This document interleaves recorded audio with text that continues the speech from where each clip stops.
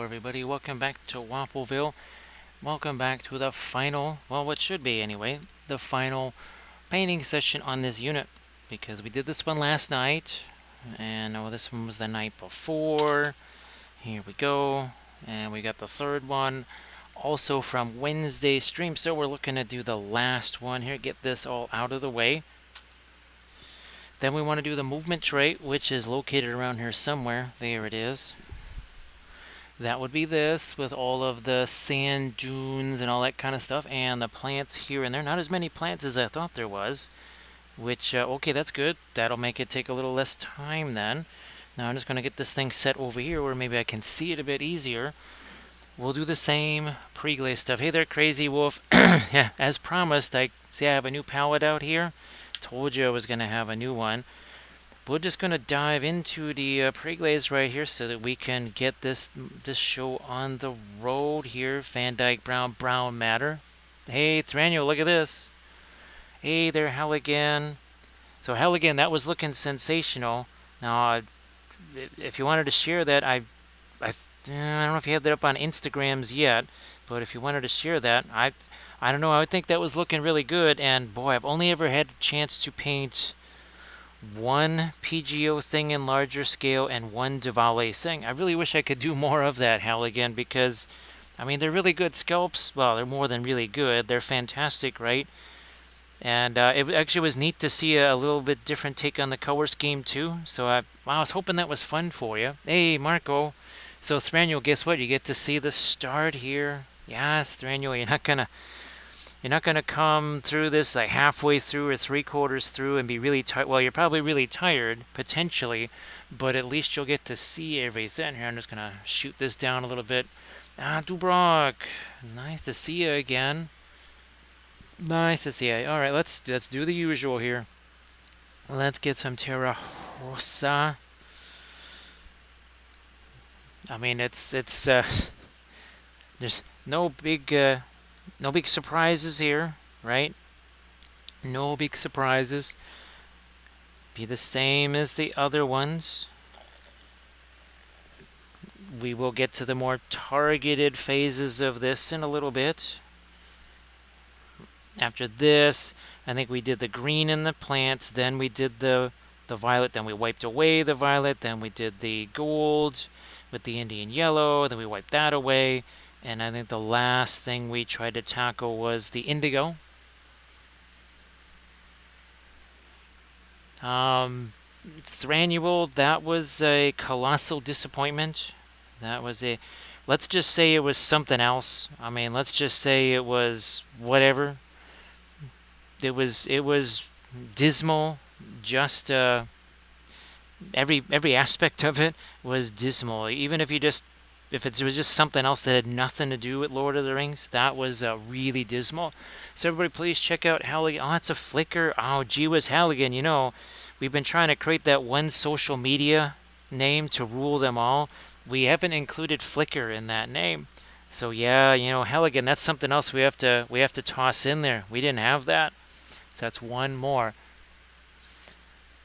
So Thrannual, that was just, again, insulting actually was another word that I used for it.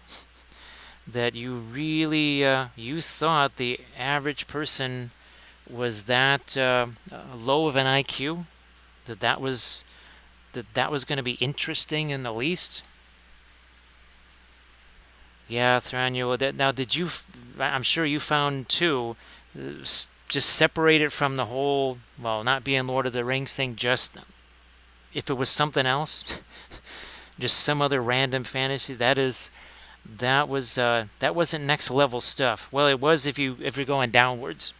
if you were going downwards, it would still be bad.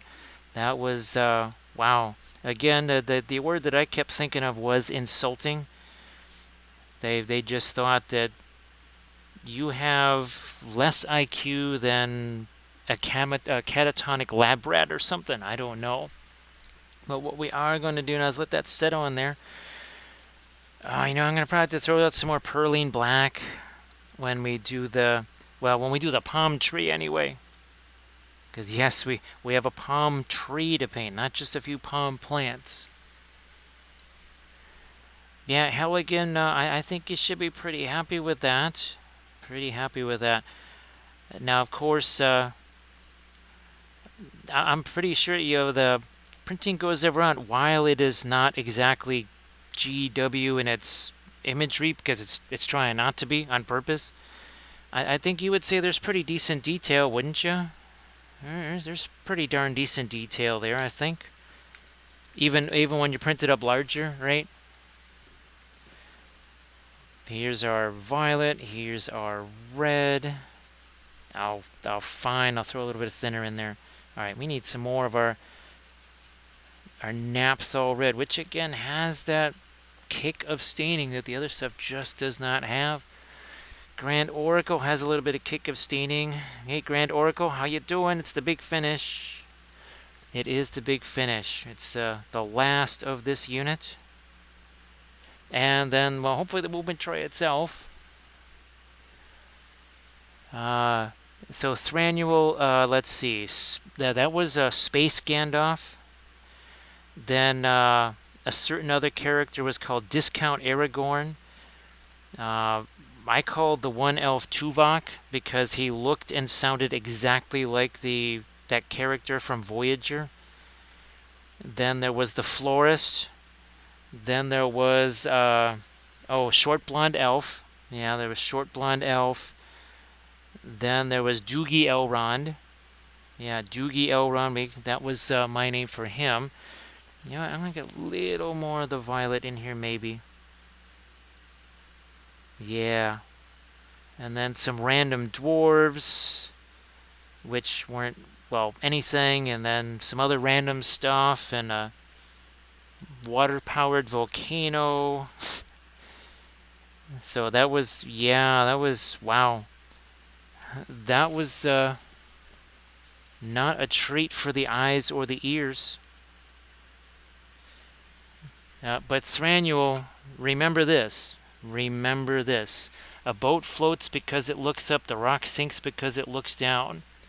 And if anybody in the universe thinks that that is in any way language, much less writing, then please describe to me how it is. Now, do we need any more of our violet anywhere here outside of the banner? I don't think so. I don't think so. I think we can just go right up to the banner. I'm gonna probably do this in more of a dry brushy fashion here. Okay, it's going to take a little longer, but I don't think I necessarily want all that extra thinner up here. I don't think I want that. There we are. Some of my personal favorites were the t-shirt armor, which literally it was just t-shirts. They weren't wearing chainmail. They were wearing just like turtlenecks with chainmail printed on there. You just kind of wonder where that $1 billion went, because it sure didn't go to armor, writing, actors, props, sets, or anything like that. It went somewhere else. I just don't know where. Thranuel, you're going to need a break from that break now. I'm just glad that you didn't just take an ice pick to your eyeballs and your ears, because that was definitely something I was considering.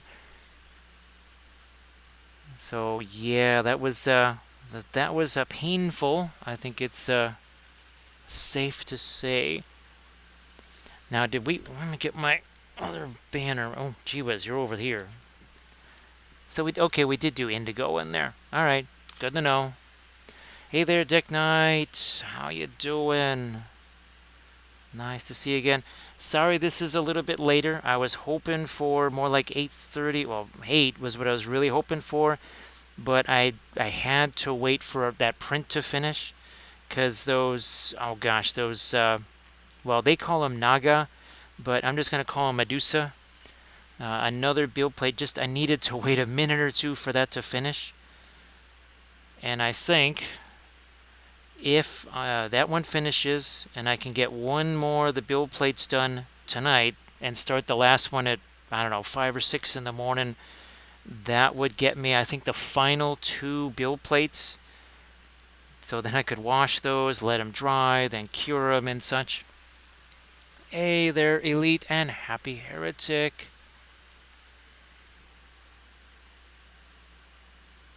So Thranio, yeah, that was definitely beyond painful. Now, where the heck did my... Let me see where those things might have gone. Of course, they're spilled all over the place. That would be some of these guys right here. Alright, let's get down to... we'll start up, believe it or not, wiping off the stuff we just did. Why? Because it's not just... well, it's Egyptian Violet. There is a little Naphthol red in there. There's a Megan. There's a wild Megan in the chat. Hey there, Megan. How you doing? Now, Megan, sorry, I don't think I saw in a notification. So you didn't stream today, did you? Everybody, please give Megan Paints a follow if you could. Halligan, that's not a problem. That's not a problem. I mean, even if it's dry now, right? Doesn't matter. You see me going back with darker stuff on the metal all the time. I mean, I've been doing that on these guys like crazy. Oh, well, I mean, here's an easier to see example. So remember this here? Remember that I was cranking up a lot of darks there to try and set that edge? And that was that was hours into the process. So yeah, don't feel bad about having to go back in there and restore some darks, because I have to do that all the time. You're going to see it on this thing here. I'll be doing that again tonight. Oh, you were lots of people on. Oh, I'm glad you were able to paint there, Megan. So Thranduil, there is going to be a second season. However, that's not till 2024. And in 2024, that other show, what's it called? House of the Dragon or something, and War of the Rohirrim comes out. So people are going to have, once again, things to compare it to. And it's going to be found, well, shall we say, lacking again. And now the newest speculation is that it doesn't ever get that third, fourth, or fifth season, because one of the actors, like the guy that played the whatever it was, the one elf orc, I don't even remember. Again, the thing is so forgettable. I can't even remember what the heck his name was. But that actor left the show, and he was the only actor people actually liked. He was the only character people liked. Yes, the father of the orcs was the only character that people remotely actually liked and rooted for. And he's gone. He left the show. I'm sensing that, you know how rats leave sinking ships. I think he was the first of the rats. Hey there, Orthober Studio. Well, now in addition to giving Megan Paints a follow, how's about everybody give Orthober Studio also a follow? Hey, Cookie Mandy, is nice to see ya. So yeah, boy, Thranduil, if you could have seen all of the malarkey that led up to that with these things called superfan interviews and stuff, and oh my gosh, it was that was pretty sad. So everybody, please give Orthober Studio, give Megan Paints a follow. So Cookie Mayonnaise, I hope that things are a little bit easier, going maybe a little bit better. I know that it hasn't been exactly unicorns and rainbows and Skittles. Not sure how all those things go together, but apparently they do. So Orthober Studio, the week began about as unfortunate as it could possibly have begun, but that towards the end, it definitely went on an upswing. So we're grateful for that. We'll take the win, like we were saying the last couple of days. We'll when somebody throws a W your way, you just say, "All right, I'll take it. I'll take that. I'll take that W." Even if it's a lowercase w, we'll take a lowercase w. Actually, I would take a tie, actually, or a draw, right? Yeah, that happens in soccer all the time, right? The human foosball thing, whatever that is.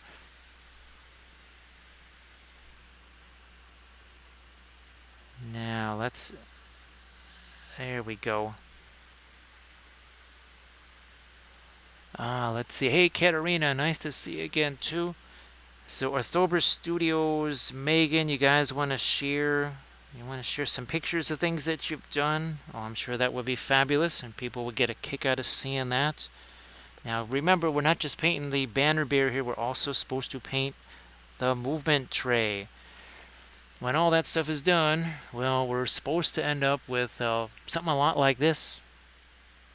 A lot like that. Now, that's the Outrider unit that we painted like a couple of weeks ago. We're working on the last of these. So here again, this is Last Nights. So you can. It's always fun to see these, right? It's always fun to kind of see the pre-glaze portion and then what they're like when they've got all the rest of the paints on them there. Yeah, the Orthober, because we weren't just getting capital L's for 7 months. We were we were getting like billboard-sized L's, and so anything we'll take a different letter. Like I said, we'll take a D or a T or something like that at this point. Now here's the indigo. This is the indigo. Just straight up old Williamsburg indigo. And again, it's of course it's nasty and horrible and ugly because it's pre-glaze. That's what the pre-glaze is all about. So get Orthober Studio. You want to share some links, what you're doing and such. Now, obviously, well, it would take a massive miracle for us to be at Adepticon at all. But for other people that are, hopefully your Adepticon projects are going at least according to plan, somewhat according to plan. I know there's a lot of, well, I know people are at, well, will be at LVO coming up pretty soon, right? I just, there's a part of me that just says, I'm not sure I really need to watch any TV shows at all anymore. They're just, oh my gosh. So we may, well, not like we have time to do that anyways. So it's not like I'd be giving up very much because I don't do it very often. Now we're almost good with our indigo here. Then we'll I'll wipe that away too. You can see that Terra Rosa had, I mean, again, it's not full-on staining power like, say, the Egyptian Violet or the Indian Yellow, but it can do something, especially if you leave it on there for just a little bit. Just be patient. Yeah, Orthober Studio, if you could please share that. Again, everybody please give Megan a follow, give Orthober Studios the follows, all that kind of stuff. So, yeah, Marco, this is going to be... It's going to be fun to have another unit of these guys out of the way. Looking forward to that.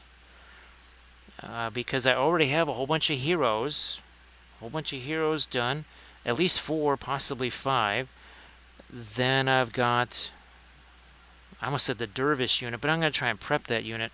I've got the Sunspear unit done. We'll try and get other stuff prepped and obviously get that ready to go. So everybody please check out the Gordon Demon project there. That's Orthober Studio. And then also please again give Orthober Studio a follow if you could. All I'm trying to do is just throw some darks out here. That's all we're looking to do. Maybe even in there.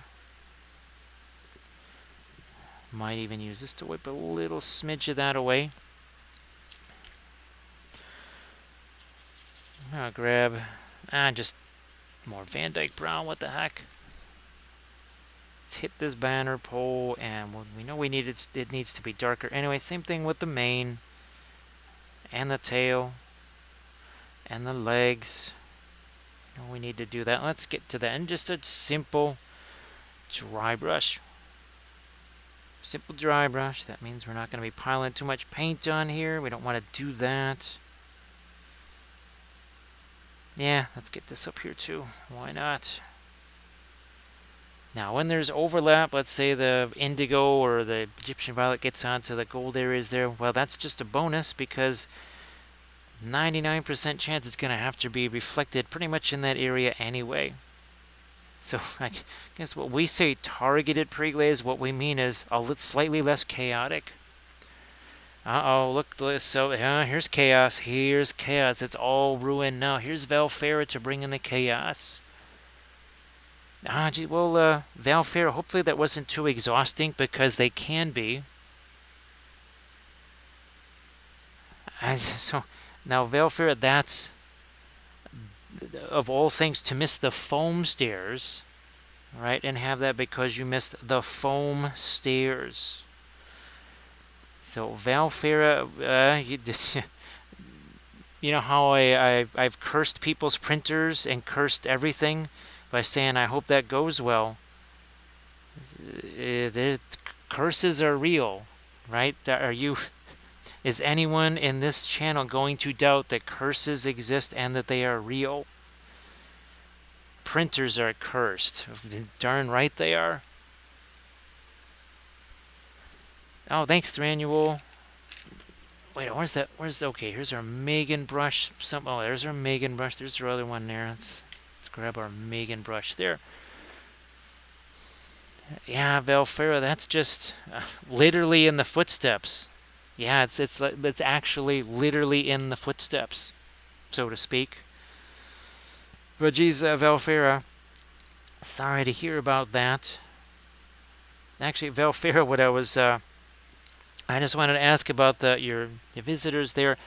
I know with Kathy, it can really be tiring in a hurry, where you're kind of into it, and then boy, before you know it, all of a sudden you're feeling fatigued, even though you're enjoying having the people there.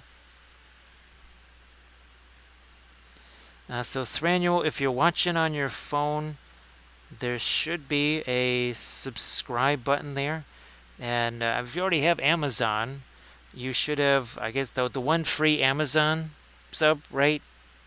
And if you haven't used that yet, it should just I think it should just access that. Now that I can't be 100% sure. Can't be 100% sure on that. Armored Wolf is he's got a whole bunch of stuff he has to do, so he'll try to be here later. So we'll try and ask him later, Thranual, maybe when he gets in, and he could explain that. Because all I know is that there's the one free one. Beyond that, I know, in proverbial Sergeant Schultz, I know nothing. I know absolutely nothing. All right, there's her dark there in the feet. Maybe a little more Terra Rosa here. Yeah. We gotta wait. Let's get down somewhere else here, like on the base. Let's get some of our ochre down there. Twin from within. Thank you so much. Thank you so much for the sub, Twin.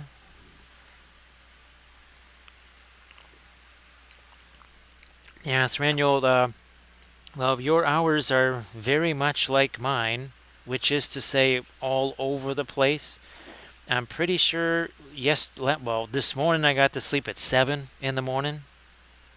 Well, not necessarily to sleep, but that's when I ended up in the bed. Whether or not sleep ensued, I'm not quite sure about that. Which, that doesn't necessarily work out well, especially when that next treatment session on Wednesday, that starts at 8. Yeah. So that's always cruel when you have to be there at a time when you are normally getting to sleep. Oh, Happy Heretic has some BattleTech mix to share. So everybody, please check out. Is that Instalink there? That's an Instalink from Happy Heretic. So Twin from Within, I really appreciate that. And yeah, Thranual, we'll just when Armored Wolf gets in here, I'll try and ask him then. But there should be the one Amazon. Oh, which way do we want to go? You know, I'm just gonna have to go the opposite way with that. We'll just switch it around, like it's a big deal, right? It's oil paints after all. Who the heck cares?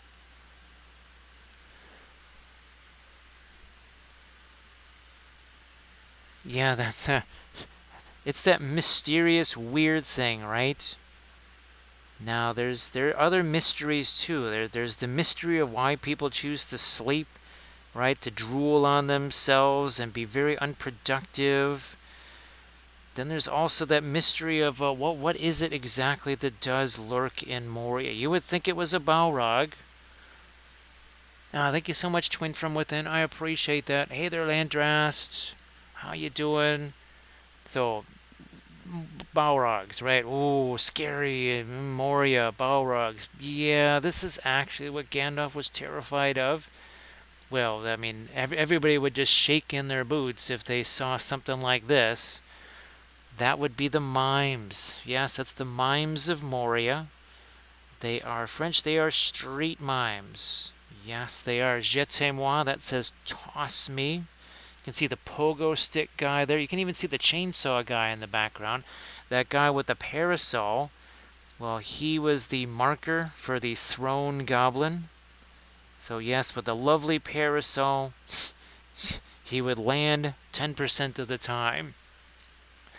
So they now you can see that they had a variety of attire, some chef's hats, berets, of course. You had top hats. Now one of them actually had a judge's wig. His name was Poirot, but for whatever reason, the guy with the baguette, he has an oven mitt, but he's not using that. The mime's not necessarily the most intelligent creatures ever. Now, these two guys, they definitely thought they were the stars of this team. Well, they're master sommelier. That would be Francois and Pierre. Blocking and tackling, nope, no, that was not. That wasn't their gig. That was a little too rough for them. What they were really into is maybe a Pinot Noir, a fine Chablis, something like that. This team was done back in 2006, so no 3D printing options, not like now, right, where I use so many 3D printed things. There was barely any plastic goblins around. So what that meant was chopping up a whole bunch of metal figures and then a whole bunch of green stuff. And by chopping up metal figures, I mean practically, literally chopping them apart with pliers and side cutters and all kinds of stuff. So I don't even think I had razor saws back then. Yeah, I didn't have a razor saw either. Holy smokes! So yeah, that was a challenging little project right there. Hey, Reiner, how you doing? So everybody, please give Reiner 72 a follow. So Reiner, I hope all your Adepticon stuff goes well. Hope that's all working out. And of course, Reiner, if you want to share anything in the chat, any Instas, Discords, anything fun like that, you want to share that, well, you know that's always a go. That's always a go. It's always prime time for mime time, right? Right, Reiner? Now, okay, yeah, we're gonna switch this off to something a little more light right here. There you are. All right, bingo. That's more like it. So, again, here's last night's. Ooh, so now we're starting to get that lighter stuff on there. All right, starting to push towards this, and it happens fast. Don't blink, because before you know it, we'll also have the movement tray painted tonight. And guess what we're gonna have? We're gonna have ourselves another Starfall unit. It's gonna look an awful lot like our Outriders. That's it's it's always prime time for mimes. You can never have too many mimes. And we're just going to throw a little bit of our lighter green out here. I think that one somehow escaped some of my super glue application. So don't be surprised if at some point I just have to break out the stupid super glue to take care of that. Oh, look at, you know what? The heck with it. I'm just going to throw that same green over here. Yeah, same green right there. Now, let me see if we can't. Yeah, let's... oh, there we go. So a Christmas gift. for the spouse, and then and a little doggy for the wee one there. So everybody, please check out those links by the Reiner. Please go check those out. Now what I'm going to do here is just grab again a paper towel here. There you are. Let's see if we can just start throwing some lighter stuff here. On a horsey, radiant yellow. More radiant yellow. Let's have at it here. Let's make this quick, because that's what the oils do, right? They're all about making things easier. They're all about making things quicker. Side benefits are the massive increase in color luminosity and the richness of your darks. That's a side benefit. You also have the durability of the oil paints, as in you can practically smash an oil painted miniature against the wall. That paint's not going anywhere. Acrylic miniature, you breathe on it wrong, it's like, what happened? It's back down to primer again. Let's get some more of our lighter mix over here. There you are. More over here. Fast, quick, down and dirty. We're not lingering on any one area, right? We're moving all around. We have to do that. First of all, that's going to get it done in that timely fashion. Second of all, we talk about it all the time. We want that paint to set. So we're going to leave this alone for at least, who knows, it could be another hour before we get back down there and fool around with that. That's all part of the plan. Right? We don't want to just keep hammering away at the same area over and over again. That's, well, when a miniature takes 5 or 6 days to dry, or actually longer than 2 or 3 days to dry, you either have way too much cadmium color on there, or you just kept hammering away at the same area over and over and over again. So again, everybody please check out those links. And of course, Megan, if you wanted to post your link tree as well. So Landress, hope that you're doing good today. So Landress, I think I have a chance of actually getting all of that Lost Kingdom stuff printed out by, well, tomorrow morning. That is if, well, we got the one build plate going right now. If I can get the next one done somehow before I pass out tonight, and then have the one print overnight, which means I'll probably be starting the last build plate somewhere in the 5:30 in the morning area, something like that. But that would print overnight, and I think that would give me all of the Medusa stuff printed out. There might be one other one that somehow is hiding there, but I think we would have them all good to go. And depending on what I can prep as far as the Chaos Dwarves or them, you might actually see that series before the Chaos Dwarves, which is not what I was expecting. Yeah, I got these crazy little symbols there. That would just have to wait on that for right now. Let me get to my, okay, here we go. There's some of our violet, a little bit of the red, and then our magenta right here. Blades, thank you so much. Sorry I didn't get a chance to shoot you a message today, Blades. My sister was here dropping off food and stuff, and that pretty much wiped out all of the daytime. So yeah, Blades, this is the last member of that Starfall Knights unit.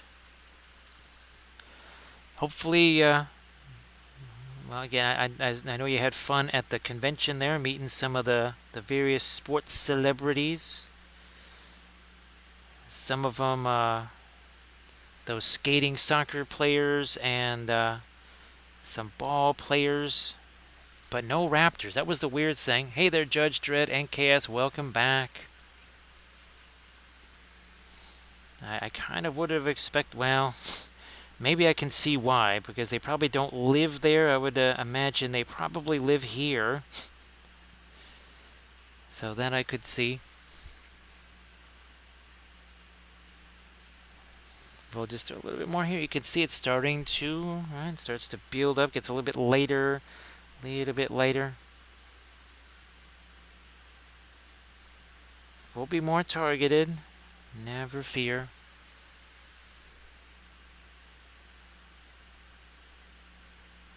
So I guess, well, it's crazy to think that spring training is not that far away, is it, Blades?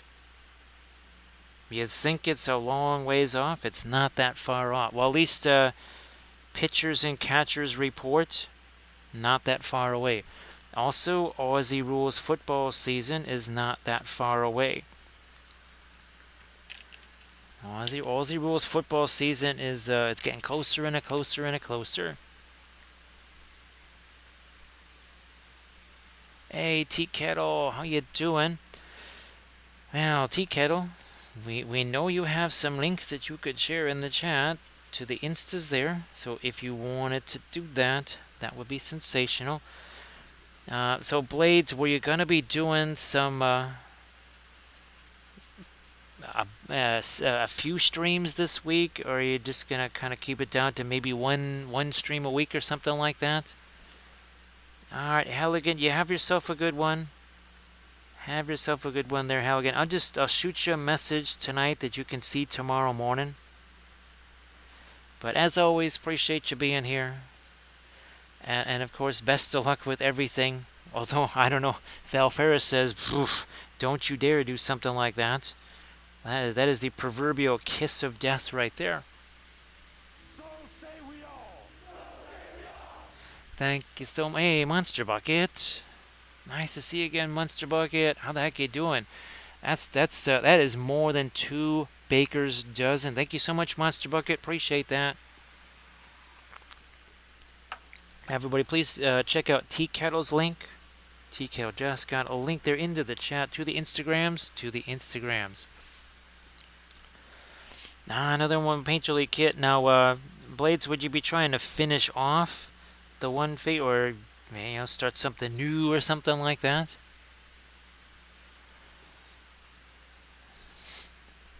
Well, yeah, Thranual. Well, let's see. I know that Kathy could explain that, but I think she's probably heading off to bed here. Well, Monster Bucket, thank you so much for that.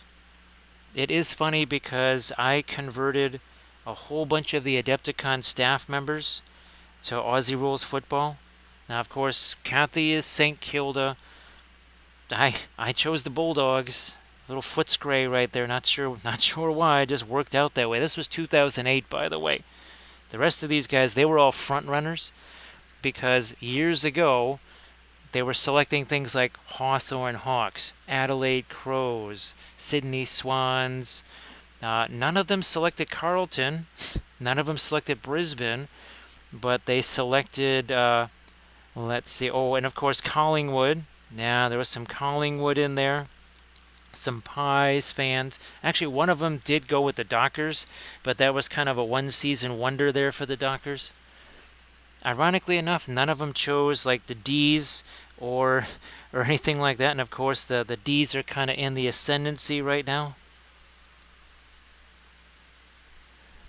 Yeah, Blades. This is that same Egyptian Violet. Little bit of a Naphthol Red Chaser, if you want to call it that. Thranual, that is how my brain is all the time. Yeah, the 404 error. Yeah, that's well, if it actually turns on, it just gives you a 404 error all the time, all day long. So Tea Kettle, there's a little bit less of Tea Kettle than there was about 5 minutes ago. That other portion that's no longer part of Tea Kettle is now in the cat's claws.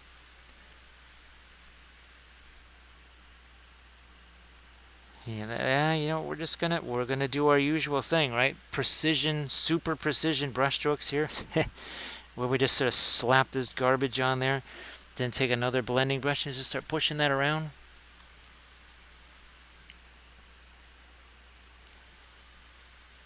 Yeah, so tea kettle, it would seem that the cat in question most likely, and I think you know who's gonna show up here. It might be a direct descendant of, there you go. So I hear you don't have any Pringles. That's gonna end badly for you. Also, I wish for cat treats, and you better clean that litter box. I haven't done anything in there, but you should still clean it anyway because I'm a cat and I'll do things. You, you knew that was coming, Tea Kettle. Uh, that's okay. It's nice to see you again. Nice to see you again. Hopefully, you were able to enjoy something on your Saturday. Hopefully, everybody was able to enjoy a little something on their Saturday. Maybe a little painting, a little playing, maybe a little bit of both. What's the trifecta? Oh, yeah. Painting, miniature games, board games. I'm sure some people would say that also needs to include some RPG stuff too. And thank you so much for posting those links, Megan. It's always hard to get him to post them for himself, right? It's always hard to get him to post those for himself. So thank you so much for doing that, because otherwise he doesn't always he doesn't always do that for himself. And of course, he should all the time, right? He should all the time. Now look at this. Here's a blending brush. Doing the stuff that the blending brush does, like this. See those big old nasty blobs? Yeah, they don't stay big old nasty blobs for long when the blending brush is around, do they? Not so much. Look at that. See? Completely different there. Isidore definitely understand the long working days. Uh-huh. And if Armored Wolf were here, he would understand that too. Because, well, this endeavor has been a somewhere around a 14 to 18 hour a day, 7 day a week, 365 days a year since 30 something years ago. That's why we look the way we do. Oh my goodness. Yes, indeed. You want to age yourself about 400 years? You just keep a schedule like that. That'll keep you looking nice and old. So Valfira is going to be the victim of yet another best wishes from me, because I do believe some eyewear has just been broken. So Valfira,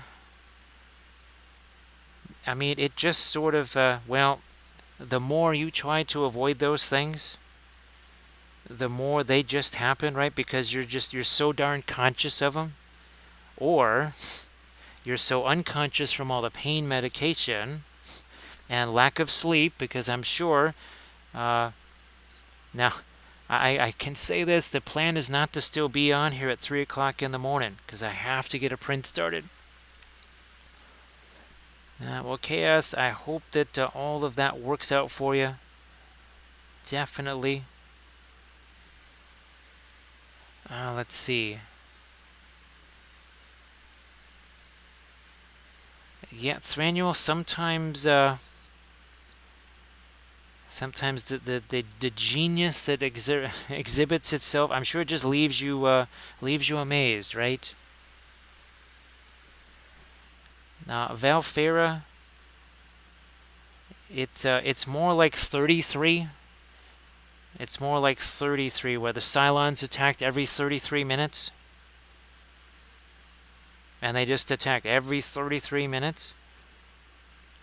That's really more like your situation. So you're playing a game of Battlestar. You and I are both playing a game of Battlestar Galactica. And of course, we're both the humans and we're both losing really bad because, well, I mean, you really should be able to win as the Cylons. Now, I know the people that do all the cheating and stuff like that, then the humans always win. But if you play the game the way you're supposed to play it, yeah, the Cylons are pretty tough to defeat, that's for sure.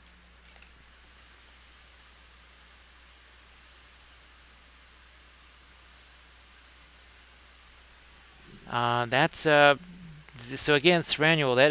That is pure genius at work, wouldn't you say? Now, where did that thing? Oh, here it is. Let's see if this. Well, okay, here we go. So I have to say these conquest figures. Boy, they are not the easiest things to deal with. I might have to, even though that's a bunch of plastic glue there, might have to still take that thing out. But this is one of those conquest figures that we got. That's hopefully something we'll be able to work on. Now, what are we going to do here? Let's get some of that lighter indigo. Let's just do it. Some of our brilliant yellow pale, some of the indigo. And we'll just have at it right here.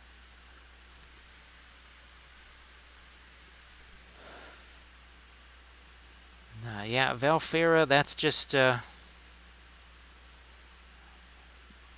it's weird because in some ways it just sort of is par for the course, right?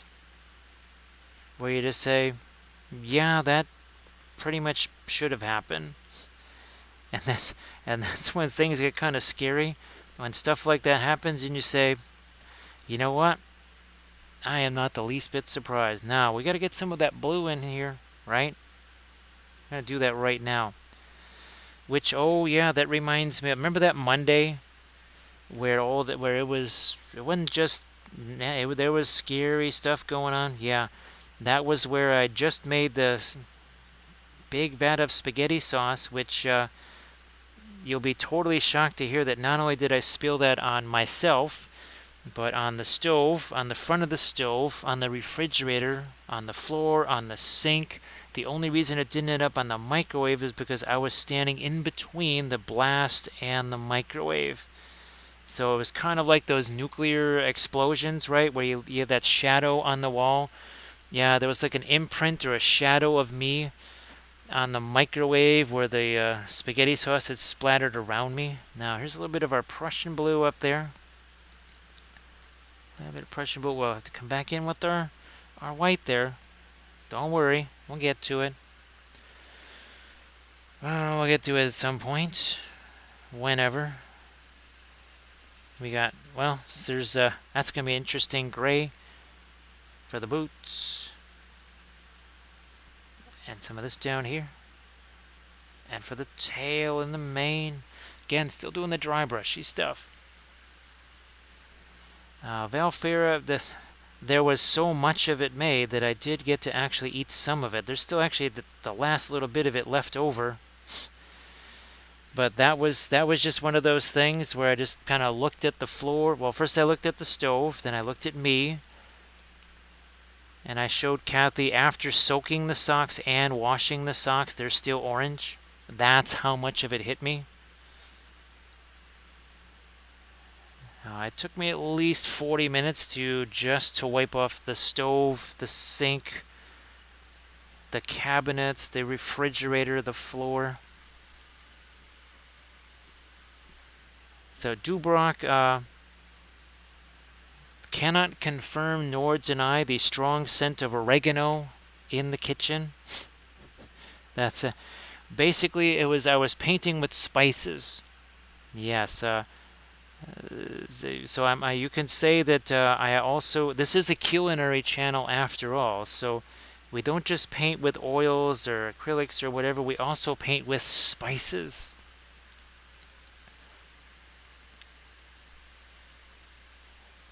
Boy, Valfera, for that micro screw to be bent, are you sure that actually that Chernice didn't also step on them after they got knocked over? Because that sounds like some really extreme damage right there.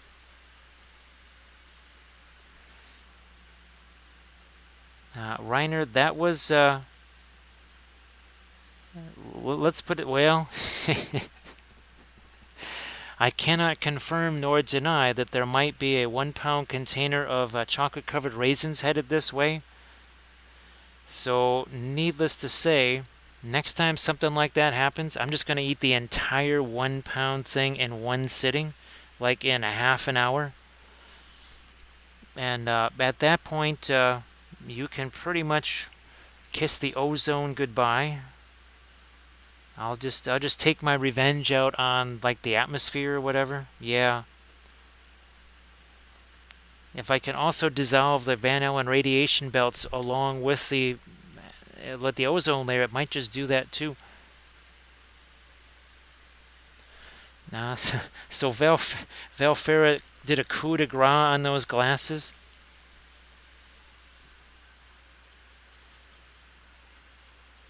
Valfera, if you need to explain that, then that doesn't that say that there's a real need for it, for you to explain that, or for that particular thing, if you need to explain it.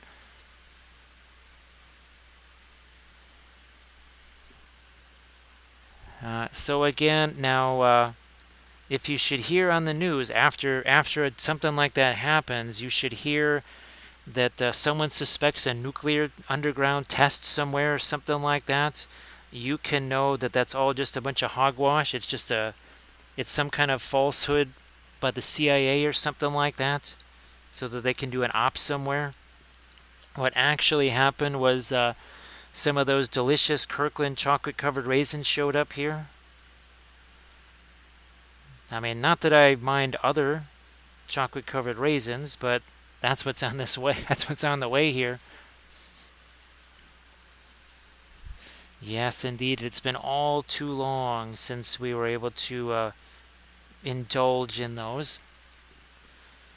Now, this is just some simple Van Dyke Brown. Remember, we took the greens. We took those greens, and that's what formed our highlights right here. So again, this is the last of our Starfall Knights unit. Now, who knows? You may end up seeing things like that Hotchkiss and that Samoa tank. I'm not sure. It kind of depends what can be prepped by Monday. And hopefully the Monday stream is going to be more like our usual Monday stream times. Of course, once it gets to be Wednesday, then all bets are off, because that's when the next session is. And as we know, that first week especially, it gets juicy. So we'll see how it all plays out. Now, I'm going to try and get ourselves a little more dark back here. There we are. Oh, why not a pinline wash? I mean, we got all this stuff here that's... We actually brought out a new palette for the first time since Wednesday. Let's get ourselves a decent amount of thinner in that, and we're just going to do stuff like this. Just let that go where it may. Maybe even a little more. So yeah, that's that early war French stuff that we were able to... I just wanted to see... It was as much of a test of the supports that I have to do, because those... Remember, again, we just can't trust those Lost Kingdom supports. And so far, at least as far as I can tell, all the prints have been... They've worked out as hoped for. So it's funny because I just literally use the Chidu Box auto supports. I don't look at them again. I don't do anything except boom, boom, boom, auto support done, print. And I know that absolutely horrifies people. That absolutely horrifies people. But the stuff prints. I have to say that the so-called fancy supports have definitely let me down a whole lot more than mine have. So Valfera, basically at that point, I just looked at all the various surfaces. And I just said, well, all right, that's going to need a couple of paper towels. That was the most energy that I could gin up for that. Yeah, there was it was mostly complete apathy or just general ignorance. Just ignoring it. Now, do we get the... No, we didn't get the dark over here. Let's bring out the last nights. Oh, look at that. It's getting cool. Hey, Valfair, we'll just do a quick gratuitous one of these here, film noirs. There you go. Boy, it doesn't take long, right? That's 55 minutes in. From primer to that in 55 minutes. Whoops, that's too much saturation there. Any more? Yeah. Let's just get this. We'll do some darks down here. Also, this. There we are. Somehow that just didn't quite get any.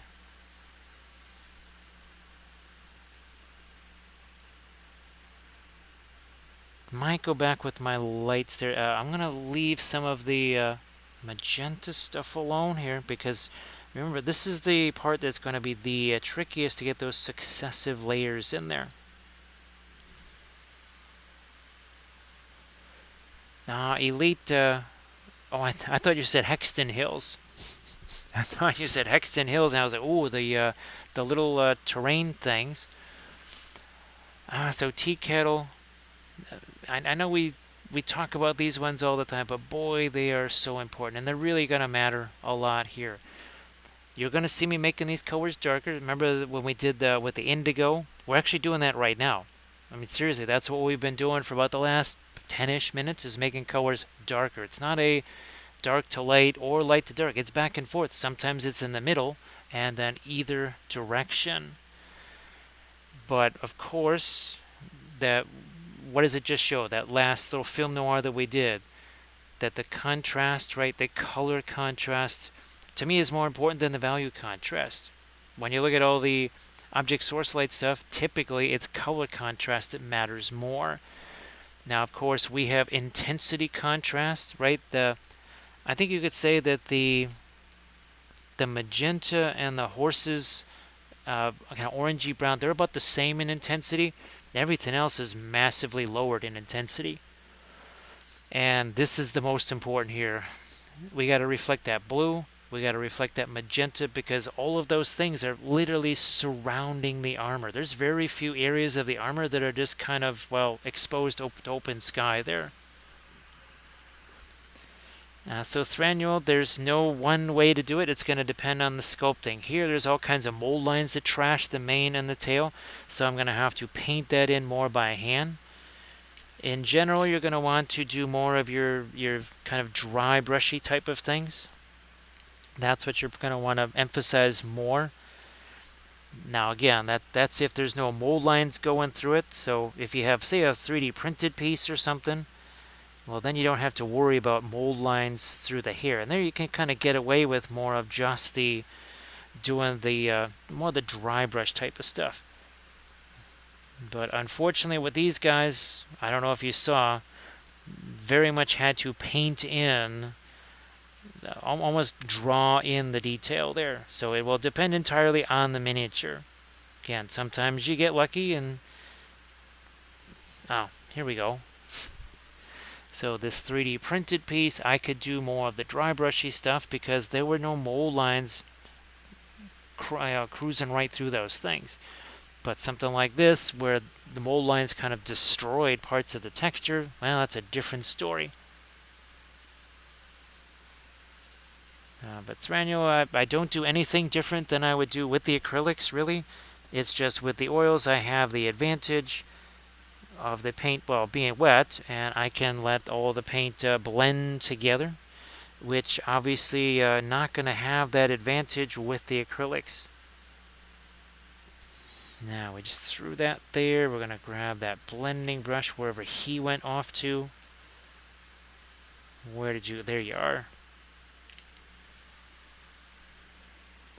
So this is another way, again, to minimize the amount of paint. So we're just going to slap that paint on there. A little tap, tap, tap here. all of a sudden a little bit lighter without all the fuss, right? No fuss there. Elite, these are actually larger. The Song of Ice and Fire figures are bigger than the Lord of the Rings. They're about this. I want to say they're about the same size as AOS.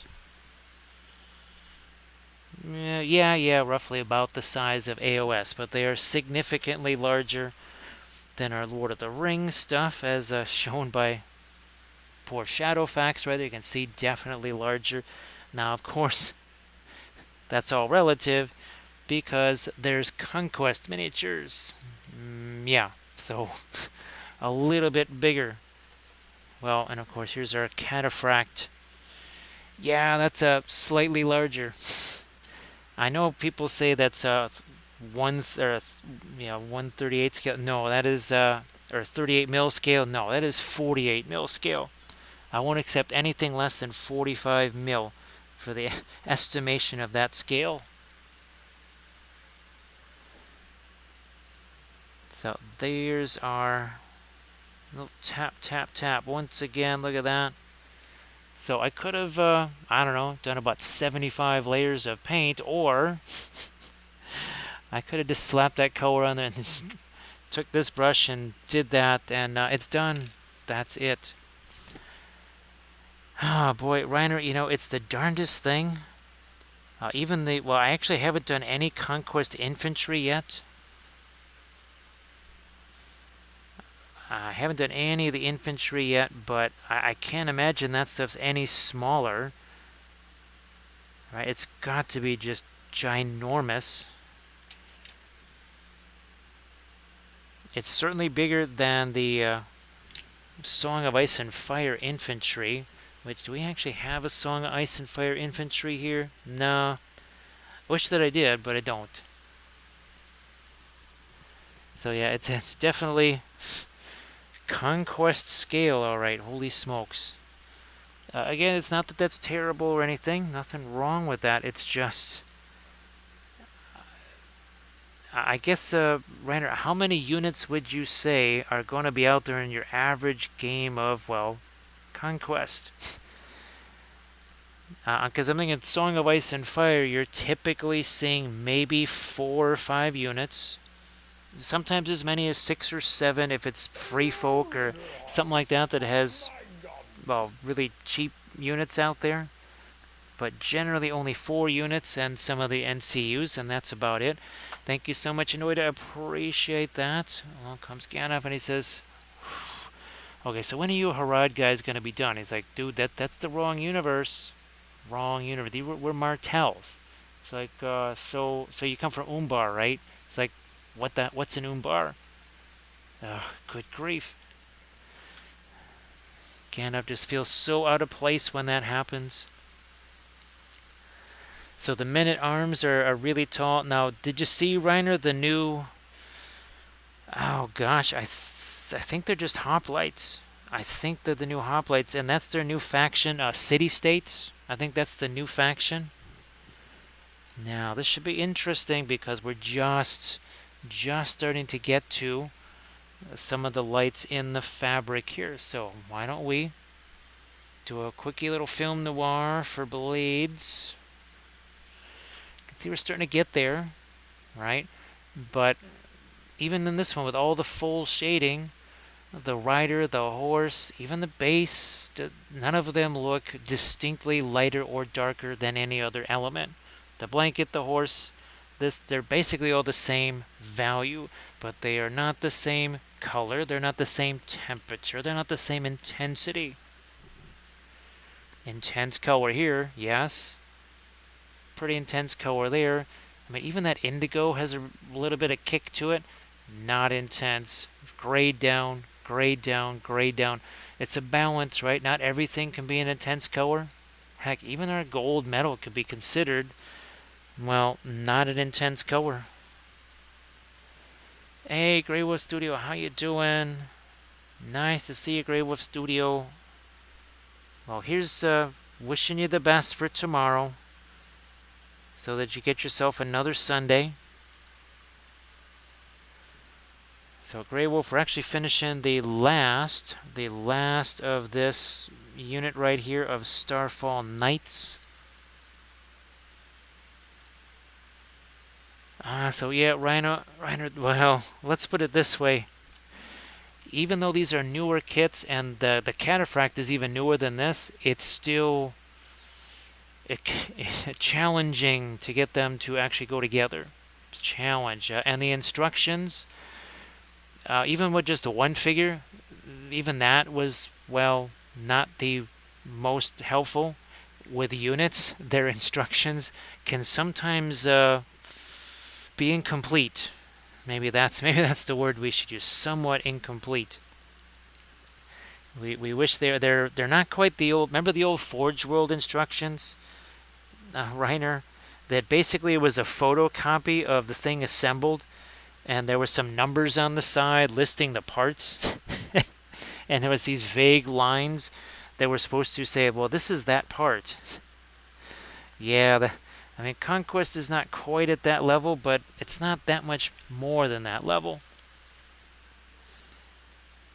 So that is something that I hope as these new factions come along, given the fact that everything is pretty much sculpted digitally these days, you would think that would mean instructions would also be easier. So Reiner, yeah, the new hoplites. I don't know what else is in the city states. Yeah, in the city states. Uh, Now, is the only big dino that's the apex predator? There's no other. That's the big one, right? There's no other one besides that. Somehow I thought there was kind of a not quite apex predator. I don't know. Maybe I got that wrong. So thank you so much, Grey Wolf. So Grey Wolf, I'm glad that you're able to do a little bit of stuff there, just a little, a little bit of the hobby elements there. I know it's been really busy for you. I'll try and fill you in on the, well, sort of the Thursday, Friday stuff.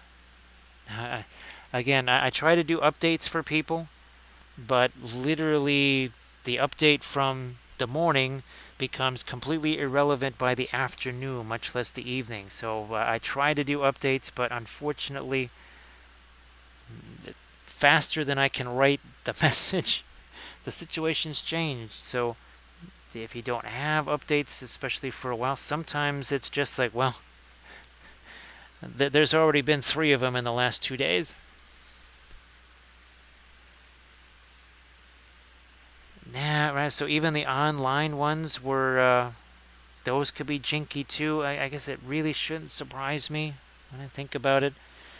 It's a bit of a bummer, a little bit of a bummer. You would hope that it would be a little more thorough / easier to follow than they are, especially since there's really no difference, it seems like, between those very first kits for 100 kingdoms and the stuff that's out now. Well, like the Wardoon, and now the Old Dominion, right? Now again, I don't see Kathy in the channels now. She's either still hanging out in the Pyro Club, or maybe she's now getting ready for bed. I'm not sure. This is not what was on our other banner, so we're just going to have to tackle that right here. So yeah, I have not had a chance to check out the new city-states. I don't know if they've showed anything except for the hoplites. Maybe they have. Maybe I'm just thinking about it all wrong, which, well, huge surprise. I'm thinking about it all wrong.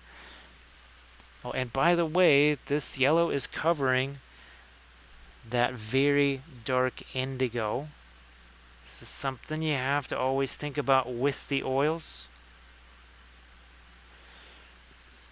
Your opaque colors, that's going to be your lighter colors. It's not going to be your darker stuff. Van Dyke Brown, Indigo, Egyptian Violet, they're dark colors. Pearline Black, also a dark color. But they're not opaque. They're semi-opaque to mostly opaque, but completely opaque, nope, not at all. It's just a little something that you're going to have to consider when you're working with the oils. Now, Grey Wolf, if you wanted to show off any of the stuff that you were telling me about, now that's well, that's always really cool to see. Now there is some indigo on that brush. That's why I'm coming back over here and sort of refreshing that brush.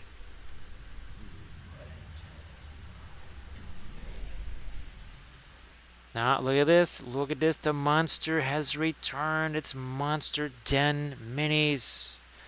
Monster Den Minis, thank you so much for the raid. And of course, if everybody could please give Monster Den Minis a follow, that would be sensational. Laters, hey, nice to see you back. I hope that you're doing well. And of course, Monster Den, as always, you want to share any pictures of stuff in the chat there. Please go ahead and do so. What we are doing here, Song of Ice and Fire, Martel Cavalry. This is actually the last figure of an entire unit of Cav. This was last night's stream. This was the Thursday stream right here, and then this was the Wednesday. No, that was the Wednesday stream. This is the Thursday stream.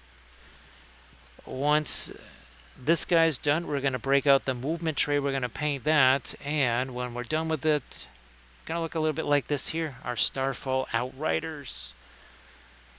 And sand dunes sculpted with the Dazair dry clay. All the palm trees and the palm leaves, those are 3D printed by Make It Epic Basing. And there's your movement tray right there. So we'll be painting this up once this lad is done and out of the way. Hey Antibal, how you doing? Nice to see you, and thank you so much, Monster Den Minis. Now, this was certainly one of the crazier. I think you saw the Kieran. I think actually you might have even been in the stream when we were working on this. Don't recommend this for you kids at home. For all you young equestrians out here, yeah, this is probably not the best way to ride the horsey, especially when it's got, well, tree branches sticking out of it and a fishtail. So yeah, that's probably not how all you youngsters want to get started on your horseback riding.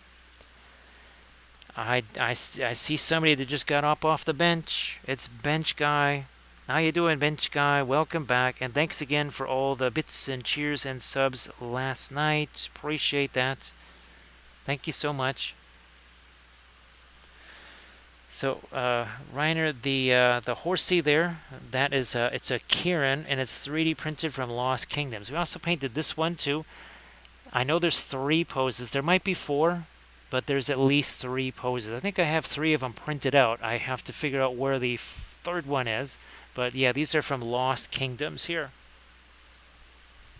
I'm glad that you're doing well there, Bench Guy. Glad that you're doing well. Now, we did this side here. We'll let that set. Let's get over here. Let's do it this side now. So, Reiner, I just printed out an entire Chaos Dwarf army from Lost Kingdoms. They did everything. They did command centaurs, regular bull centaurs. They did several different types of big hats. They've got some war machines too. They also have a great Taurus. They also have a not so great Taurus, which is kind of like a Taurus without the wings though. I'm pretty sure they have a Lamassau, but I just didn't get that because, well, it's supposed to be for a painting series. And I said, okay, we have more than enough here for an army painting series. We don't also need the Lamassau. Then I just printed out their, believe it or not, their newest release is essentially Daughters of Cain. For the most part, that's what it is. And I've in the process of printing out all the Medusae so that we can take our very first army painting series and basically kind of do it again. So that was Army Painting Series 1. This will either be Army Painting 35 or 6, which means about 150 videos later, no, more like 170 videos later, we're gonna try and do some more of those Medusa, only this time with oils. The basing will be the same. Actually, I printed up a sheet of the same texture roller, but we're also going to try and use some 3D printed basing bits, and maybe some epoxy sculpting to our Daz Air Dry clay sculpting as well. The one thing about Lost Kingdom stuff, you may not want to trust their supports. They look good, but for some reason there was, well, let's just say the F word was used, as in there was some failed prints, which didn't make any sense because none of the other stuff that I printed before or after it had those same issues. Now, I was trying to print out their December release, which was the, well, Tomb Kings. So if you're doing Lost Kingdom stuff, it's really nice. It's super dainty. It's bigger, I'll tell you that. It's basically this scale, or AOS scale, really, for the most part. Hey there, Wolf Parable. Thank you so much. Appreciate that, Wolf Parable. So Monster Den Minis, if you want to share again any links to stuff that you've been doing in the chat, that'd be fantastic. Now, here's our banner from the Outriders. I don't think we're gonna have to add this little bit right here because I mean we have enough going on here. We'll keep it, I think, a little bit more simple, but again, same deal with the banner right there. These are the knights, got a little bit heavier armor on it. Well, they have armor.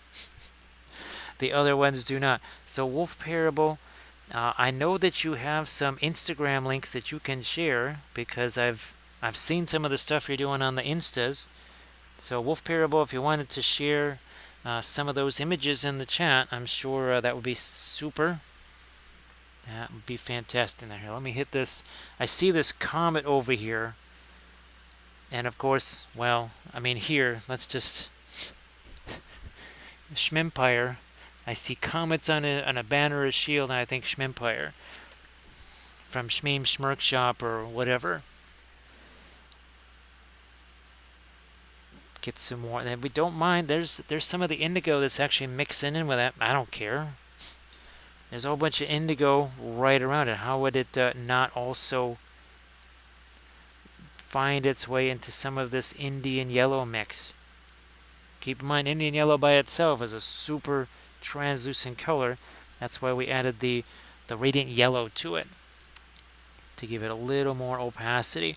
So yeah, Wolf Parable, this is the last one here. We're also going to paint the movement tray.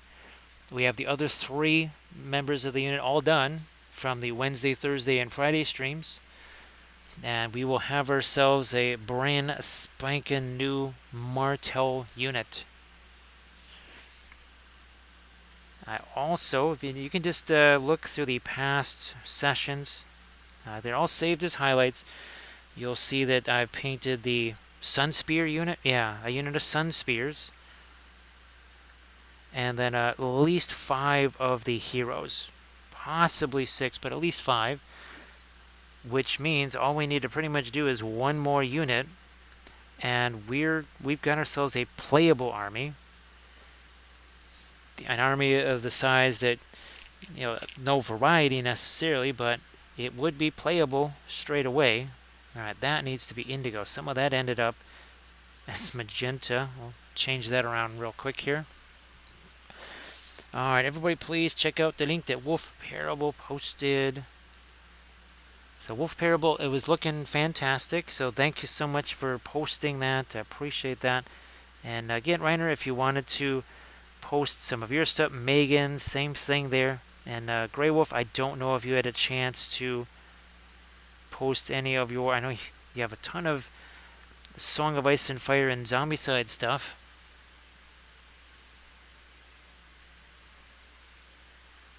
Now, well, Bench Guy, all kidding aside, whether it's 2D art, whether it's this, whether it's both, whether it's sculpting, here, let's just go back here. So this is what I used to do before painting miniatures here. Let's just scroll on back here to the old 2D art days. So that is a watercolor on hot press watercolor board. that other wolf you saw that was painted with oils on hot press illustration board a few weeks ago. This is watercolors on hot press illustration board. That is a couple of pastels here. Now, this is the thing I want you to see. I was 13 when I did that. Now, of course, had I known then what I know now, this would not have taken the billion years that it took to paint back in the day. But there's never such thing as too early. There is never such a thing as too early. Now, Wolf Parable, the Martel stuff, the Cavalry, I would have to say has least of the offending stuff, like some of the gaps and the mold lines. Well, these still have them. It seems like the Cavalry keeps improving. Now, I will say this, and you'll hear it on all of the infantry painting that I did. They're daintier figures, and those daintier figures unfortunately allow for more mischief with the mold lines. So when it's stuff like Baratheons that are heavily armored, it's not so bad. But on those, yeah, there was some mold lines on those. Now, Bithron, actually, I've been printing out a bunch of Lizardman stuff, not just from Archvillain, but also from Titan Forge. Because this was our very first Warhammer army right here. That's our lizards there. And those cannot confirm nor deny that those were scratch sculpted just to paint spacescapes on them.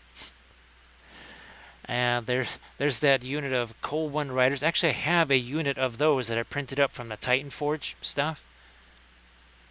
And this again, we're gonna have to do a nice little galactic kind of spacescape like that in some of our oil paint. Now, here again, look at that 2D art, 3D art.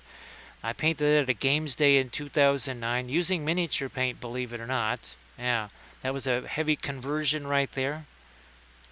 Now here's the display board. I gotta get some of the other more overall pictures of that display board, but there's a heavily converted Temple Guard unit. There's your Croxigors there, and here's your Croxigor and Skink. So that was one of my Scrox units. Absolutely love that. That was, again, my very first Warhammer army back in the day. Thank you so much, Bench Guy. Appreciate that. So say we all. So thank you so much, Bench Guy. Appreciate that. Sorry that we went over that. And now we're just going to grab a little bit of this, like so. So Wolf Parable, again, we'll see what the other units are like, if they have that same issue. You know, some of the, like the Greyjoys, because of the way those were, they didn't really have as much of an issue with the mold lines because they were mostly just cloaks. So say we all. Now, thank you so much, Grand Oracle. Now, we also have a little bit of this. This also has medicine in it. So Bithron, if you wanted to post any of your stuff too, I know you have all the fins, all the bolt act. No, sorry, that's where my brain is. Sorry about that. Your Flames of War stuff. So thank you so much, Grand Oracle. I appreciate that. So Grey Wolf, as far as how long it took you to paint those, and so with the final results that you had, is that a combination of things that you were pretty happy with? You say, you know what, it wasn't a bad amount of time, and the results acceptable, because hopefully those two things kind of mesh together. That they look the way you hoped for, and you also didn't have to spend too long on them. Well, Bench Guy, it's really, I'm just glad that there is a format like this where I can just sort of show these things, because it's really difficult otherwise. Even YouTube lives are just, and Facebook Live, I used to do those, really difficult in comparison. So Grand Oracle says we should rock some of those shamrocks right into this. So this is that's on the rocks now, courtesy of Grand Oracle. Thank you so much, Grand Oracle. Bithra, that is, it can be tedious. right? It can be tedious. It can be, well, just a little bit exhausting. But I would imagine it, well, it's got to feel pretty good to see that stuff knowing it's kind of safely in those, right? Instead of kind of, well, maybe a little bit more verschmizzled. So that has to feel good getting all that stuff organized.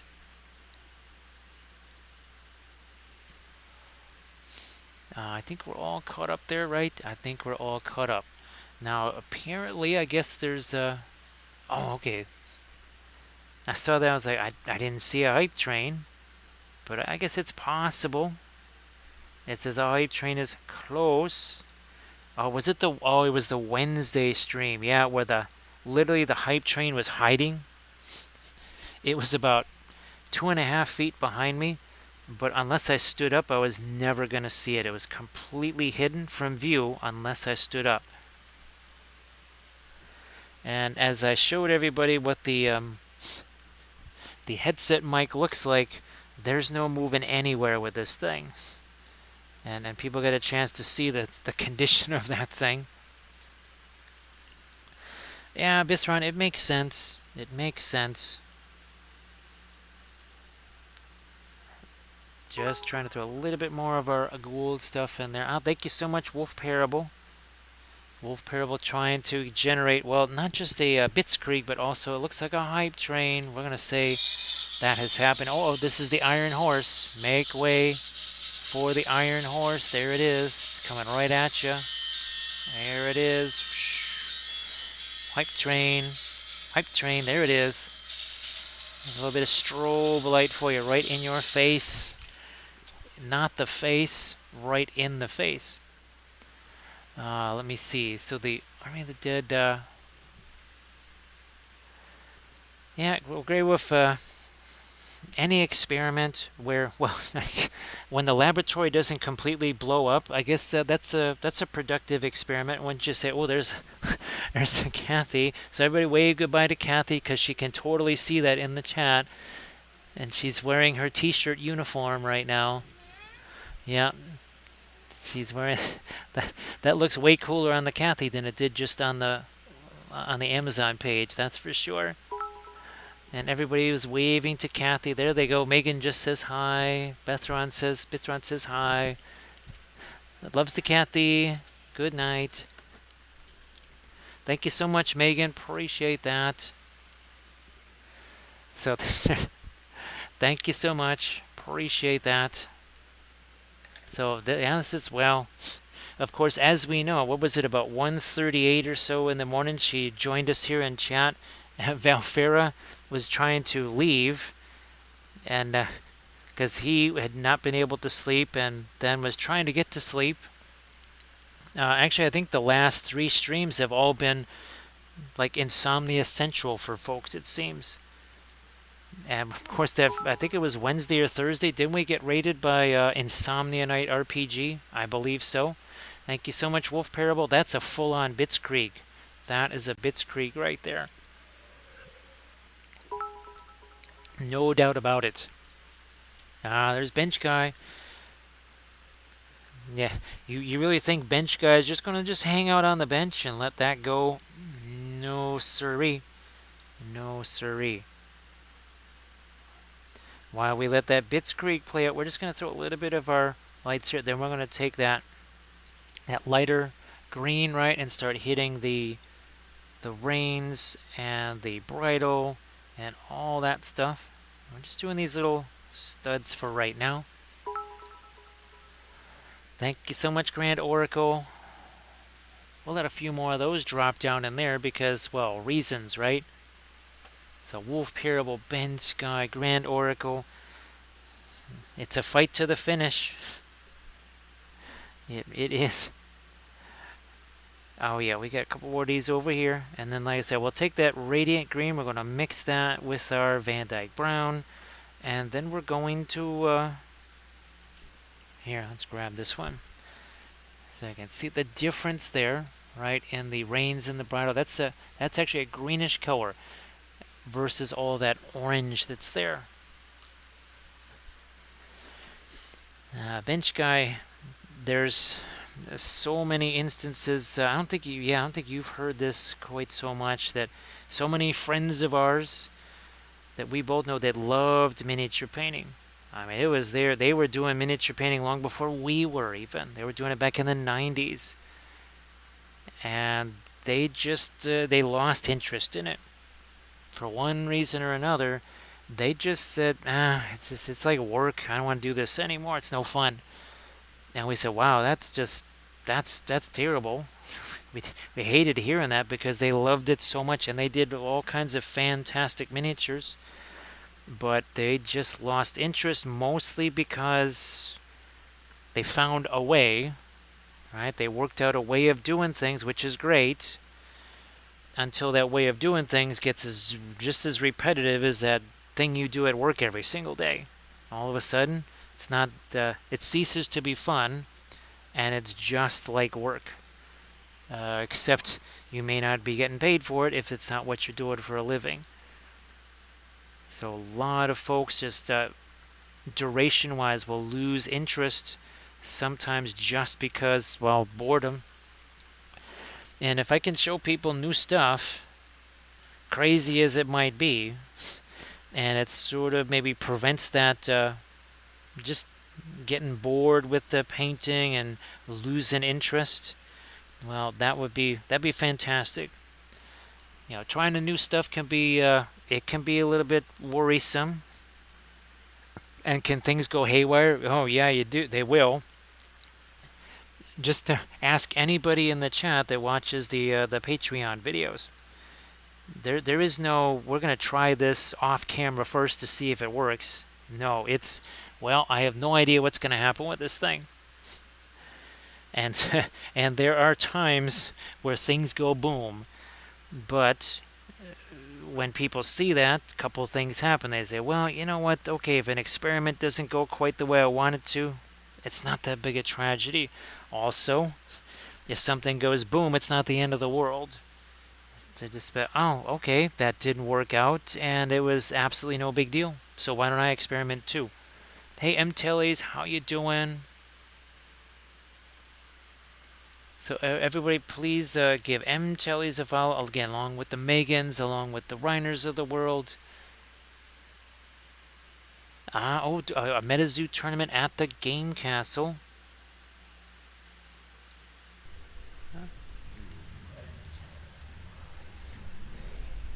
I detect. I'm going to guess that this is the one and only Mafi. I'm gonna throw it out there. I'm gonna say, I bet you that's Mafi rating with a party of 7. Wow, look at that. See that? I'm like Nostradamus for sure. Thank you so much for the raid, Mafi. How you doing? It's great to see you again, everybody. Please give Mafi that follow.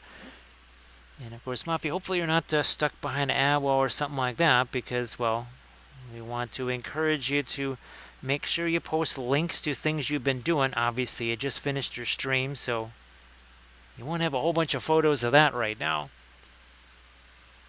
Mafi, and there's a couple other fun things we can do still, because this was last night's stream right here. 1 hour 33 minutes ago. This was just primer. What we're going to be doing, we're going to be putting some more lights down here, but dual process here. We're going to be putting some more of the lighter tones there, but there's this kind of a greenish gray that's going to go in some of the shadow areas. That's what's going to happen here too, and that's going to be extra fun. It's also going to really show off what the oils can do also. So we had 15 players. Now, M-Tellies, did anybody have to be the ringer? Now, apparently there's another term for ringer. At least I heard the folks down in Australia, they called the ringer something else. Again, I don't remember what the heck it was, but it certainly was not the ringer, although they were performing the same role. So I'm not sure if that has changed. And there's what's that other thing? Slop and chop or something? I don't know what the heck it is. Slap chops or something.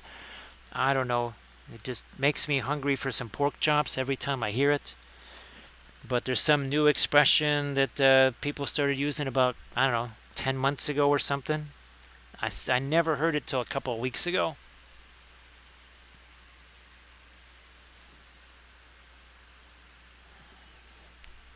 So yeah, that's the. We're gonna have to get some of our lights on that the blade of the.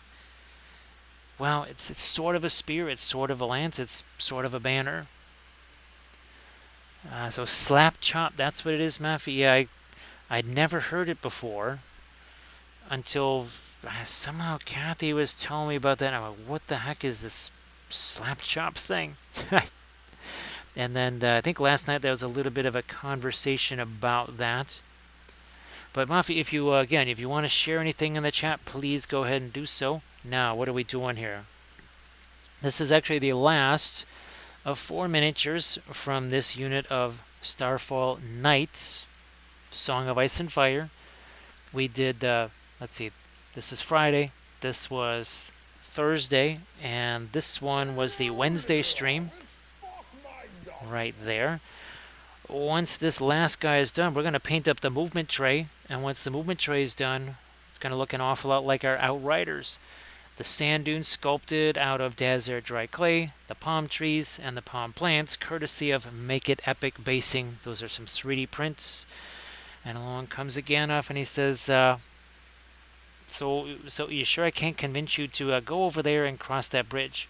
It's like, dude, I'm a different dude, but the guy from last night said there's a Balrog on the other side. Like, Balrog, Schmalrog, what could possibly go wrong?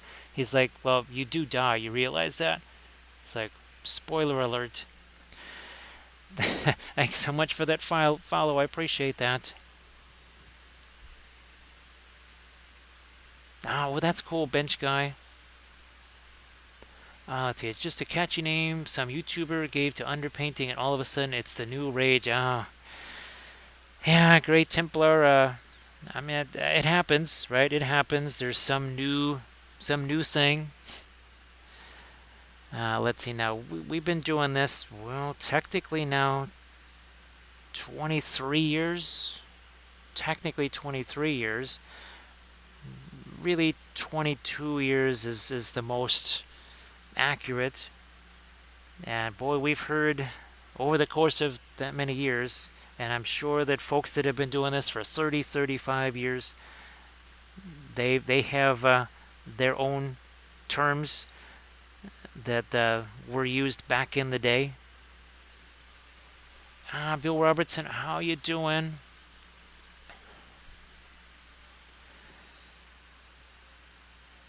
So, yeah, unfortunately, Gandalf, as it turns out, he's very bitter because not only did the Balrog rip off both of his arms, as you could see, he says, phew, you think that's bad? It gets worse because Maya, right? Unkillable, immortal, I die. That's not good. And, whoa, you're back again. It's like, yeah, and so you're going to keep complaining about that white robe thing, huh? You're darn right. So, again, Maya, die, all that kind of stuff. And I get a white robe. So I died and I got a white robe as a fabulous prize. But didn't they give you a new glow stick? He's like, oh, gee, I totally forgot about the glow stick. Thanks, Iluvatar. Gandalf is not the least bit bitter at all. So thank you so much, Bill. Appreciate that. Thank you so much. Well, Bill. Sorry, Bench Guy. Thanks, Bench Guy. Bill, I just wanted to point to your attention that there's a few nines there. I think actually if you put in, well, no, not 5 cents. I'm trying to think how, well, you could get a 9 and an upside down 9 in there very easily with just a few cents. Oh my goodness. So Great Templar, I hope that you're doing well. And again, same thing, Bill. Same thing. Hope that you're doing fantastic. Throwing in a little bit of our lighter highlights on our gold here. Now, remember we were talking about letting this stuff alone for a while? Well, we've let it sit there for about an hour-ish. Guess what we can do? We're going to take this stuff here. We're just going to start slapping some of this on there. And again, precision, right? Super precise, super detail. Nah, who needs that when all we got to do is this? And then we're just going to grab ourselves a blending brush. Hey, Arctic Turtle, how you doing? How you doing there? So again, Mafi, if you want to post some links to anything in the chat, that would be sensational. Just like we did on the horsey, just like we did on that banner. Look what's going to happen here. Again, we're just going to take that color and we're just going to spread that out. We're going to do the same over here. We're going to take this. We're just going to spread this out. Same thing here. Just spread that out. And all it is, just a little bit of tap, tap, tap. This is our pre-glaze, right, that we can still blend with. You know, we're going to see a whole bunch of this on the movement tray. And that's why the movement tray is not going to take a billion years to paint. Hey, this Mechanic Games, how you doing? Nice to see you back.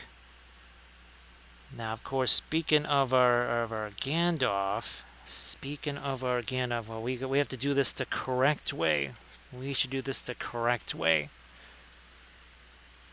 You know what lurks in Moria. You know what they found when they dug too deep in the dark. And kind of scares you, doesn't it? That's why you're being a little wussy and you're going out like to the passive care address, aren't you? Because you're afraid, totally afraid of this, dude. I'm calling you out on this. That would be, yeah, that would be these guys right here. Terrify again. You think Balrogs are scary and stuff? Yeah, look at that. Look at that. Those are the mimes of Moria. Yes, they are goblins or lutin. Jetez-moi. That says toss me. So you can't toss a dwarf, but you can toss a goblin. That's totally fine. Totally fine. And of course, well, there's the requisite special things like chainsaws. There's a pogo stick guy. Even a parasol guy. Hey, Groovy, how you doing? Now, of course, they wear a selection of hats. They wear many hats. Top hats, chef's hats, berets. Well, look at Charles de Gaulle's hat there. It's got 2 stars on it. Oh, wait a minute. We have 2 stars. Well, I mean, these guys thought they were the stars of the team. That's Francois and Pierre. Take your pick as to which one is which. As you can tell by the wine glass there, all that rough stuff like blocking and tackling, gotta tell you, it wasn't their thing. Pinot Noir, Chablis, Pinot Grigio, something like that. That was their thing. Now these guys, that was I had never coached a Goblin team before ever, until we show up for this Blood Bowl league and they say, the Goblin coach quit like a week before the season. Could you make up a Goblin team and also coach them? So in addition to my human team, I had to coach these guys. They actually went to the playoffs in that one, but also the second season after that. So I'm glad that you're doing good there. A tiny diorama, which includes 3D edition, 40K starter set terrain, a dwarf cannon. Is that the? It's not the Chaos dwarf metal cannon, is it? So Groovy, well, we still have to paint Saruman of many colors. Ooh, clay cyanide. We printed out a Saruman. Yes, so Saruman of many colors, that is the one that I was hoping, because we've done plenty of Saruman, right? Where's our Saruman on horseback? We actually have 2 Saruman on horseback. We've got 2 Saruman just regular. So yeah, we have Saruman everywhere. But we do not have Saruman of many colors. So that's what we're looking to do. Well, Bill, I can attest that, well, certainly done that for myself enough times. That's for sure. Thanks for the clip there, Bithron. So everybody please check out Telly's link there, and also Bithron. Oh, sorry, Bithron, I thought that was your... For a second, I thought that was your Finns, your Flames of War Finnish army. I saw a link there. So Groovy, nice to see you again. So yeah, clay cyanide. Oh, I printed out the Balrog. Right, so we have yet another Balrog. I mean, seriously, we've painted Balrogs already on stream. We'll be painting out, well, at least one more, possibly a couple of more. So not quite the size of the Empire Great Cannon. Bill, that is true. That is definitely true. And Bill, it's you know what? Well, here, let's get some lighter stuff here. I'm looking at this like, why in the world is this so dark? Oh, by the way, artificial hairbrush. This is one of those $5 brushes. Did you see what I just did with that here? I just painted this whole wide swath. How did I do that? I just laid the brush on its side. See how long those bristles are? I want to say 3/8 of an inch, 3/8 of an inch or so. I just turned this into a tiny brush to a 3/8 of an inch wide brush doing that. You can't do that with sable brushes because they're wimpy, wimpy, wimpy. Like the old, remember the old garbage bag advertisement? Was that for hefty? Yeah, it was for hefty bags. Yeah, there you go. That's not product placement at all. It's not like we get a commission from hefty bags or something. Cannot confirm or deny that. Oh, Landrest has one of those too. Now I am going to get our little band along the bottom here. Just that's more of a value reference for me. Also, don't forget, once all this is done, we use the most expensive rim painting material ever, and that will be the Black 3.0 from Stuart Semple. Because what it does, it's just so super matte that you don't see any kind of shading or whatever. And that's important when you have bases like these. So you can see how we extended that upwards with the Daz Air Dry Clay, but it's really hard to see the seam in comparison because of that. And you'll see the difference between that and just regular old primer. Thank you so much, Sarge. We're going to rock those shamrocks right into here. Thank you so much, Sarge. Alrighty. We're going to grab ourselves any old brush. Doesn't matter. Just this one. Why not? We'll just grab this. So, Sarge, I hope that you're doing really well. I hope that you're doing fantastic. All we want to do is just get a little bit of this out here. That's all. And that is going to, there we go. That's a nice little, again, reference value-wise for just how light we're getting with our sand color. And we don't want that to get too bonkers.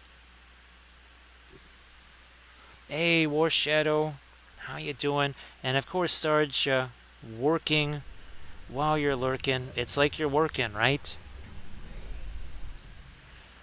I sense a disturbance in the force. I sense there's a lich somewhere. There's the liching hour. I'm going to guess that they're raiding with 13 people. Totally didn't look at the screen to see that again. We're going to be Nostradamus again and predict that liching hour is raiding with 13. And they are. See, look at that. It's stunning. That stunning ability to read everything and know it all. So, Song of Ice and Fire. We're actually working on the last of 4, a unit of 4. This was our Friday stream. And everybody please give the Liching Hour a follow. That's very important. This is our Thursday stream. This was our Wednesday stream. There you go. So when these 4 are done, and also, here's our movement tray. Yes, with palm tree umbrella. Once that's all done, that is going to look surprisingly like our Outrider unit. So those dunes right there, that is sculpted out of Daz Air Dry Clay. The palm tree and the plants, those are from Make It Epic Basing. Those are 3D prints, and they're pretty darn sensational. Definitely psychotic, Sarge, because of course, you know, the voices in our head tell us to do so. So the same voice that knew that the Liching Hour had been raiding with 13 people, that's the same voice in our head that tells us to do stuff. So say we all. Thank you so much, Big Jim Slade. I appreciate that. And here he is. It's like, hey, dude, do you have a quarter? So why would I have one of those? It's like, you're wearing like gold and purple, man. You should be rich. It's like, look, if they're just go look in the sand. He's like, I don't think I want to dig around in the sand for money. It's like, well, just go raid a tomb or something. It's like, no, that's dangerous, man. There's Big Jim Slade. Everybody, please give Big Jim Slade a follow. So Liching out, I hope that you're doing well. I'm not going to ask for any pictures of what you guys were doing unless somebody was taking pictures of you playing your RPG or doing a screen cap. It's about the only way there's going to be any images there. All right, Sarge. We'll certainly be here. We'll certainly be here. Now we're painting. So those Outrider unit that we're talking about, here it is. So we're obviously we're making our banner as close to that one as we can. Right now the horses were a horse of a different color. I'm serious. They were a horse of a different color, as you can see right there. So we usually tend to stick with the box art stuff. So Big Jim, I hope that you're doing well. Now, also too, for the folks there, we also do 2D art, and this was really fun. We like to do stuff like this because it kind of reinforces the stuff that we do on the miniatures.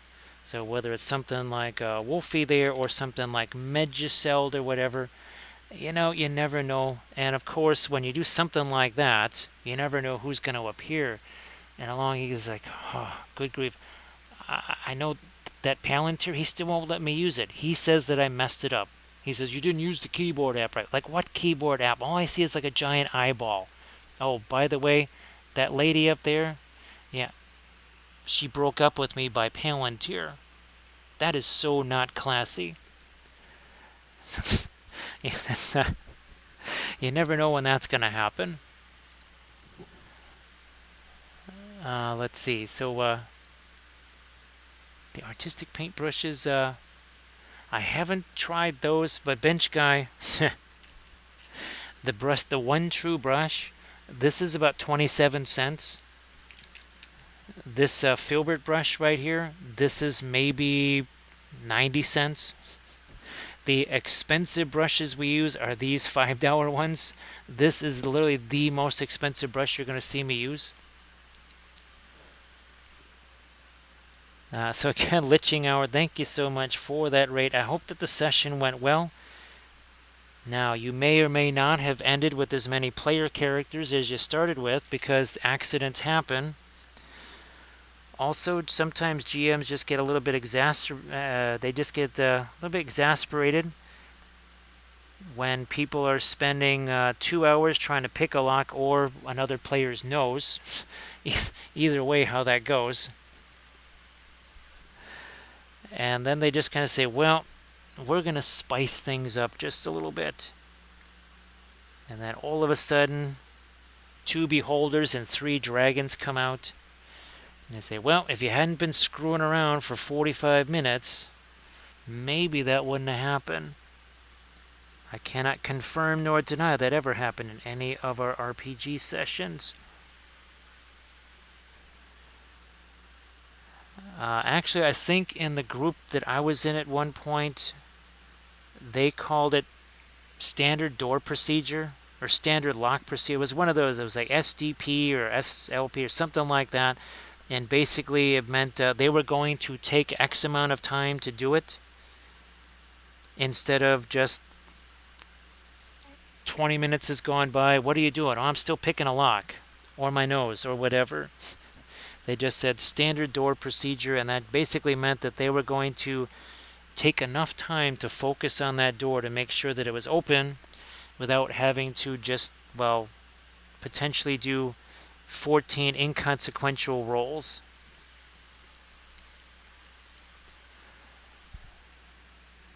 So MTO is there was a raid by the Liching Hour, which we appreciate. And everybody, again, if you could please give the Liching Hour a follow. Also give Big Jim Slade a follow. Oh, and Slade, thank you so much for, well, I know sometimes Valheim can be a little bit of a, well, especially when you're in the Mistlands and you slide down hills into a marsh and then get stepped on by whatever, armored bunnies or something. So, yeah. Appreciate you doing that because Kathy, it's really fun for Kathy to hang out in those. So MTEL is, it's just about people screwing around with trying to do a lock on a door or something like that. And we're not talking about obvious magic whatever stuff, right? Just a garden variety door, and they're going to just sit there and fool around with that door for at half an hour while the GM just kind of says, you know what? If I kill this entire group, at least we would have some kind of action of them having to roll up new characters. So yeah, when you make the GM board, that's the risk that you take. Axe, how you doing? Nice to see you. Let's see.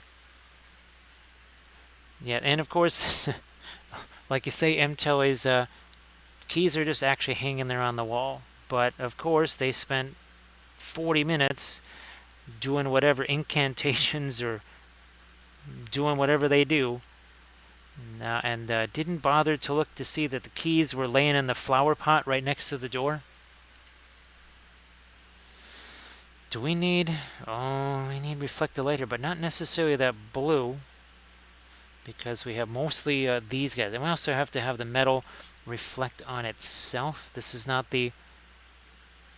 It's not the lightest we can go with our metal. Oh, we also have to do that little bit of freehand. I mean, it's super, super basic. It's just... See that deal on the saddle right there? Nothing fancy. So, nice to see you again, Ack. Hope that you're doing well. Now, let me get this.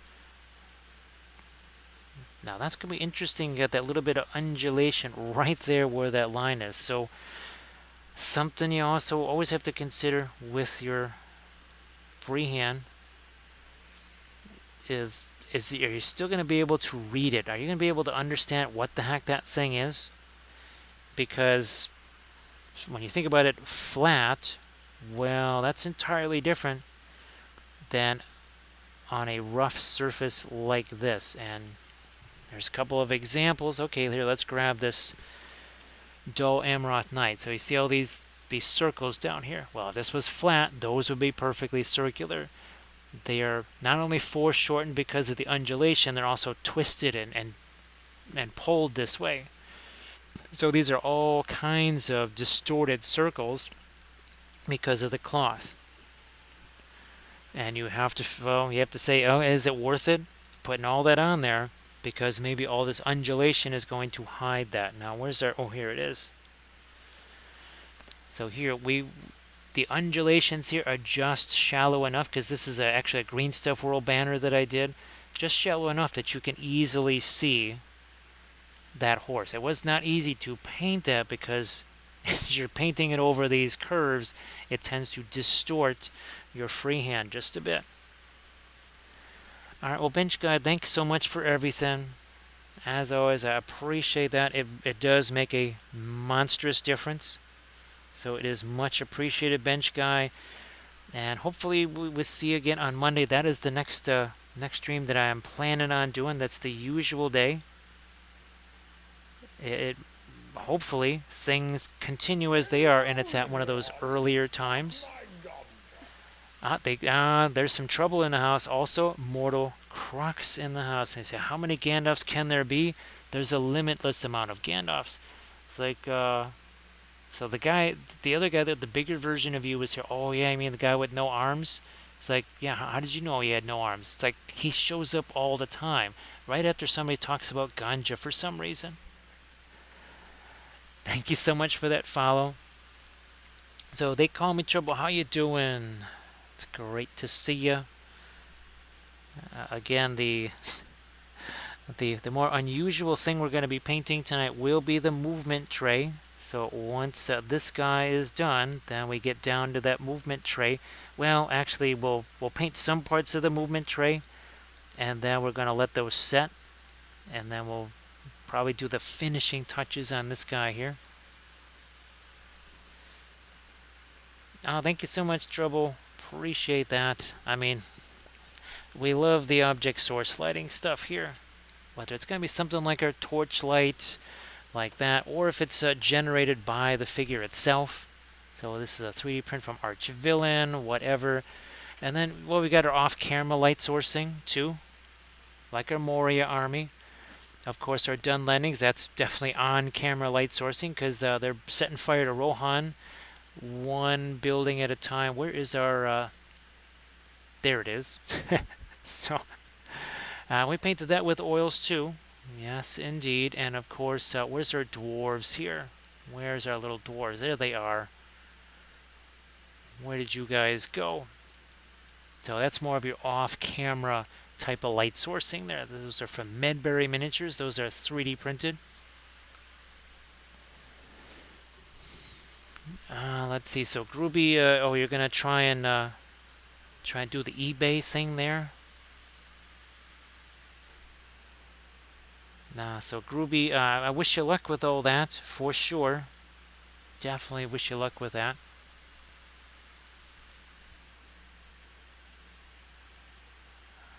So well, we have. I kind of forgot he was. So there. Oh yeah. Speaking of done lendings, there you go. There's Thryden Wolfsbane. There's a little crow. Oh, yeah, that's a casualty from printing goes ever on. I need to print up a bunch of these, like an entire build plate to these casualties right here. I don't remember which month they are. If anybody remembers which release, I don't know. I think it's in the last 3-4 months or something like that. But this is a print from Diwali Miniatures right here. So that's their Thryden Wolfsbane on horseback. Oh, and yeah, there's a little bit of a Creebane right there. And oh, look, he has his Creebane on the base with him.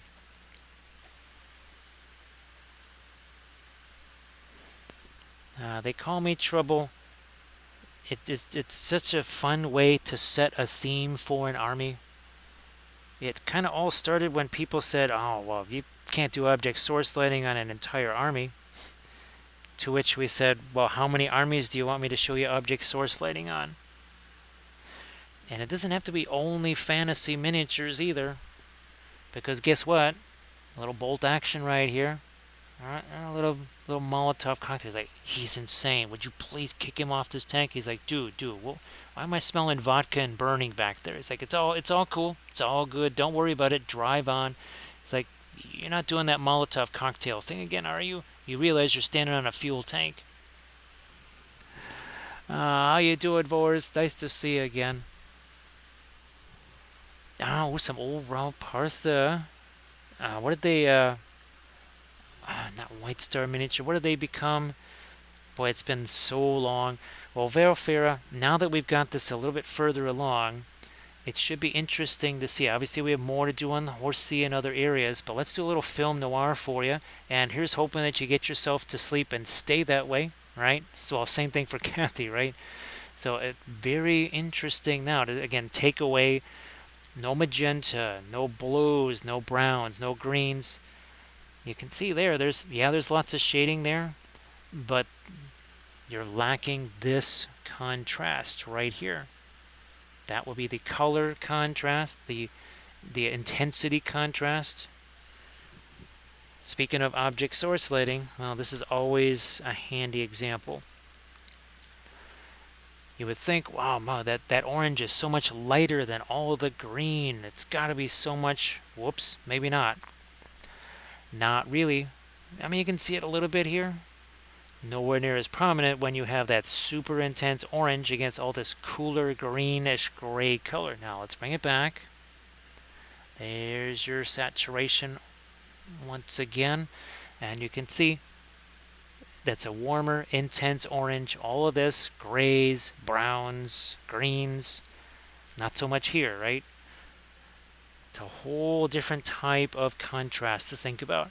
So Valfera, again, I wish you some sleep. Oh, Iron Wind. Iron Wind metals, right? Bill. So they switched back again. So yeah, Groovy cannot confirm nor deny that he's quite the daredevil, right? No one ever said the tank riders had to be smart, I guess. Let me see if I can get there we go. Smidge of light there. Let's get some reflected light again on these guys. If we can. Our freehand again. Let's get this line a bit lighter because light's going to reach that. Now I'm going to do some more of my freehand here. Let's get our Indian yellow. And it's very simple. It's just a couple little swirls. That's all it is. Just a little swirl right there. Nice. That he does not have to be something incredibly difficult.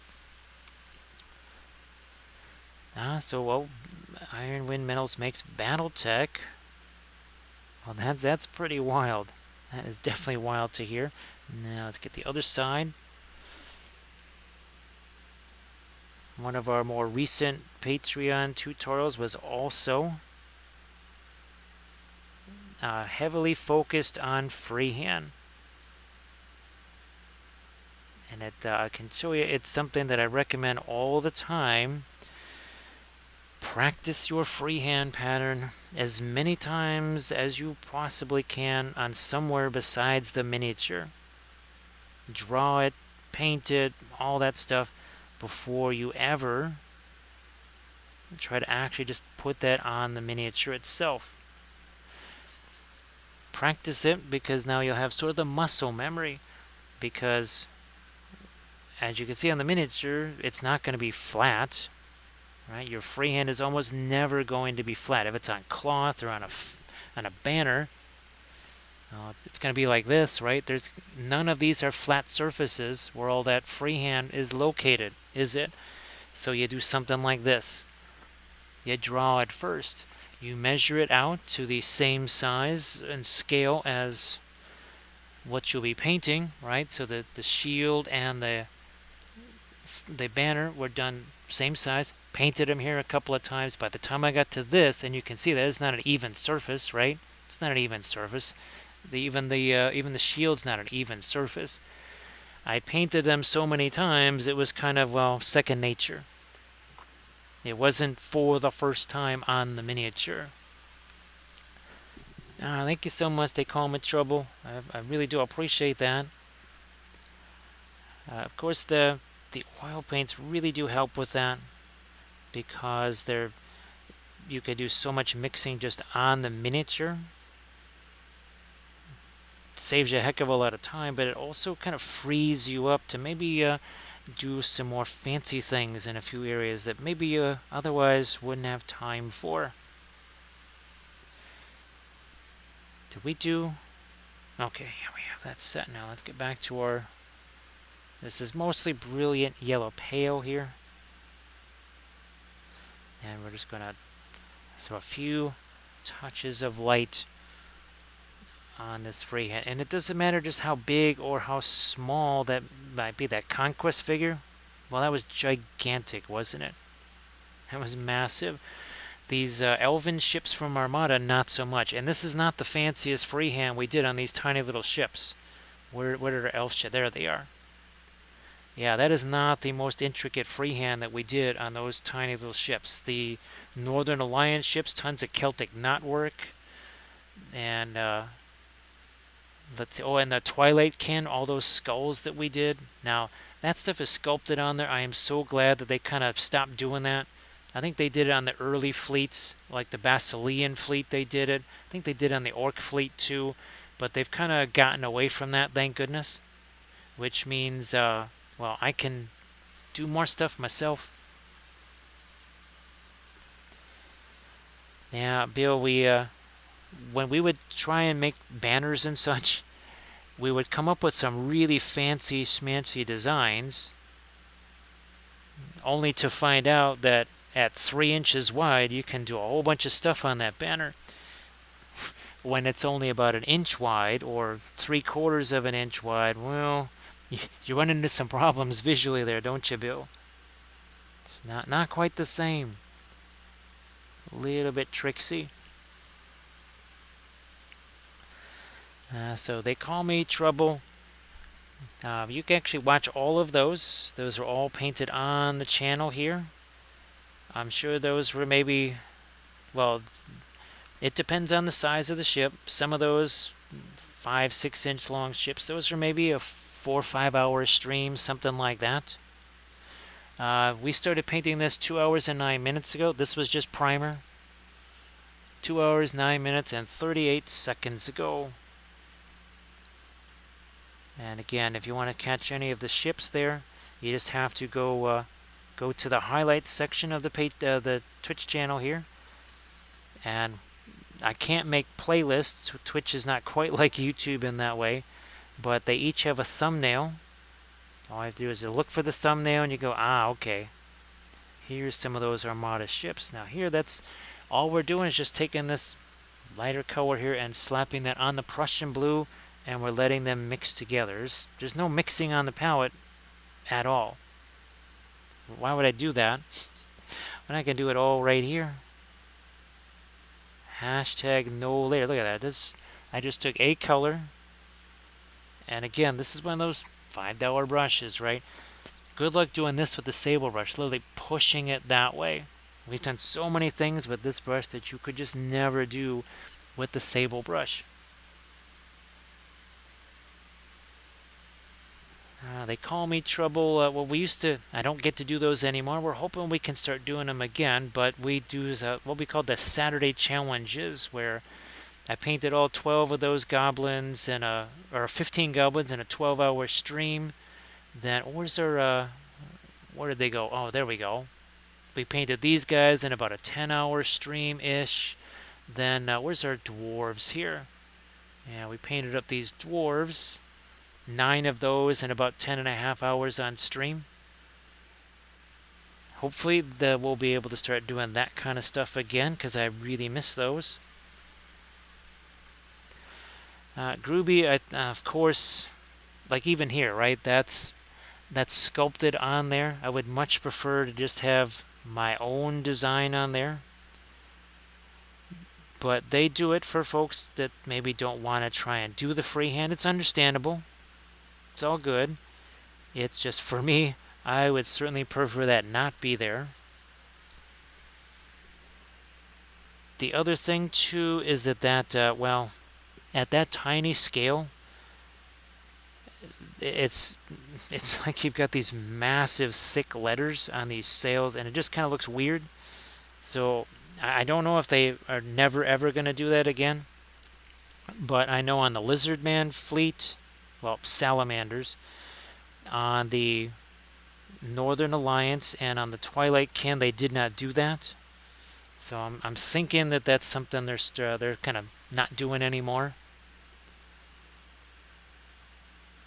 And all those ships are resin, so they're not metal. I mean, they're not metal, they're not plastic either. There are no, well, at least for now, there are no plastic ships in the Armada line. The newer ships seem to fit a little bit better, especially when you have to worry about gaff rigs and especially jibs. On the first couple of fleets, if you had to do jibs or something like that, like on the Basileans or the Orcs, that could be a little bit on the painful side. It's a little less so with some of the newer fleets. So I want a little bit of shading here on the banner. Again, doing a little bit of a scumbling action, if you want to call it that. Here's some brilliant yellow pale into the indigo here. We'll have to come back with some darks after we do this. Do our lights, because remember, when in doubt, make things darker. We read that book of Wapple's saying. We didn't read that just to hear ourselves talking. Now, let's get to the main here, and it's going to be real simple. A little bit of that radiant violet, some of the Van Dyke brown, keeping that nice and easy. Hey, Ringbolt, how you doing?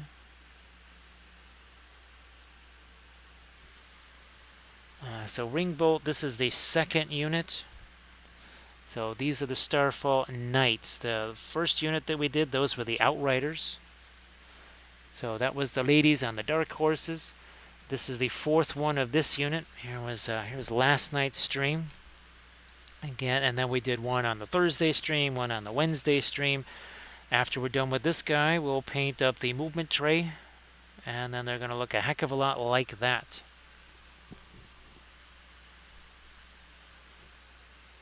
So Ringbolt, if you're looking for some place to see him on the internet, the Instagrams, that's the place where I post finished images. What I'd like to start doing is do some, actually, for the YouTube channel, some Army Showcase videos where we have some still images of these. We have a little bit of maybe some video of them being painted.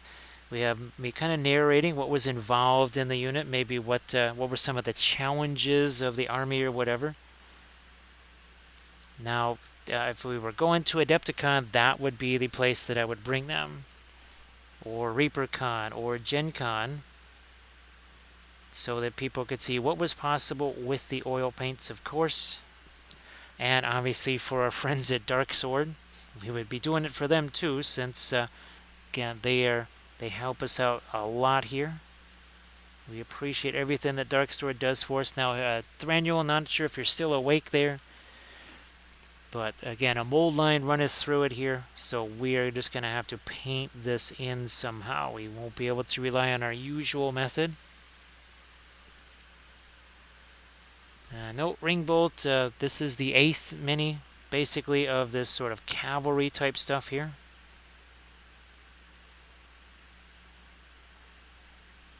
Basically, unless there's some kind of really weird thing that happens, any miniature that is started on stream is finished on that same stream. There is no taking it from one stream to the next stream or anything like that. We start it, we finish it again. Unless something really weird happens and I have to stop the stream, or the stream dies or whatever weird thing happens, which we hope that never ever happens. Now you can see we're just slapping this lighter color on there, just like we did with all the other ones. Why? Because we're going to be taking that blending brush to it like we've done several times before. And here's that blending brush. We'll just use this. That big old light blob right there. A little bit of tap, tap, tap. Guess what? It mixes with that pre-glaze, which is already there. That was that Van Dyke brown that we threw on there from the beginning. A couple hours ago, 2 hours, 17-ish minutes ago, that was when we were doing our pre-glaze. And it's very simple. It's basically just that radiant violet color. And all of the mixing happens here on the miniature, right? It's not being done on the palette for the most part. The palette the last few days has obviously looked well used because, well, we just kept using it for the next miniature, So it kind of looked like there was more mixing going on there than actually happens here on a usual basis.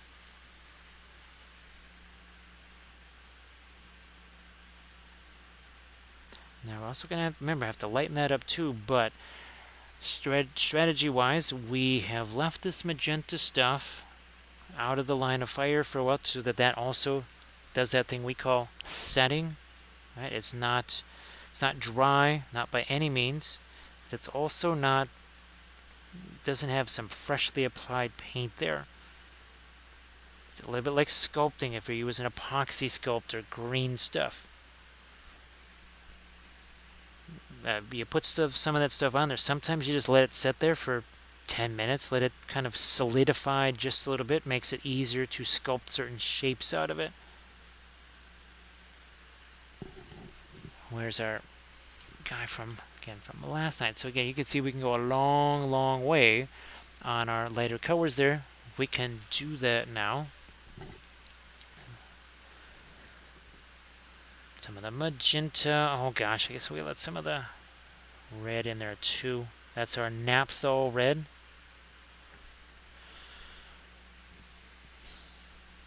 And let's have at it. And once again, just slapping this stuff on there, right?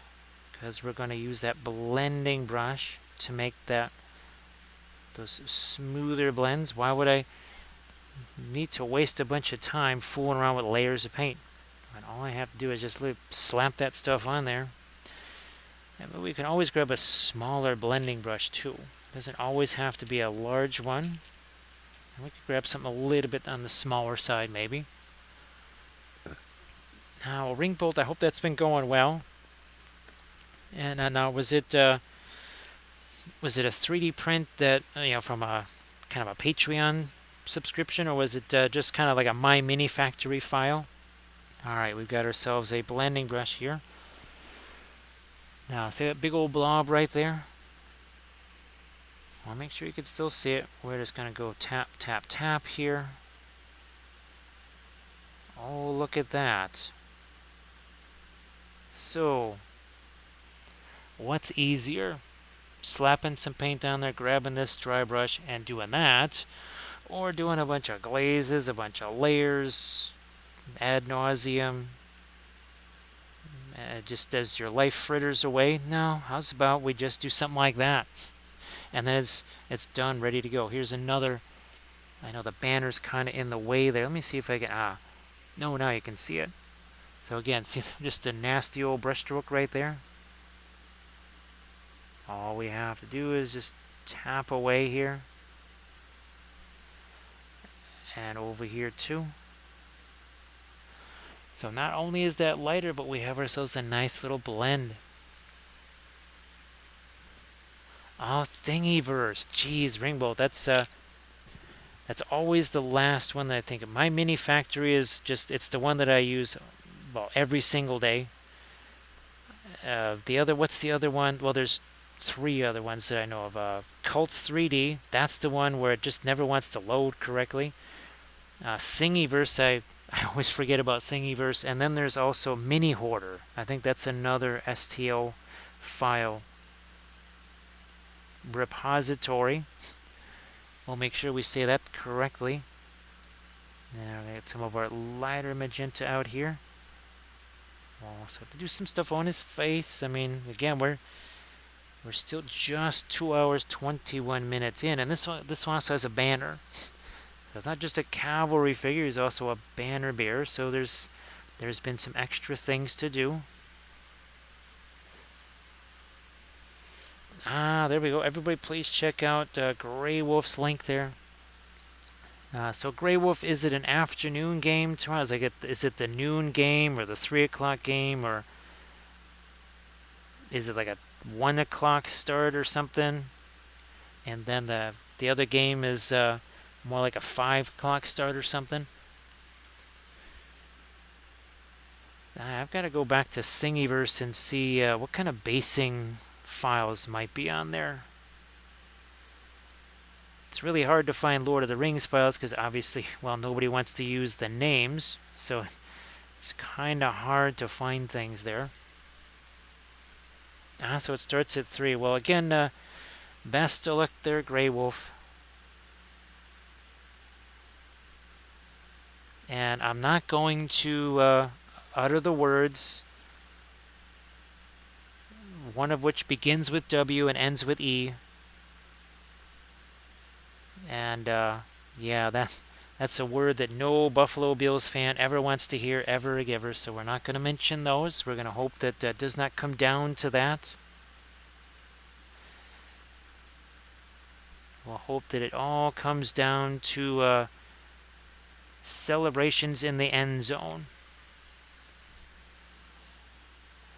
Yes, we will not utter those dastardly words whatsoever. That is, unless there's a Giants fan in the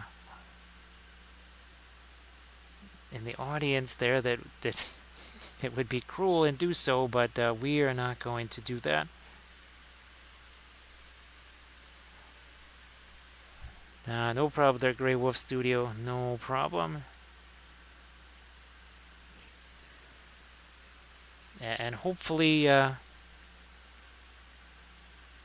things have gone well in practice. I know it can be really tough for playoff games because you want to have your usual practices, but you also don't want to lose players to a practice that you could really use in, say, I don't know, a playoff game. It's always a crazy thing like that. Groovy, now, what's your FDM printer again? We were talking about it last night. I have a very ancient Ender 3 sitting down in the basement, which, well, Again, if the tiny bit of space there might be left for another printer is all going to be absorbed by the Mono X, so the Ender 3 will still remain in its box. But Ringbolt, I hope that you can get all that stuff together for your campaign, of course.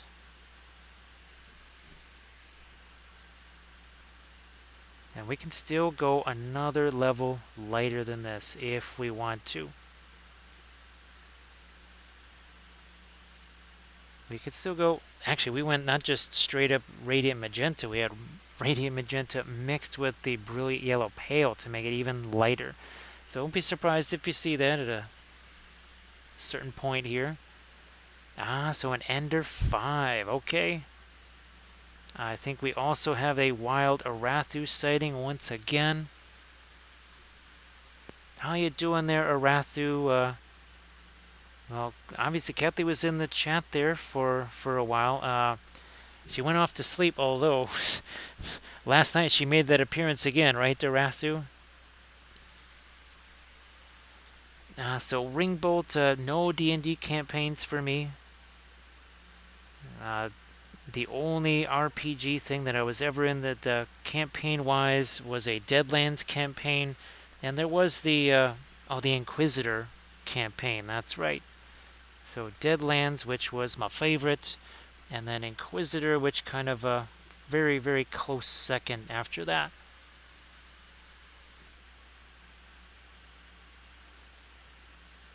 And of course, Arathu made maximum use of these. She's a total expert in all things linguistic when it comes to the Netherlands and Germany, which of course she kept saying, stop saying that. Yeah, Groovy, there's some super detailed terrain that I want to make. It's from RM Printable Terrain, and it's for Lord of the Rings. It's a whole bunch of fantastic elven buildings. And I was going to try and print those with the Mono X because there's so many organic shapes to them that I thought, you know what, I'll just treat myself. Obviously, if I was going to print up a bunch of Gondor buildings or something, well, the Ender 3 or the Ender 5 would do just fine with that. So Bithron, I did briefly get a chance to look at the that Kickstarter there. And I finally got a chance to see how that is meant to work. Now, the slotted stuff, I'm guessing he's doing that with... It's not half-inch foam, right? I didn't get a chance to see if he said just how thick the foam was he's doing that with. Now, let me get a little violet into this here so that we can start getting some skin tone on this guy here. So they call me trouble before, again, the current situation here with Kathy and stuff. A lot of the things, nearly everything that I painted was all commission. So it all went out the door. In fact, pretty much all of the Song of Ice and Fire miniatures that I painted, of which there are many, are in Ohio, Idaho, Malta. I think there's like there's an entire Baratheon army. There's an entire Lannister army, and seriously, on the island of Malta. It's all the way out there. So Bithron, I'm just talking about the measurements of the foam. So the walls somehow they looked like they were half an inch thick. Which, because the idea is that it slots in, and the foam itself is what holds that window or door or archway in place. So basically, as I thought, you're just printing out windows and doors and archways, and then you stick them into the foam. All right, well, Grey Wolf, everybody please check out all the different things that Grey Wolf posted. Let's see, some of the, the Zombicide Black Plague, right? Some of that. Oh, okay, it was a half-inch thick foam. Okay, that's awful thick. It's definitely thicker than our usual underlayment foam. So thanks for calling me Trouble. Now, of course, all those armies, all the Lord of the Rings stuff, that is for moi because I'm trying to create essentially a gigantic Middle Earth SPG, kind of almost global campaign type of a thing, using the War of the Ring board game as basically a strategic AI kind of a thing, which that kind of determines not just who's fighting who, but how much is fighting how much and where, and maybe what special characters may or may not be there. So that is something that I'm looking forward to, which is why we're trying to create every army in Middle-earth, including the legendary legions, so that we have all the options available, which is why we're really grateful for all of those digital sculptors that fill in the gaps on the Middle-earth strategy battle game figures. Let me see if I can't sneak in a little light over here on this side of his face. His hand's pretty good there. Let's lighten this up a smidge, shall we? There. That's better. Let's see. So,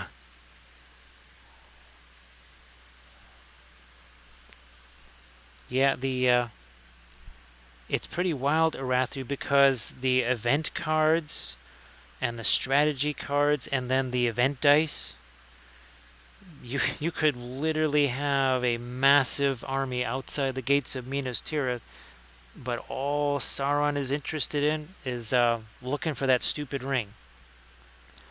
So you never quite know. It's what I've seen with other campaigns. Was it Mighty Empires? Remember those old tiles? I think a lot of folks in chat probably remember those. I also saw a Middle Earth. It was in one of the old White Dwarfs, and it looked kind of neat. But then, as I started to think about it, it would end up just being like a game of Risk, where you would all build on the same places. You would build automatically the same armies in the same place every single game, and it would just come down to, well, who had the worst dice rolls or the best. But with this other game, using that, you could have uneven, right? You could have a very uneven fight. Instead of 600 versus 600, you could have 600 versus 350. Obviously, the mission would be a little bit different at that point. But you would also have those, basically those special action dice and cards, which could also influence the income or the outcome. So you could have some nasty tricks that a very small army might play on a much larger force. And I thought that could be really interesting. Now, Bill, there was how many different types of terrain were there? And you could also glue stuff onto it, right? They had little buildings or whatever that you could stick on there. Or was that all part of the terrain itself? So Bithron, it's not a terribly expensive Kickstarter. I think for the basic level, it's somewhere in the neighborhood of $38 or something. So that's definitely not too shabby, right, Bithron? I'll certainly try and pick those up. Of course, I've got to find my Kickstarter password, because, yeah. Now, of course, the ones where you get physical stuff, that's got to be shipped from Australia. So yeah, I'm not even going to bother with any of those. Don't really need to. As much as I would love some guides, you he sells guides that you can print out. Obviously, you'd need yourself a pretty hefty printer to do that. And why not? Well, let's get the light up here on that stirrup. Maybe we'll lighten the horse's mane a little bit right here. Now, of course, I could use the what is that? The tabletop simulator version there of War of the Ring, and well, we'd have even more potential randomness there.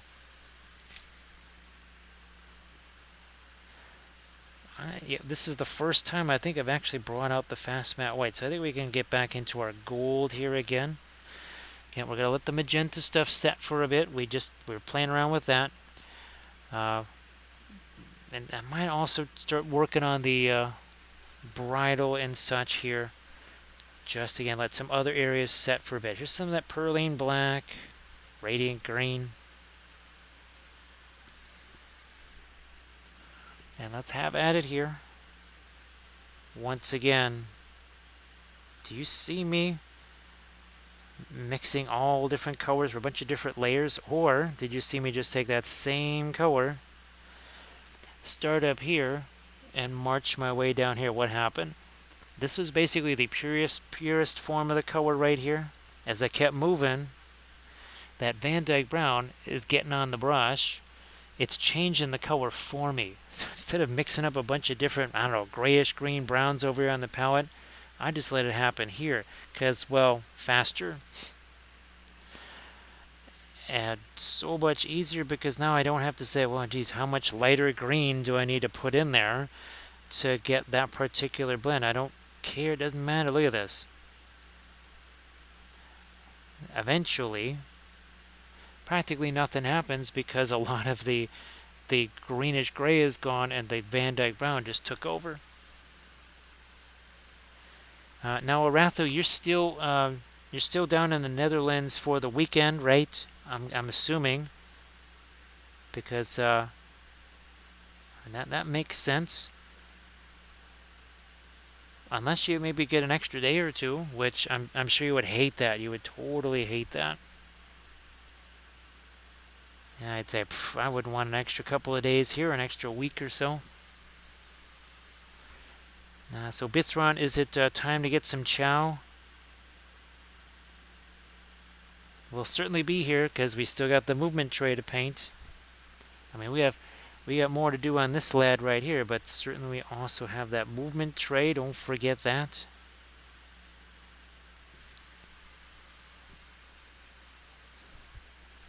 A little bit more. There we are. Again, that's just a greenish gray. I actually have to get me another batch of these guys right here. It is that time. Oh, and, well, let's see it. Oh, Sarge, if you're still around, believe it or not, and this wasn't the case last time, but that 2-for-1 sale they had on the Soraya Simple, unfortunately, it is just for Smoky Black. That's ironic because there was a time just a matter of potentially weeks ago where I said, well, that's fine. Give me all the Smoky Black resin I can get. I'm after the gray. I'm after the Soraya Simple Gray, and unfortunately the coupon code doesn't work for that. Only works for the Smoky Black. So we'll have to continue waiting for our next opportunity for some kind of super sale on the Soraya Simple Gray.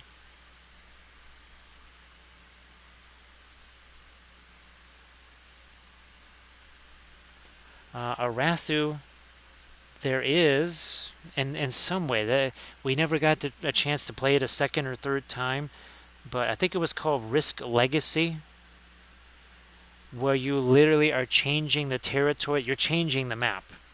And there's 4 civilizations which have actual abilities. So instead of just, rolling random dice and it's all the same, not only do these different civs have different abilities, but those abilities also change as you play the game. And there's different secret missions that happen. So, and in a way, that's kind of where I got the idea from, was from Risk Legacy. I think there's other versions. Heck, I think there's a Pandemic Legacy. I think now there's legacy games of many different IPs.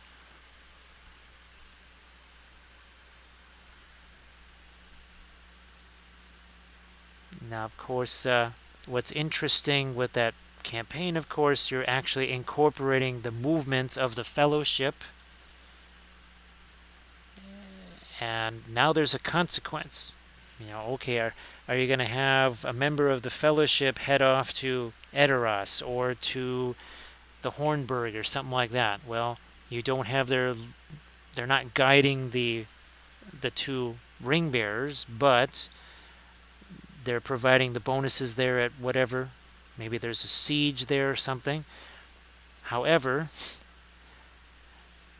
having heroes along with your little hobbits you can basically dole out corruption points on your heroes to kill them instead of the two hobbits and lose. Because once the two hobbits have been completely corrupted, that's a winner for Sauron.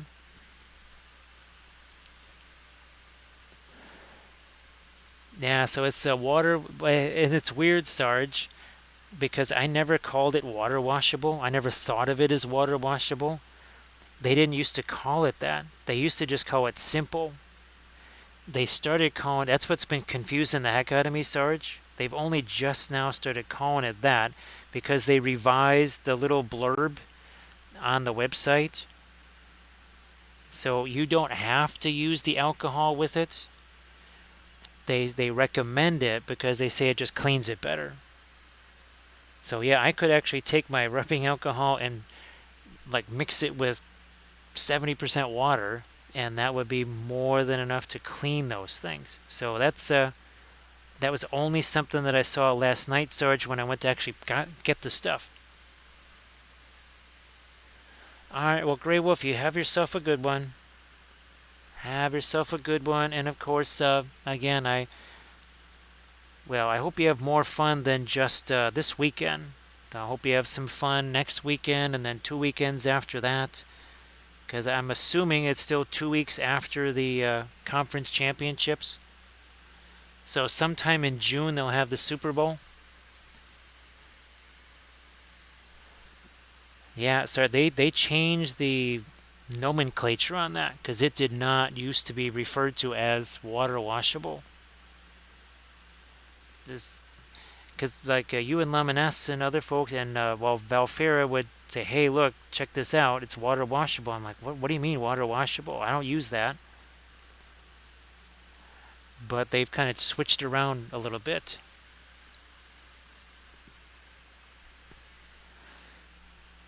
More of this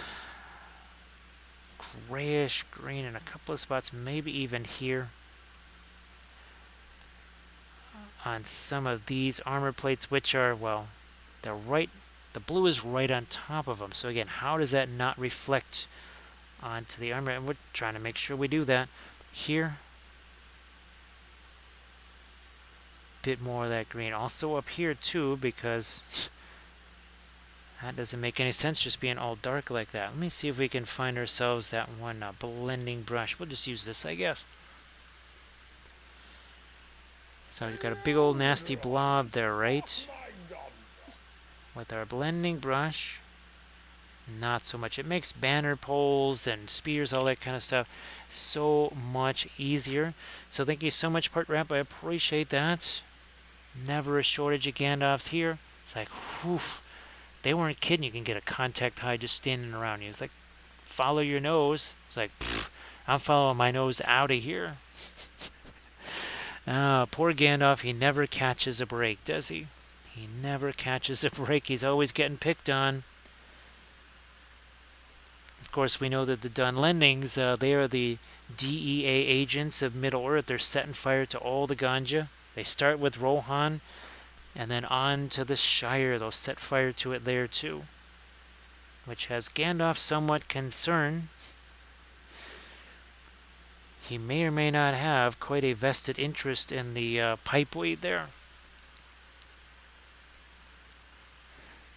I'll never forget the smoke ring blowing contest that he had with one of these characters right here. That one on the far left there. Yeah, I think Gandalf kind of lost out to that. I think that was Victorious versus Gandalf in a smoke blowing contest. Can we get a little more light on this? I suppose so, but this is more important here. Let's hit this. Some of our...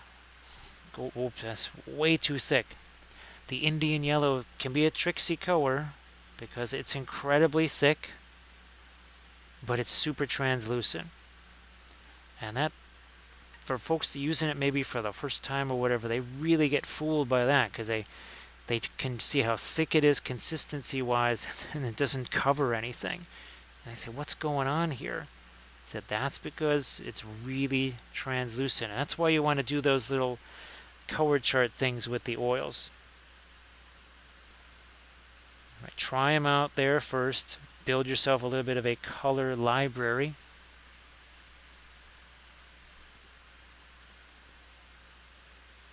Oh yeah, this other was that was Jack the Werejackal. He really liked those ladies there because oh, here he is. Because he was interested in hearts. He just wanted to eat hearts, and he saw all the hearts that they were throwing. I had to print those out again. When I'm gonna try them with the simple gray. That should be fantastic. So Arathu would just, I guess I don't know though. I can't imagine a lot of underground houses in the Netherlands, but as you say, from a fragrance standpoint, they might have quite a bit in common. And there might be one or two smoke rings being blown there, would you say? Cisco, nice to see you back. So Cisco, this is the last member of this Starfall Knights unit. We also have the movement tray that we're going to be painting here, and that will finish off this unit.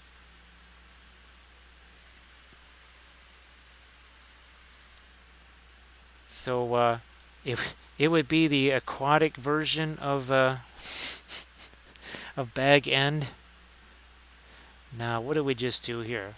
Again, we just chucked those lighter colors out there so we could grab something that would qualify as a blending brush. We'll just use this thing again, I guess. Either that... now, Arathu, what's the other thing I'm thinking of? The theme song from SpongeBob SquarePants or something? I'm sure that some of the old-timers there in the Netherlands, they wouldn't mind at all if their national anthem was changed to that song, whatever that song is. Now, and you can see there, look, we're just doing this little tap, tap, tap here. See, it brings in all those delicious lighter colors.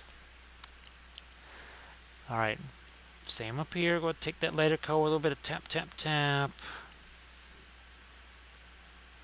And there you go. We'll do that over here. Like so. And let's do this so you can see how much lighter we've got there. Now let's do the same over here, and then after this, we're going to take that dark greenish color, and we'll throw some of that in the shadow areas. So again, instead of me fooling around, mixing a bunch of colors, we're just going to chuck that stuff out there, and we're going to take our blending brush, and we'll have at it that way.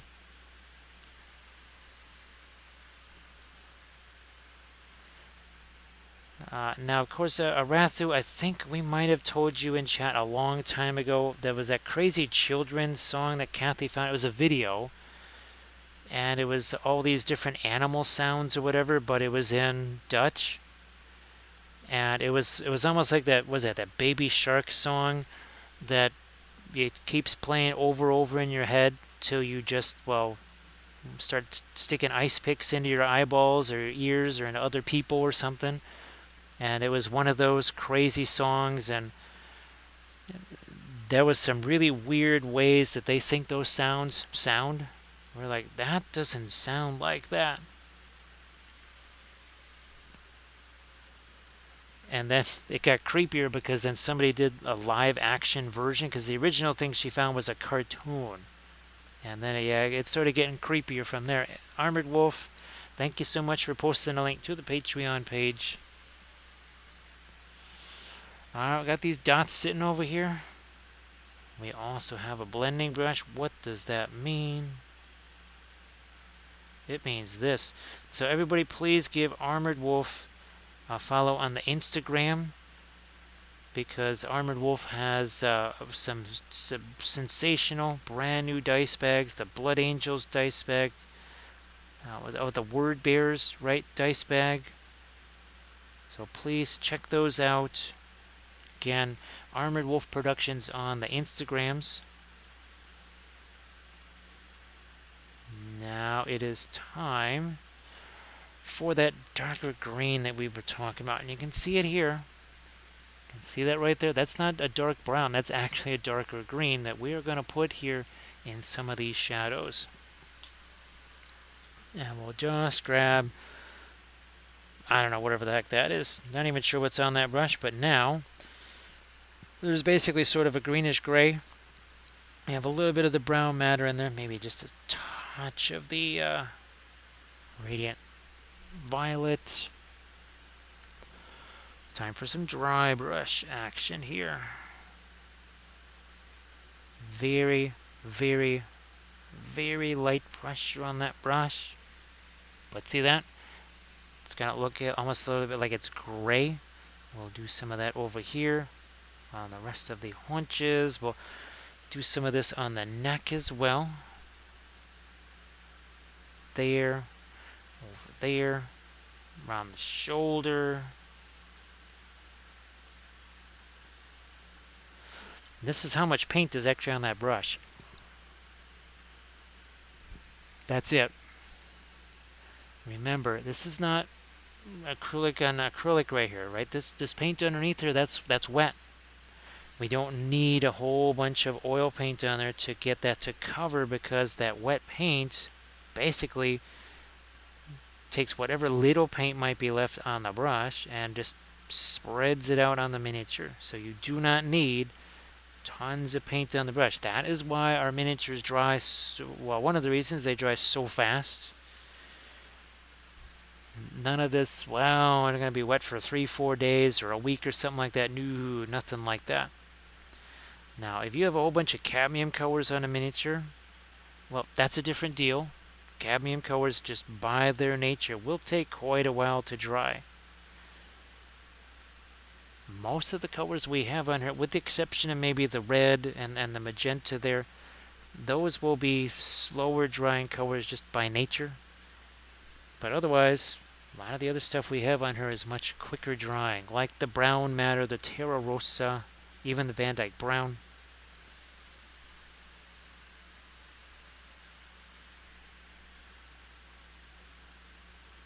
So yeah, Arathu, especially any horse race, I mean, you just, when they're kind of doing that cool down lap or two or whatever, you can just see how shiny the flanks are from all the sweat.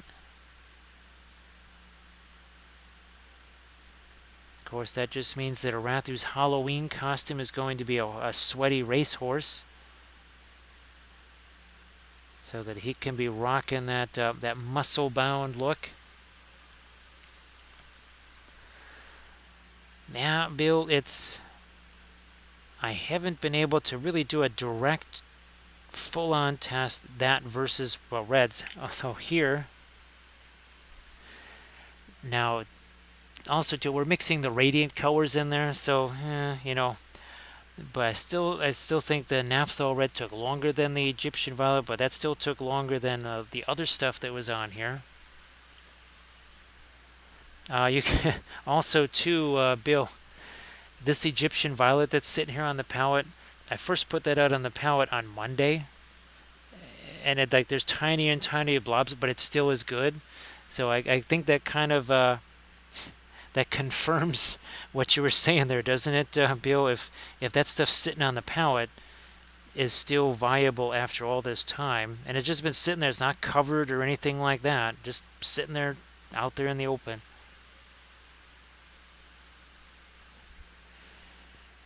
So Well, I was gonna say, yeah, here, this will be your next costume right there. You have to take it another step further. I mean, either that, or you could just, well, I mean, you could just do a costume like that. That would be a somewhat different type of an outfit. Probably unexpected by some of the other people at the festivities. Now, let me throw just a little bit of the brilliant yellow pale into this. Also want to, yeah, we'll get some more light stuff on his skin.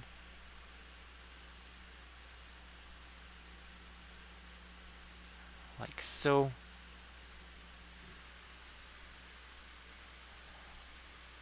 Ah, okay. Oh, that's a really good idea right there.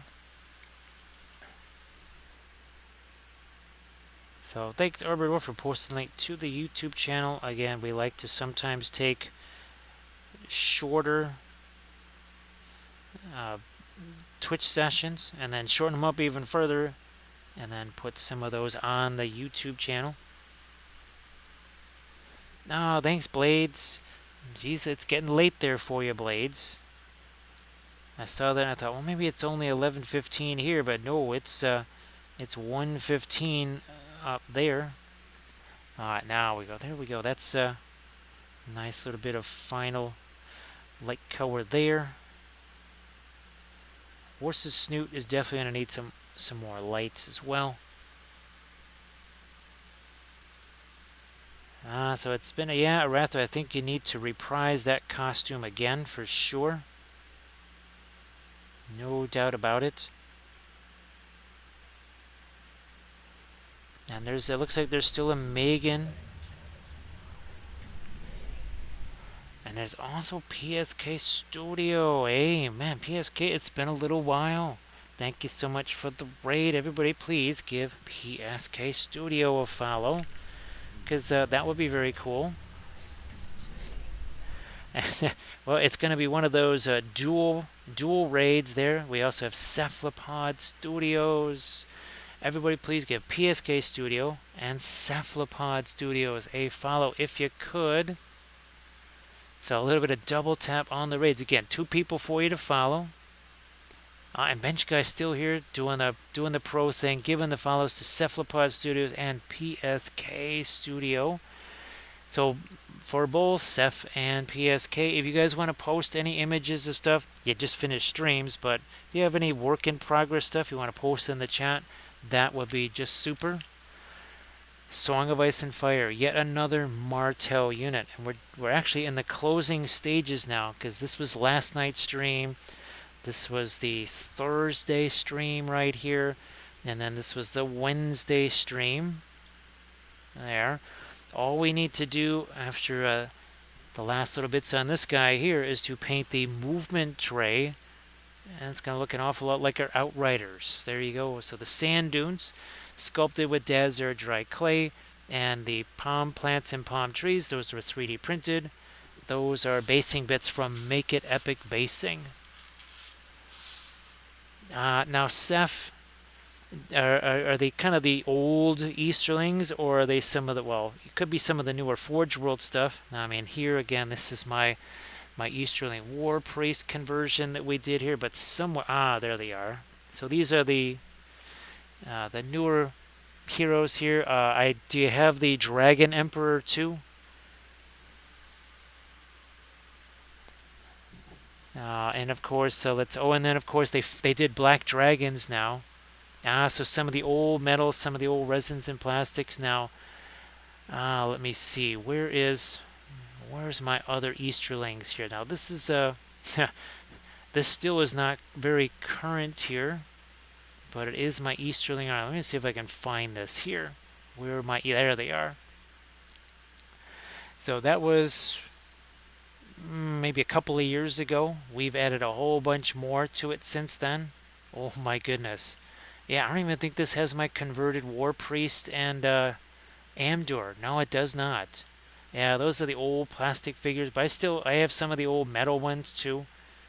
We painted up a bunch of those, and of course, we have a bunch of 3D printed ones now. We got 3D printed Easterlings from Kolbe's, Diwali, Kurzlook, and I'm sure Printing Goes Ever On is going to be doing Easterling. I don't think Printing Goes Ever On has done Easterlings yet. I'm sure he will be though. So thanks again for the raids, and of course PSK Studios again. Everybody give PSK Studios a follow, and if you want to share anything in the chat, that would be fantastic. Yeah, Seth. Actually, now this is an older release from them, but I just printed out a bunch of these right here. So that, because this is the one army that I'm missing. I have a pretty big near Harad army. I think this is, this is Printing Goes Ever On right here. I have Diwali.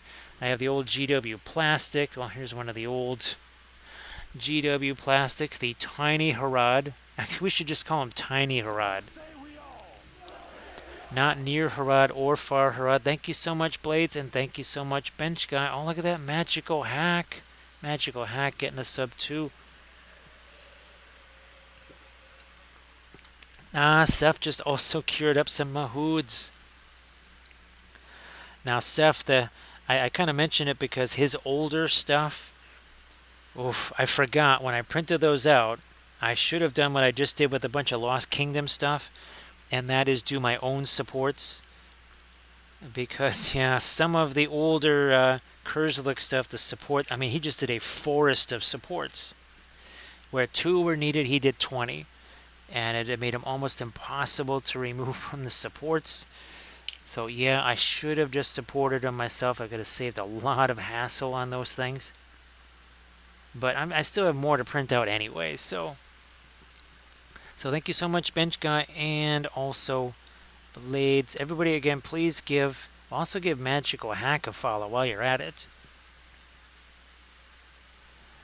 And the other thing too, Seth, is, and I don't know why, at first his stuff was way too big, and then now he's making it too small. I swear his newest stuff, his new, pretty much Isengard, Oryx or whatever, I swear they're almost like Harad sized now. It's like, man, why are they so darn tiny? Now here, I'm going to get me some of my magenta down here onto these armor plates. Just realized we hadn't really done that yet. So PSK Studio, glad to see you. I hope that you're doing well. I linked to a non-profit for mental health, and everybody check out the Instagram link there. Let's see, so the other thing I do have, where's my Great Beast of Golgoroth? He's around here somewheres. From Printing Goes Ever On, did that Great Beast of Golgoroth. I think, he's got 3 of them. I've printed out 2 of them, believe it or not. I would like to print out the 4th or 5th Fell Beast that he's done. Oh, I did just print out a Balrog from Clay Cyanide. Yeah, Clay Cyanide. So, Blades, thank you very much. Thanks so much. And now, Megan, are you going to be going off to sleep for permanent here? Again, now that it is 1:23. And here we can also, we have enough of the magenta out here. So there's your Egyptian violet, right? You take a little bit of this Napsol red into the Egyptian violet. That's what created this magenta right here. So we could have used Chronacanol magenta, and ironically enough, that's what we've used in our Harad army. But I'm kind of liking the Napsol and the Egyptian violet combination like that. Well, Seth, you have a good night's sleep. And again, thank you so much for the raid. I appreciate that. So again, there's Printing Goes Ever On. There's Diwali. And Kurzluk, I believe it's spelled Khurzlu. Zluk. Yeah, I think that's how Kurzluk is spelled. Yeah, I'm gonna take my lighter magenta here first. Let's do this. Let's do this. Even a little bit of my brilliant yellow pale into that. So can't do any links, unfortunately. Bench guy. Now, again, I think, oh yeah, if you look at my Instagram, it'll say, if it's from Kurzluk or Make It Epic or something like that, it'll let you know.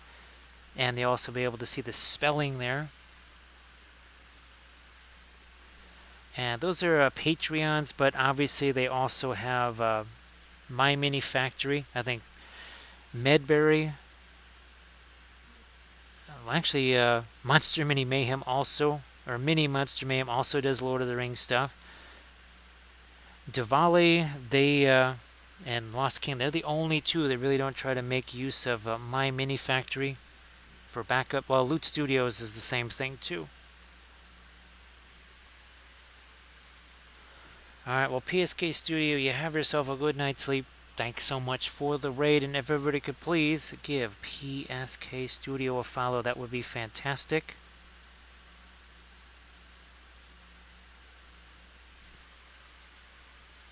Thanks, PSK.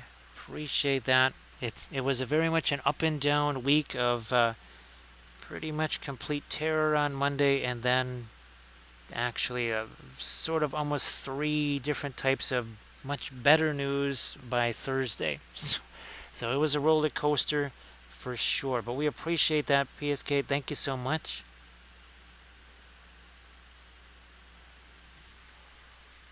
I think we're... yeah, let's get some of this lighter magenta here on our banner. Not a bunch of it, just some. And not a lot of paint on that brush either. And if it doesn't really stick, well, maybe we need to change the consistency. I made it thicker. Poof. Sticks no problem now. No problem whatsoever. Let me get a little bit more light there. Ow. See, I don't want to get too light there because it really is actually in shadow. What can we do with those skin tones? Maybe the eyes as well. Alright, well, Megan, thank you so much for being here. Everybody, please give Megan Paints a follow. Megan, if you want to share your link tree one more time before you head off to bed there, so people can, we'll also give you a follow there, because, now, Megan, I know you're not quite sure when you might be streaming again, but it could be, I'm guessing, Monday. I mean, it could be Sunday as well, but I'm guessing Monday.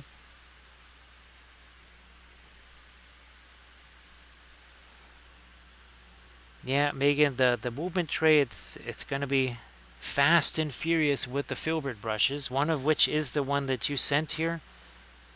Because that one, and of course I've been using it now for a while, and it takes a fair amount of punishment. This has been getting a lot of use, and even for as much use as it's been getting, it's still holding up pretty well. So again, thank you so much for that. Little more. Oh yeah, here, let's get some light over there too. We'll need to hit that stirrup again, and possibly even on the boots. Few areas of light here. Like so. Suppose we'll throw a little bit more light on that. Oh, thanks, Megan. Appreciate that. And Megan, oh yeah, the kiwi. The kiwi is squishable. That was, I think that was in the last package, wasn't it? And remember how that just came literally, I mean, it was timed to perfection when that showed up, so appreciate that.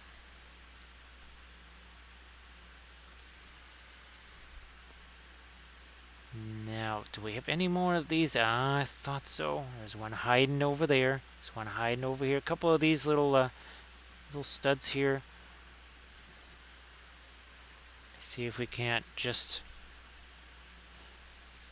drop in a little bit more of our lights over here. Also on this thing too. Boy, there's a mold line running through that. Huge surprise. So again, if everybody could please give PSK Studio and Cephalopod Studios a follow, that would be magnificent. Do we have enough of our... Yeah, we do. Not enough reflected light over there. Ah, that's better. So much better.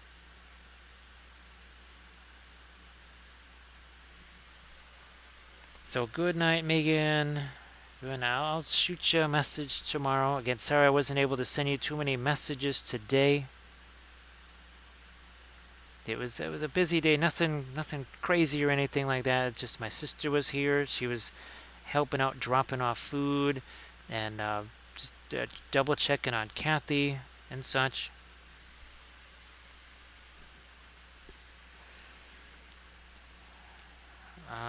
Looking at that, let's get back to our fast mat way. There's a couple of places where we could use some of that.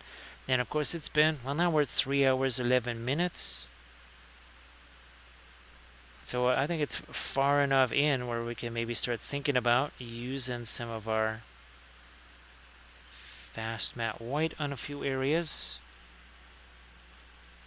Especially where our metals are going to be, like on the stirrup here. Not so much there, but these spots here. We got to go strong with our light here.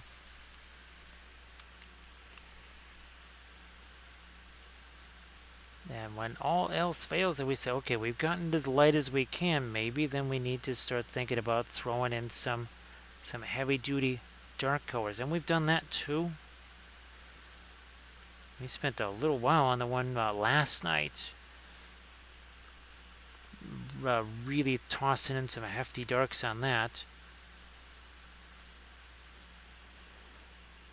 What about this indigo here? Of course, always helpful to have our other ones. We can go maybe a little lighter there, or before we do that, let's just play around with something that's a little darker first, shall we? Yeah, let's just get some indigo here, if we can. Oh, that's got an awful lot of a yellow in there, so I'm going to take this side instead. Here, let's make sure we get paper towel out here. Really get that. That's our perline black and such in there. Indigo. There's almost no paint on this brush. Why? Because we're going to do that same dry brush routine again. You can see how that really darkens this down. Same thing over here. There's almost no paint on that brush, but then when it hits this, where we have paint on the miniature that's still wet, all of a sudden makes a huge difference. You can see how that is all kind of blended together there. We need a few lighter areas right here. No problemo. We've got our indigo right over here. A couple of folds here. Like that one. But now that we've done that, we did this on our figure last night too. See that blue right there? Why? Because there's all this blue right on top of that shiny gold. How in the world does that not manage to reflect down on there? Again, is there some kind of anti-reflection scotch guarding somewhere? What's going on with that?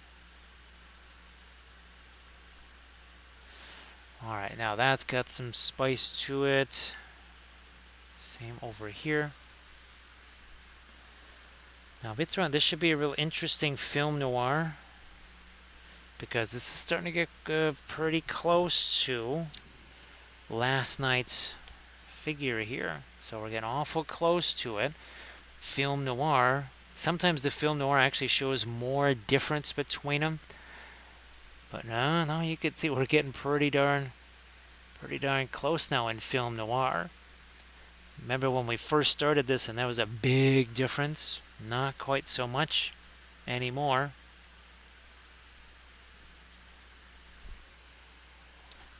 And again, for the most part, with the exception of the magenta violet stuff here, that all should be dry tomorrow. Now let me look at the plants here and I'm going to see. Not so much with the lighter green there. I don't think so too much. I'm going to try and go a little bit lighter on the forelegs here.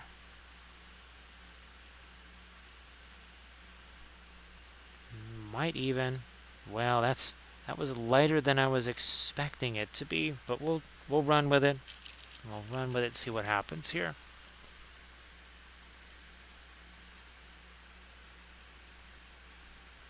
There we are. So Bithron, it's you know, that Kickstarter that we've been talking about for about a week or so now. Seeing the that terrain from GW, what was it? It was a tower. Was one of the things, right? And then the other one was a full-size building, like a multi-story building.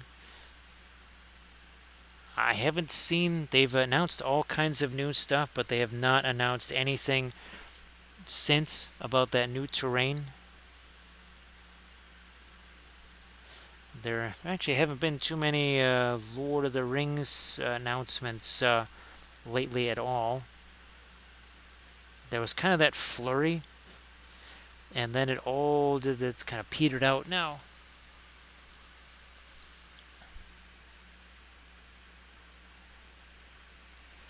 Of course, Bithron, I keep thinking of the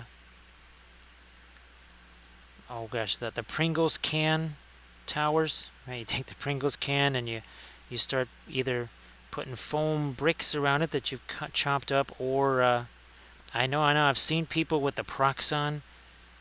They'll score the edges, and then they can literally wrap it around there because the way the lines are cut, right, it just sort of forms around it.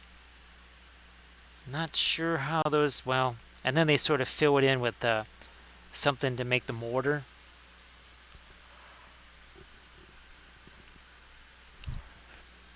No, I won't go too light on this. A little more light over there, and also here on his main there. Ah, yeah, this is another. I was looking at that going, that's not quite as light necessarily as we need it to be.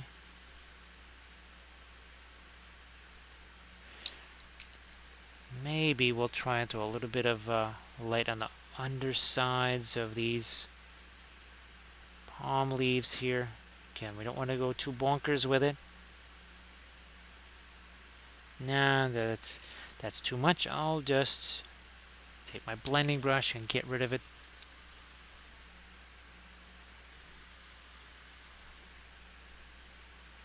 I know the other folks, they'll take like some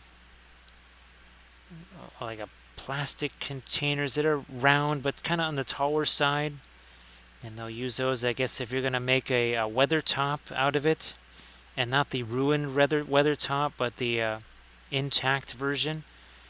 Which, oh, Bithron, I guess we could make we could make something like that for the Arnor, the Civil War and Arnor campaign.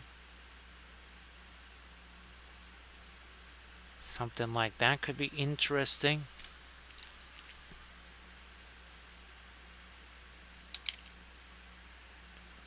Gee whiz, I still have to get that Proxon out of the box and such. I don't think there's going to be the space for it in this room like I thought maybe there could be. So that plan might have to also be altered just a wee bit. Where did that blending brush go? We'll just use this thing here.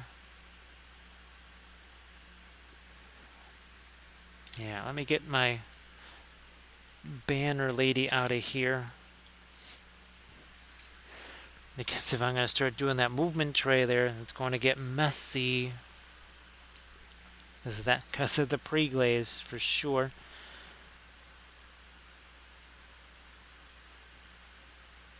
Look at, I guess that's some brown matter and Egyptian violet there.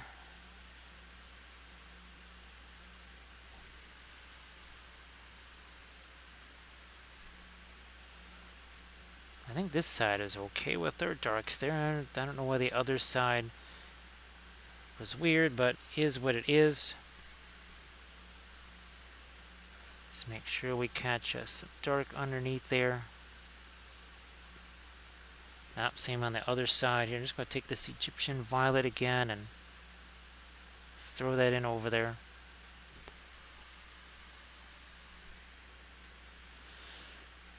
Now I'm going to take the darker color again and try and... there's the brown matter. Let's see if we can get some stronger darks around these edges here. Also, this little hair on the end of that brush there, a little bit of fuzz. Hey, Drax. Great to see you again. Everybody, please give Drax a follow. Typically, you'll find Drax streaming in the earlier portion of the week, usually starting at midnight Central Time. And of course, Drax, you've been fair amount of Infinity stuff in the last few streams.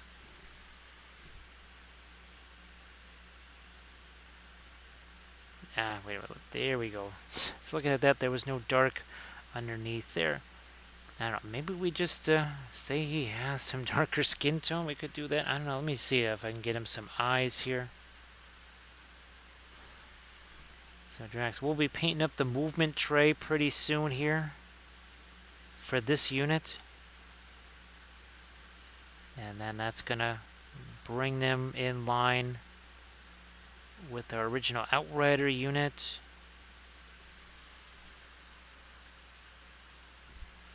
And that's got another one of the 3D printed palm trees. And of course, there's a basing techniques episode, one of our most recent ones, right here. Again, make it epic for the tree and the leaves, and then Daz air dry clay on the base. And actually, I might just go ahead and start doing. I'm going to set this aside. It's also going to let this set for a little bit. So here we're just going to move him off to the side. Just get that out of the way. Oh, Drax. This is one of the newer whatchamacallit figures from Conquest, and I gotta say their instructions aren't spectacular, and I mean, it can be a little bit dicey trying to get these things put together, and even this thing is just, yeah, that's being really funky there for whatever reason. So I don't know, I might have to give up using plastic glue on their stuff.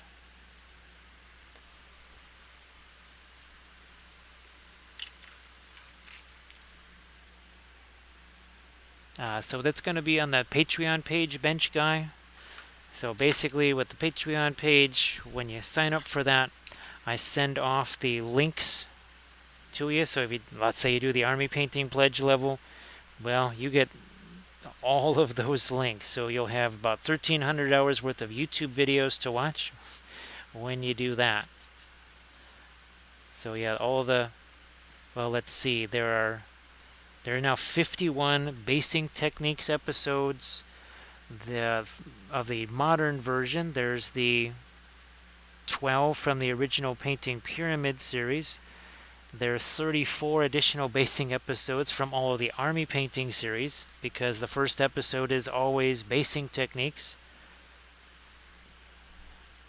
And then there's all the diorama episodes too, so there is somewhere upwards of 100 basing videos just alone.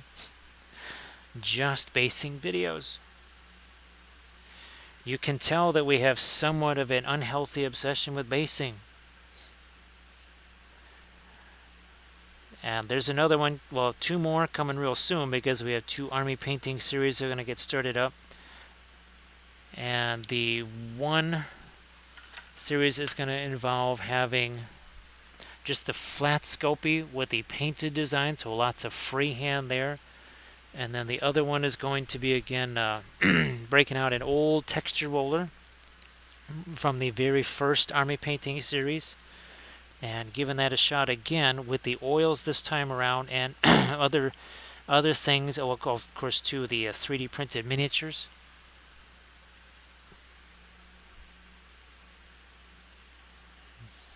Now, this is a combo here of the Van Dyke Brown and the Brown Matter. This is exactly the way our miniature started. Oh, how about we zoom back out so you can see a little bit more of that. There you go. Also, we can get this thing out of the way, like so. Now you can see a little bit more of that. Don't necessarily want to go super bonkers on the thinner. This is DAS air dry clay, though. You could say it's an absorbent surface for sure. Even the 3D printed stuff there, that's reasonably absorbent. Now, other 3D printing resins, maybe they're slightly less so. But again, that is the Soraya Simple. Yeah, bench guy, and I think you've heard me mention a couple of really important things for when you're first getting into them. And these are all things on the Patreon page. You get these color theory videos where you're just taking the paint and making charts like this just to kind of get used to how the paint spreads, how it mixes. Doing things like a very simple value study like this guy here. That was actually one of my most recent videos. And then choosing simpler figures. Don't have it be some giant bust or a whole new army or something like that. Oh, again, look at this one true brush getting just absolutely devastated. That's why we utilize a brush that costs about 25 cents. And also the bulletin board cork. That's also another absorbent surface. So there's no part of the plastic movement tray except the part that's going to be covered by the miniatures. So that's just primer. All right, let me. I am going to throw out some more on my Perlene Black. Yep, there it is, Perlene Black. We'll get some more of this out here. Bingo. Now what I'm going to do is I'm just going to get this stuff out here, and then we're going to let this set, right? We're not going to necessarily try to wipe this stuff off right away. I'm going to let this have a chance to do its thing, and then we'll wipe it away. We can go back to the miniature. We'll go back to our miniature and do some more work on him while this stuff has a chance to set. That's ideally, I would be working on dozens of figures at any one time. The streams and the film, they don't necessarily allow that. Again, hopefully when the situation here gets somewhere near stable, we'll also be able to get back to those Saturday challenges where I just paint 5, 6, 12, whatever miniatures over the course of a stream, because those are really fun. Actually, Bench Guy, funny you should mention that. I think I've done at least 3 army painting series on Warcry figs. I think this might have been the latest one, maybe. This might have been it. Where's my... whoops, I think I already passed them up. There they are. So that was, I think, the latest army painting series on Warcry stuff. And of course we have some army painting series on AOS stuff, the Luminath, Ossiarchs, Uh, Zangors, that was another AOS thing that we did. Well, now, the Chaos Dwarves, that's going to be more your classic Warhammer right there.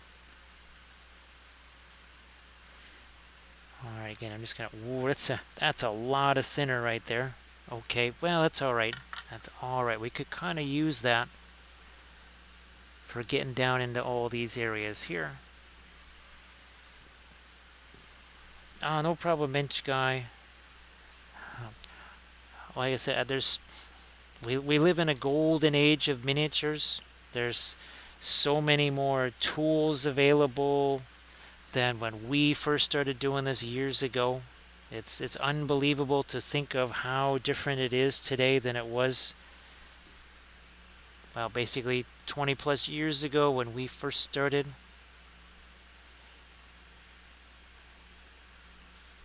It's weird, sometimes there's some of the same stuff that I utilize now in different ways. It's very possible that Daz air dry clay has been around all this time, but I never thought to use it until I saw Mel the terrain tutor using it in his way. So we appreciate all the folks that have also done tutorials and such, even way back in the day with Cool Mini or Not, when people would post tutorials there. And we certainly learned from those. So that's another reason why we try to, again, help out folks today so that their painting journey is as fun as it can be. So again, this is 3D printed here. This is at the original size. This would be good for Lord of the Rings scale miniatures, but when it comes to, say, Song of Ice and Fire, I would probably want to print out these trees again 10% bigger. That might just do it 10%. But yeah, they need to be a little bit bigger than this. I basically put them on top of my bulletin board cork there. Alright, so we're going to set this aside now. We'll set you over there. We'll go back to our horsey again. Where did he go? There he is. Let's zoom back in here in just a bit. There you go. Well, I'm glad that helps there, bench guy. Hey, Hobbies for Happiness, how are you doing? Everybody please give Hobbies for Happiness a follow. Yes, you want to do that.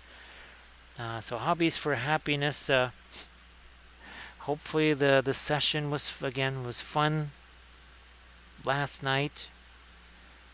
I think actually Big Jim must have shared a screen capture of you guys on Instas. And there's a wild doji in the chat as well. So yeah, Hobbies for Happiness. It's always there's a lot of shenanigans that happen, especially with those little kobolds. The inordinate amount of kobolds, the incessant amount of kobolds. And again, everybody please give Hobbies for Happiness a follow too, if you could. And of course, you can, and folks, Jarrett's Terrain Minis too. Please give both of those great folks a follow. I'm going to have to get me some reflected light here on that. That's our gold right there. So yes, please check out the Pyro Club. There's always so many fun things that they're doing there. That was pretty much my introduction to Twitch, actually, was watching RPG sessions on the Pyro Club. And that was really nifty. And they are still at it, still having fun. And that's, I mean, there's we all could use lots more fun these days, and it's always great when there's a Twitch channel that can provide that.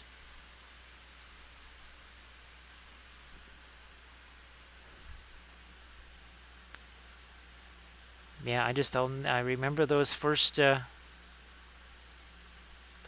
sessions and watching those. I wasn't able to sit there and watch the whole thing, but obviously Kathy was, and I would every so often poke my head in there, and I could see that.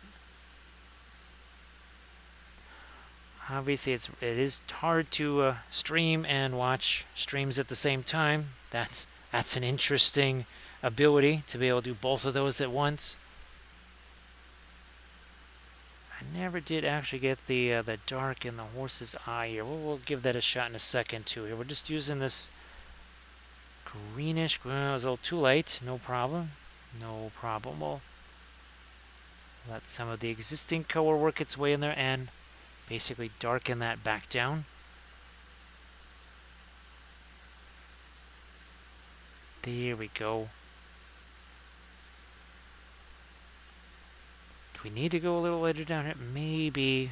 No, we'll let that go because we have all of the highlights from the horseshoe right there. Let's yeah. But hobbies for Hep is it is always hilarious to see the different filters and stuff that you guys use there. And that's the next thing. And I know we were talking about this, that voice modulator thing.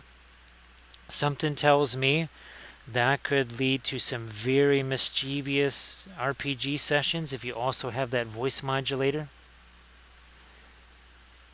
And all of a sudden you could have a very authentic sounding Cobalt voice, whatever an authentic Cobalt voice is supposed to sound like. Thanks Hobbies for Happiness. Thanks so much. We were just putting the pre-glaze here on the movement tray. So we're letting this set for another 5-10 minutes or so. Then we'll wipe this away, and then we'll do all of the lighter stuff like you see here on this, and that's going to be done with our big old filbert brushes. I absolutely love those filbert brushes. Now I'm going to take this. Yeah, let's see if we can do that on the underside here. I was thinking more of a goldish color, but let's do that. And then we'll just spread that into what's already here. But over on the other side, huge surprise, we're going to have to get magenta there because that's what's sitting right underneath it. I'll start out though with the Egyptian violet here, and we're going to cut some of that lighter stuff away. Okay, that's good. And that is one of the voices, of course, that you can have is obviously the helium balloon sound there. Now, of course, Jared with the helium balloon Jared could be a very interesting sound, to say the least. That would be different. I forget what the heck it's called. Bithron has only put the name in the chat about 10 times, and yet I still forget what it's called again. But I believe there's a free version of it, and then you can get basically like a subscription to it, and I'm sure have many more options and features. There's a wild Asmo in the chat, and Asmo says that instead of a wild Arathu, we just have Arathu's face to make a wild kobold.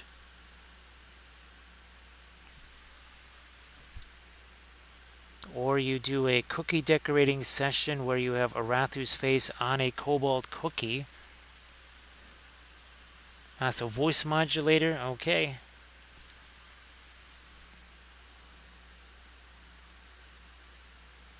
Now again, we were considering something like that so that we could do our fabulous Gandalf voice, maybe a Treebeard voice.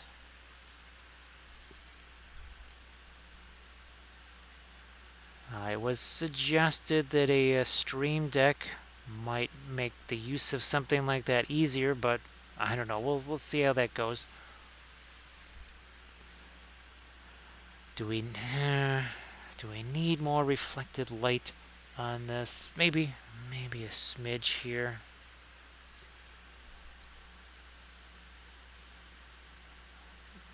Oh, gee whiz, yeah. Well, especially this side here, not so bad, but this side definitely was lacking the reflected light.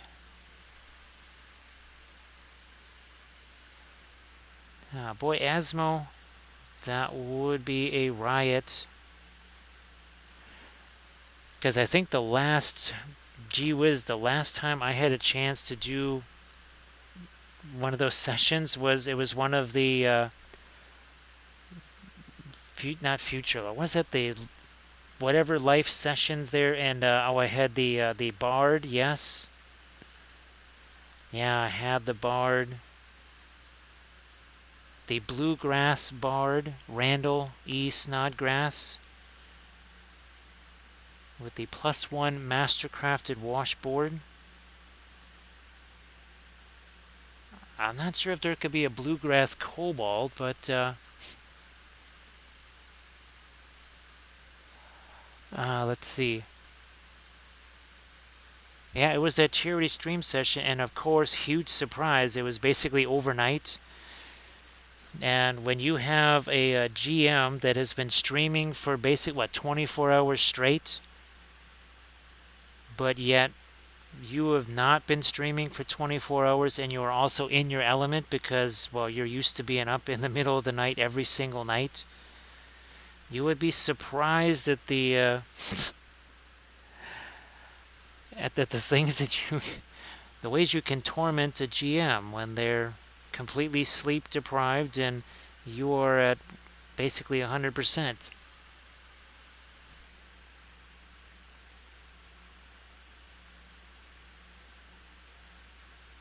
Yeah, so I guess Asmo, that would fit the theme of too many kobolds. That would just be just like everyone is Gothmog here. We are all Gothmog. There on the Pirate Club, everyone's a kobold. Everyone's a kobold. Yet none of them. There's never less kobolds. You would think that during every adventure you might be subtracting some kobolds just because, I don't know, an errant dog might just run over one of them. But apparently those are some hardy kobolds for sure. Yeah, there was definitely a wee bit of mayhem, and it wasn't planned. Look at this. Huh? See that? See, I'm trying to wipe this away here. If I had done this, I don't know, 10 minutes ago, not so much. Let's put it this way, though. If I had been doing this on the plastic, a bunch more of this is going to come off. We were talking about those absorbent surfaces, right? The Daz Air Dry Clay and this. I wasn't kidding you because not a whole bunch is coming off of there, is it? Look at this. Not removing a whole bunch. Now this is going to be different. See how that's still got some glossiness to it? So we're going to leave that set there a little bit longer. And then we're going to attack this with those larger filbert brushes. But for now, so yeah, Drax, those are 3D printed trees from Make It Epic Basing. The palm plants and the trees are two separate file sets, though. Two separate file sets. No problem, Inch Guy. So Asmo, actually, that is the last. Yeah, that was the last time I ever did any role-playing stuff. No, I'm not kidding you. That was the last time. That was what, 2 years ago? Well, no, that's like 2 years ago, I think. That was the last chance I had to do that. So it's been a little while since we've had a chance to do something like that. Now here I'm going to also try to do a little more of the orange color here. Again, hobbies for happiness. If you wanted to share any of your stuff in the chat, same thing, Asmo. You wanted to share something in the chat, please go ahead and do so.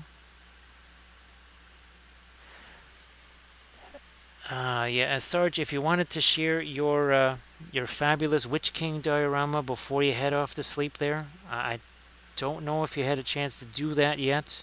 You probably did, but sorry, I'm spacing on that. So how you doing there, Dick Ruitt? Nice to see you back. Nice to see you back. We actually We have the pre-glaze. It's still cooking over here. Well, it's more like it's in the proving drawer. Yeah, that's really a more accurate way to phrase it. It's not gonna, well, we'll bake it when we start painting it, but right now it's just sitting there in the proving drawer. So Drax, I don't know if you saw, this is actually the latest basing video here. These are also from Make It Epic here. Uh, Ruined concrete pillars. There's some steel ones too, and then there's also the cables and such that I used. So, and I think here's another one. Yep, this is also again the Make It Epic. And we got Sculpey here. We have the bulletin board cork there.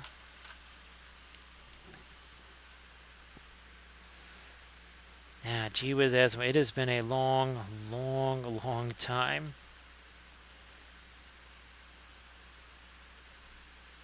I'm trying to think the last time I did anything that even could be considered a game of any kind.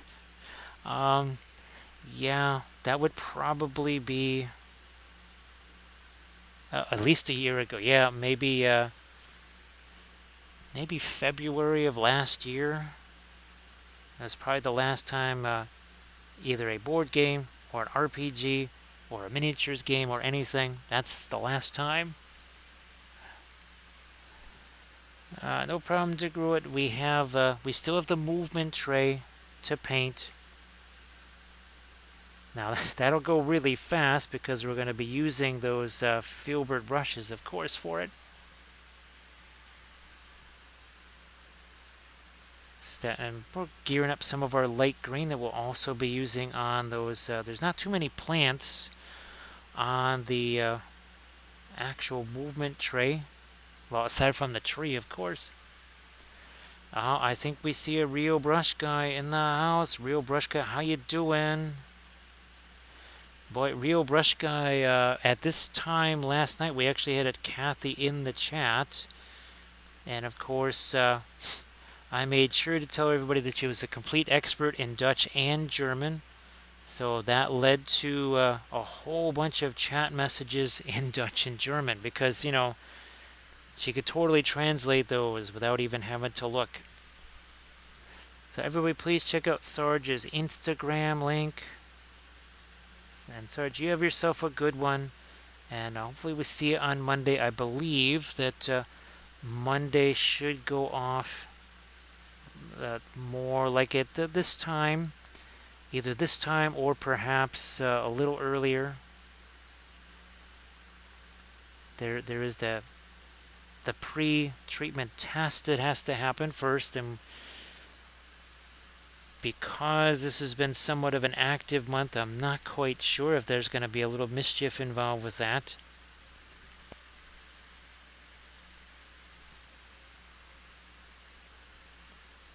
So Epic Basing, the STL files are really fantastic, and they say if you mirror the files, it's almost like you're getting a whole nother set of files. Now, actually, here's another thing with some Make It Epic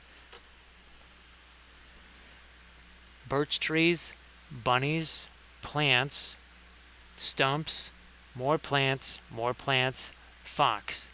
Those are all from Make It Epic Basing, and that turned this Dark Sword figure into quite the little scene, didn't it? And all I had to do was stick a fox, a stump, some plants, and some birch trees on some bulletin board cork. That's actually another one of my basing videos. And of course, here's some more Make It Epic stuff. Birch trees, juniper trees, and oh look, more birch trees here with our Kathy miniature right there. Now I sense something just radical happen. Something very radical just happened. That would be Rad Trails. Rad, how the heck are you doing? Great to see you, Rad Trails. So Red, I know you saw the other couple of miniatures. You saw the one we were painting last night. This is that last one we were talking about with the banner. So here's, well, I know you saw this one, and I'm pretty sure you might have seen the other two also, but I know you saw this one. So we got these three, and of course here is the one that we painted on Wednesday. Boom, there we are. Hey, darling Creepshow, everybody please give Rad Trills a follow. Also, darling Creepshow, how you doing there, Vlad? Oh, and thank you so much, Z-Rock. Hello, little hobbits. Spark my gun. Thank you so much for that follow. We appreciate that. And along comes a Gandalfax. Wait, what do you mean Gandalfax? Why not a Shandoff? It's like, so seriously, dude, you're supposed to be the king of horses. Why am I bigger than you? It's like, I think it's the steroids. So thanks so much for that follow. Hey, Revless, nice to see ya. So everybody please give Rad Trills a follow also. Hey, Rad Trills, if you wanted to post anything in the chat, Hello, little hobbits. Spark my gun. obviously maybe not quite what you were working on just now because you just finished your stream, unless you've already skedaddled off to the photo booth. Thank you so much, Vlad. I appreciate that. Again, never a shortage of Gandalfs. He's like, whoa, dude. Can't, so, Balrog, right? No arms? He's like, sure enough, man. So, and why did you just use a glow stick and a kitchen utensil to fight the Balrog? It's like, I didn't know he had a whip. How was I supposed to know that? It's like, well, you could have just kind of like broken the bridge and run to the other side and maybe shot him with stuff. It's like, yeah, I don't know. Maybe a Luvatar could have thought of that, huh? Yeah. Hey, dude, I heard that the Hobbit is the hero of the story. You mean the gardener? Yeah, the little fat one? I'm out. There goes Gandalf. That's it.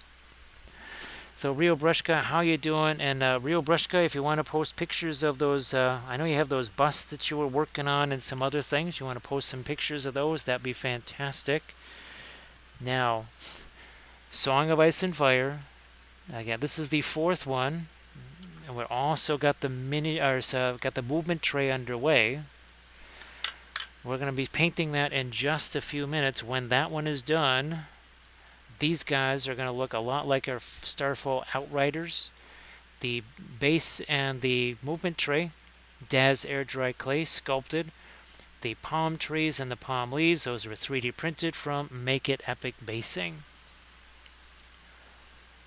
So Revless, well, a happy new year to you. I know that's, I can remember, oh, let's see, some other folks talking about that. I know my niece probably is also celebrating that now. How's about we grab ourselves one of these filbert brushes here, and let's get after this. Some radiant yellow. There's our ochre mix. We're basically creating an ochre color here. And now we've got to start working on our sander. Let's zoom out a bit so that people can actually see more of this tray here. There we go. Well, Vors too, I'm glad, because Vors, there's an awful lot of things that want to bring us discomfort, right? Just regular old life wants to bring us plenty of discomfort. How's about we take some of that back? Looky here, this is going to be nice and easy, right? All we have to do is just start to dry brush this out, and we'll just do a real quick here thing with one of our blending brushes. So you see we have that line right there. Why don't we zoom in one more time? There you go. So what if we could do something like this and say, yeah, you know what? Don't need an airbrush. We got this. Yeah, let's just do this. Let's make all kinds of nifty soft blends here. Look at this. I mean, this is so stressful, right? Slapping on some paint, pushing around some more paint. Is there a Lethal Shadows Gaming in the house? There is. How you doing there, Lethal Shadows Gaming? Everybody please give Lethal Shadows Gaming a follow. If you could, that would be sensational. Lethal Shadows Gaming, speaking of 3D printing, Lethal Shadows Gaming has lots of solutions for you when it comes to said 3D printing. Well over 20,000 STL files. Also, brushes, also miniature holders, also dice, also coasters even. So we'll just let Lethal Shadows explain all that, because he can do that a whole lot better than I can. In the meantime, I want to have me some more fun doing this. Again, see those nasty edges? Oh wait, yeah, that's all gone. Look at this. Look at this. We're using regular traditional oil paints out of the tube. No weird mediums or alkyds or anything like that. No liquid, nope. Just basically a little bit of high quality odorless thinner, some cheap old brushes, and our oil straight up tube. Look at that. See that big difference right there? So yes, everybody please check out Lethal Shadows Gaming. Actually, Lethal Shadows, were you streaming earlier today? Oh, by the way, with the oils, see we're holding this brush, no death grip here. Well, first of all, it's easier to paint this when the brush touches it. Second of all, you want this light touch on the brush. You're not going to get that with the death grip. Nice, soft touch with that brush. And you can see, how many times am I going back to the palette to mix new colors besides almost never? You don't need to. You don't need to. This is my palette right now, this here movement tray. This is my palette. Oh look, look, see how that starts to blend all by itself? Maybe I don't even need a blending brush. Maybe I'm just going to take the brush that's in my hand. Now look, see all that dark paint on there? All of this is wet oil paint. That is wet oil paint. We are using said wet oil paint to mix with these new, fresh, lighter colors. Look at the difference between this side and this side. We'll continue with this, and it starts to look very much like the sand dunes on our base, right? So again, everybody please check out Real Brush Guy's links there, and also again give Lethal Shadows Gaming a follow. Now, which way do we need to go? We need to go this way. Need to go this way here. Daz Air Dry Clay, very simple sculpting tool, and then I actually just took a wet brush, went over the top of it to smooth things down, and it actually kind of created even more of a sand texture. Now we can certainly go lighter than this. Now we can go the other way too. We can make it darker. Either way. Yeah, look what my hand is on that brush. Hey, there's a Lamines. How you doing, Lamines? So, unfortunately, Lamines, the buy two get one free is only for the smoky black, which it was only a matter of weeks ago that I would have said, oh, well, that's fine. Smoky black resin, that's perfect. But we're looking for the gray. So yeah, I was a little bit bummed to go, all right, that discount code, and it said discount code does not work with the gray, only with the smoky black. But great to see you, Lamines. Of course, we have the other miniatures almost painted. We're just trying to do a little bit here so that we can let this set, and then we'll go back to it again. We're going to hit the our tree, of course. Thanks, Armored War, for posting a link to the Patreon page. Again, this is one of my basing tutorials on the Patreon page. Now, where's my makeup sponges here? Let's grab a few more of these, like so. Now we have to be relatively gentle with this. Everyone will be snapping this tree right off of here. You can see it does take some of the paint off. We're not looking to take it all away. We're looking to get rid of just some of the excess, especially in the areas where we're going to be painting our lighter colors here.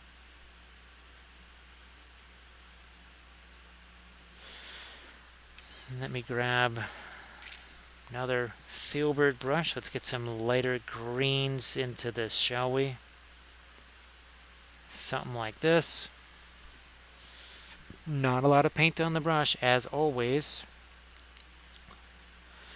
Let's get this in a good position for ourselves here.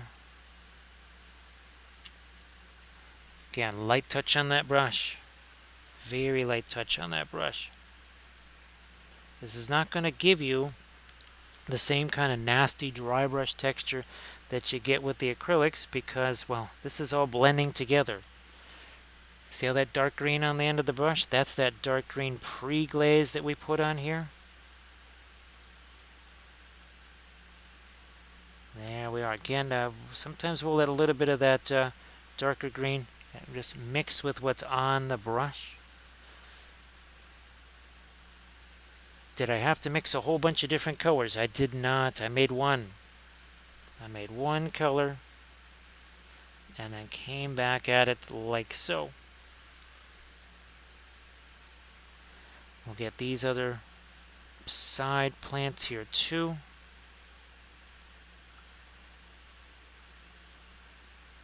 So all of these from Make It Epic Basing. Now again, if you mirror these, you should be able to basically get double the files out of them.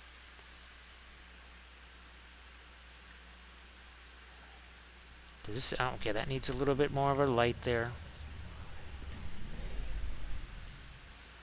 Thank you so much. Well, we've been quite the Nostradamus all night long. So my special senses tell me, my special senses say that Nerd Gun Painting has rated us. Now again, I'm going to use my foresight here and say that they have rated with a party of 3. I totally have not looked at the chat or my event log or anything like that. Look at that. See, Nerd Gun Painting has rated with a party of 3. Thank you so much, Nerd Gun Painting. I appreciate that. If everybody could please give Nerd Gun Painting a follow. Now, that would be sensational. Now, the folks coming in are like, what the heck is going on there? Well, we're painting the movement tray for a unit of Song of Ice and Fire, Martel Starfall Knights. Now, we've been painting this miniature here over the last 4 hours and 2 minutes. Here, we're going to zoom in for a bit. Once this guy's done and that movement tray that you see over there, well, they're going to be looking a little bit like this. So there's another one of the Starfall units. This is less heavily armored. You can see what the movement tray looks like, the palm tree and everything. The movement tray and the bases have desert or clay sculpted for the dunes, and then the trees and the plants are 3D printed from Make It Epic Basing. So Nerd Gun Painting, if you want to share any kind of Instagram links or anything like that in the chat so people can see what kind of stuff you've been doing, that would be sensational. Last night on stream we did this one. The night before that we did this one. You're sensing a theme, I know. The night before that we did this one. So 4 streams, 1 nifty unit of Song of Ice and Fire Cavalry. Oh, that'd be fantastic, Nerd Gun. Thank you so much, Naito Kitsune. Oh, do I have my... I have a Kitsune here, but I can't quite reach it to greet you. But I do have a Gandalf. I was going to say, wait a minute. I think that's a fox. It's like, we don't have those in Umbar. It's like, dude, I'm telling you, we're not from Harad. It's like, you sure do. You look just like these guys. These guys in question, these would be... this is one of my Lord of the Rings armies, my near Harad army. Kind of similar with the sand dune basing, right? Yes, indeed. Now we're going to be using the palm trees on a different army, my Far Harad army. Lethal Shadows, there hasn't been one. Actually, last night around this time is when she joined us. I think it was about 1:18 or 1:28 or something like that, my time. Lethal Shadows, I'll try and get you a little bit of an update on that. Unfortunately, things just keep happening so fast. Any update that I might have sent somebody on Monday is almost defunct by now. It's crazy. It's always changing. Everybody, please check out, is that that Instagram link there from Nerd Gun Painting. Now we also, well, this is a cavalry channel. We paint all kinds of cavalry here. It kind of doesn't matter what it is. This is a 3D print from Archvillain. Painted this up a couple of weeks ago. Where's that Kitsune? Yeah, now to all you young equestrians out there, I highly disrecommend this manner of riding your horse, but there it is. That's a 3D print from Lost Kingdoms. We painted this up on stream again, I think a couple of, maybe not even a couple of weeks ago. Maybe not even that long. Now, we're talking about movement trays here. Here, let's show something like this. I'm going to zoom out a bit. Here's another Song of Ice and Fire unit. So these are free folk, polar bear riders. That's a little bit different landscape, right, than what we have here. Same exact movement trays, 3D printed trees from Make It Epic Basing. Guess what? The same bulletin board cork that we used here and on the other bases, but it's a whole different environment, is it not? That is what's going to make you some really nifty seams for your armies. Guitar Spider, how you doing? Let's see. So Z-Rock, this is just a dead paint container right here that I've got in my hand.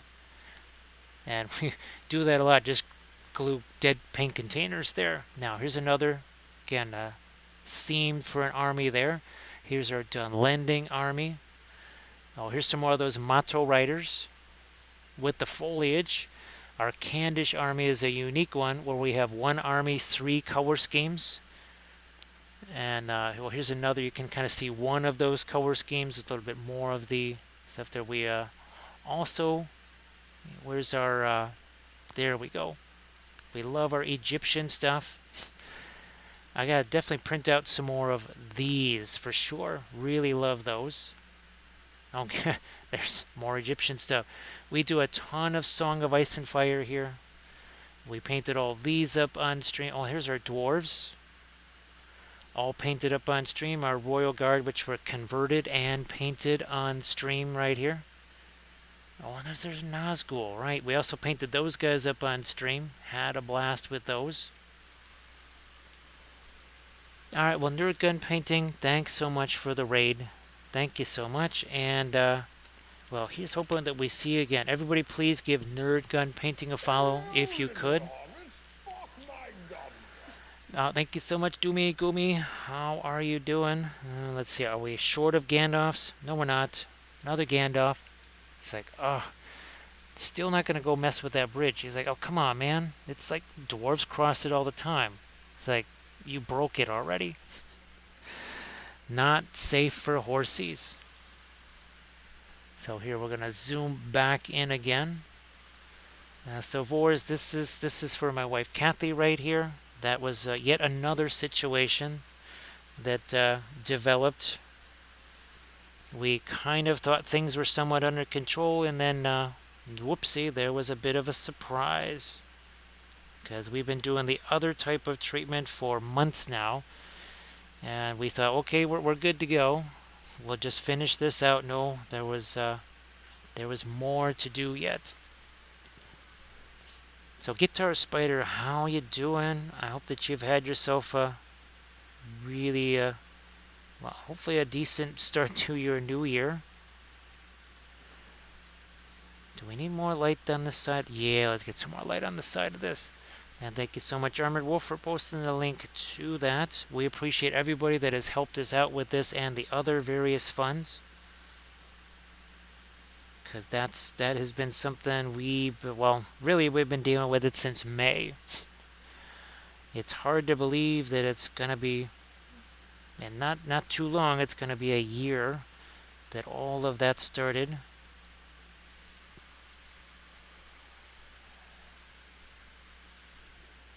So Guitar Spider, it definitely this week got really, really, really intense for sure. Thank you so much, Vors. Appreciate that. Thank you so much. Actually, Monday is definitely a very scary situation that developed here Monday night. That's why we did not stream this Monday. That's why we did a Wednesday makeup stream. Do we want to go any lighter with the... Yeah.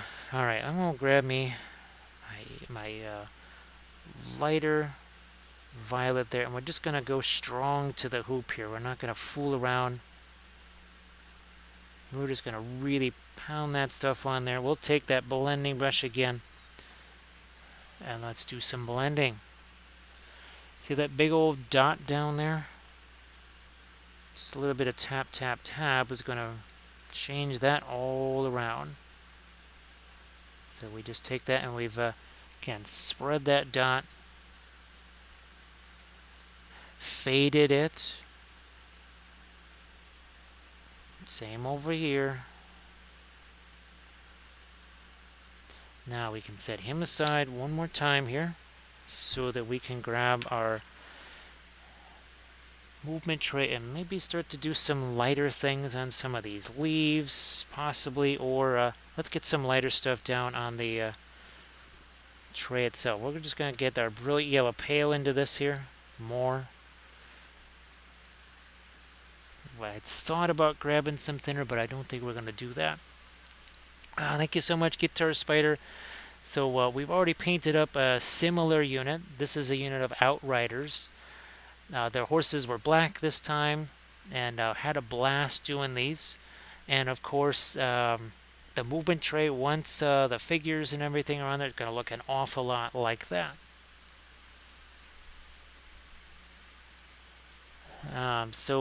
I get that would be more of the OnlyFans, I think, Arathu, right? When you need to do something that's a little bit more spicy, you bring that over to the OnlyFans. Now let's yeah, see, we're starting to lighten up those edges there. We can zoom out once more. There we go, so people can see the whole thing. Maybe I will throw a little bit of thinner on this. Why not?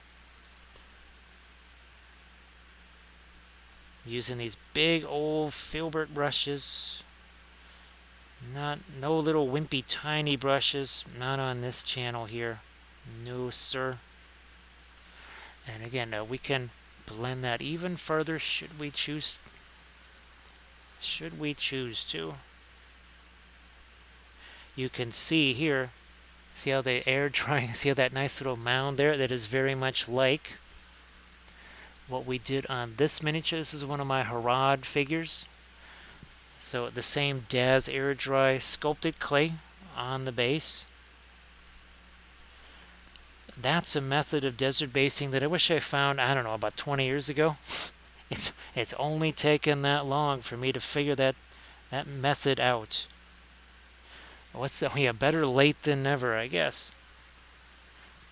Sometimes this the one little gray cell, sometimes it actually fires up and realizes, oh, I should do that.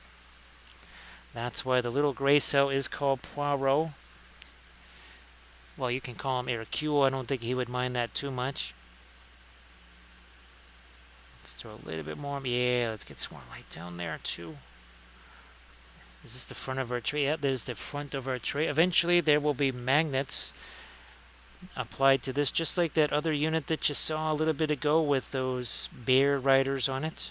That's why we could handle that fairly roughly and not have to worry about miniatures flying around all over the place. Just some very simple refrigerator, rare earth magnets. We use the refrigerator magnets on a lot of our Lord of the Rings figures.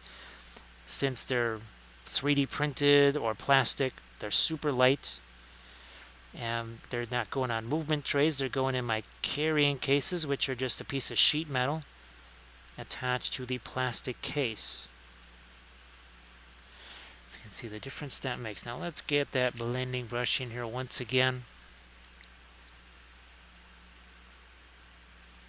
Now here we don't want to have a whole bunch of light colors underneath there because, well, tree, shadows. So let's not go bonkers getting lighter colors underneath this.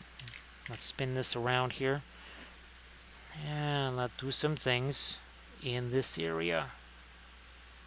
Right here.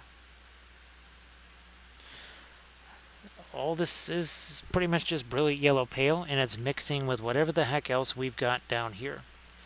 If you had seen this maybe, I don't know, half an hour ago, something like that. Z-Rock will catch you later. Sorry if I didn't see you soon enough there, Z-Rock. You have a good one. There we are. Bringing this up to the level of our bases. We'll hit the edge of this with the Stuart Simple Black 3.0. I use it on my base rims and even on my dioramas too, because it's a super matte black. It's pricey. That stuff is not cheap. However, I don't really use a whole bunch of it because I'm basically just using it for painting the rims of bases and movement trays. Again, this is just bulletin board cork here with the 3D printed trees. I might grab a little bit of my Terra Rosa. It's the same Terra Rosa that has gone into all of our horsies. Oh, here we are. A little more of that Terra Rosa, and I'm just gonna chalk that down the side of our tree. Maybe a little bit more of that Terra Rosa there. Again, look where we're holding this brush. Nowhere near that metal ferrule, right? No death grip on that brush. Well, Doji, you have yourself a good one. Appreciate you being here as always. So see you later there, Doji. And hopefully work is not too long. Touch more of that here.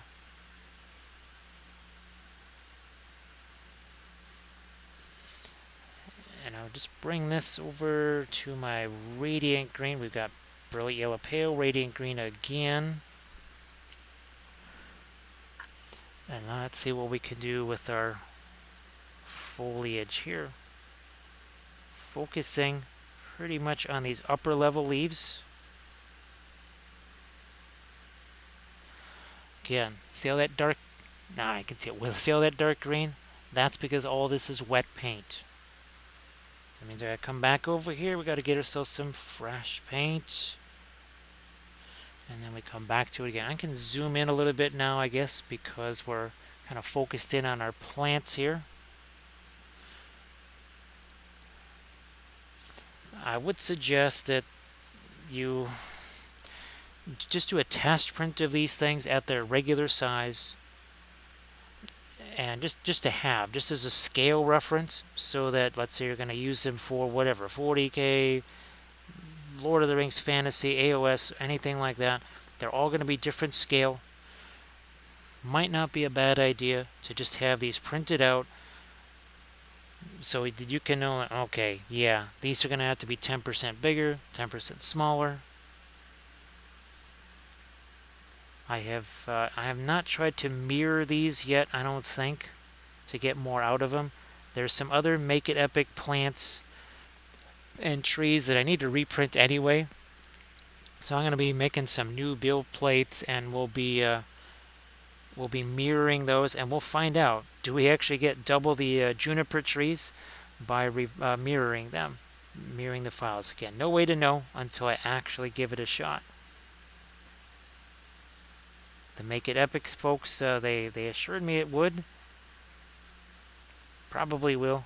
As long as I don't do it wrong. Let's get a little bit more of my lighter green in there. Some of these you're not really going to be able to see very well, like this plant right here. There's going to be 4 cavalry miniatures surrounding it.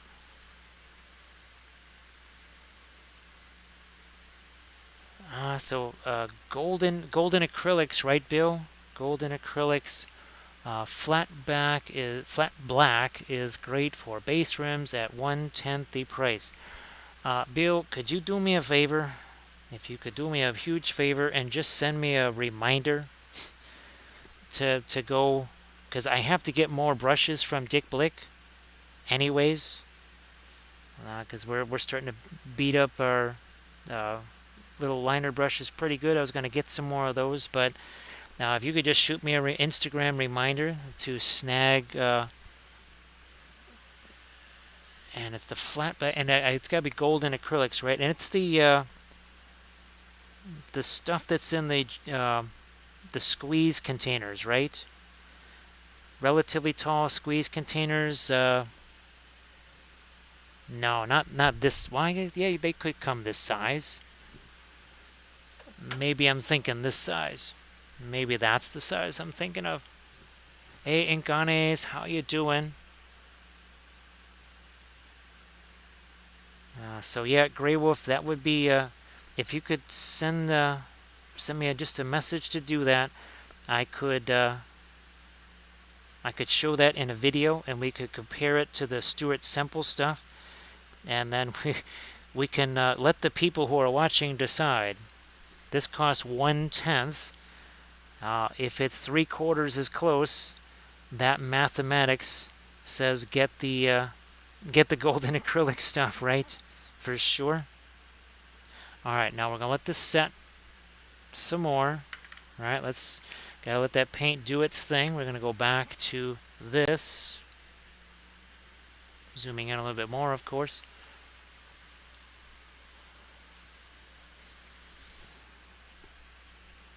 You know what? I'm gonna lighten this up just a smidge more. Some of those edges, and then this we need to. We've been adding a bunch of light there. We're gonna go back to some dark. So thank you so much, Bill, for being. Appreciate you. So Enganes, we're almost through with another unit of Song of Ice and Fire. Yes, indeed. This is actually the third unit that I've painted now, plus all of the heroes for this Martel faction. All we need to do is basically one more unit, and we have a playable army. Again, not a lot of variety, and certainly not the biggest army ever, but 4 units and some heroes, that is definitely enough to be a playable army. So Doji, you have yourself a good one. Appreciate you being here as always.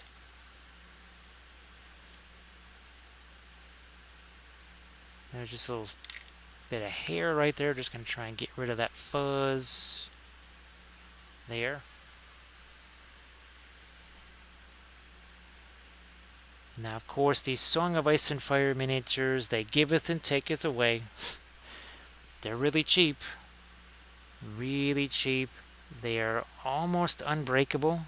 They're all one piece, so no assembly required. But there will be mold lines in aggravating places. They sort of keep improving over time, but some factions, the nature of the sculpt sometimes means that there can be mold lines in icky places. Well, we'll use that technical term.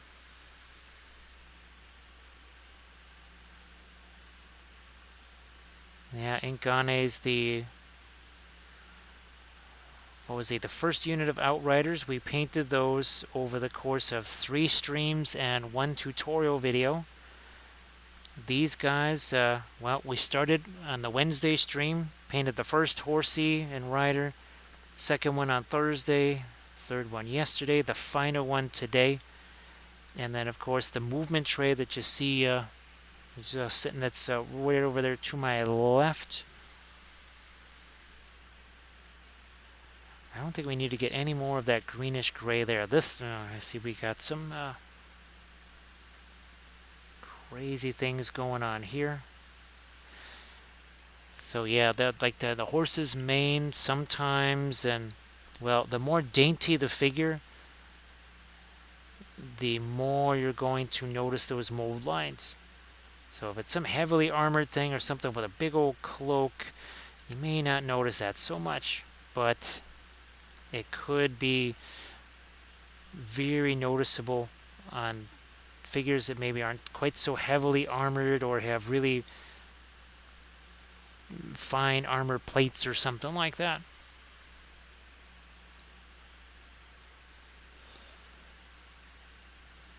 I'm gonna actually go the other way with this. Let me get some dark under these rocks.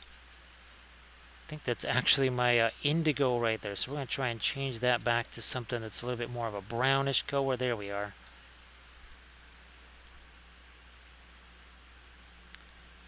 Yeah, we'll just darken this down a little bit. It's getting a little bit too light. A little separation from that.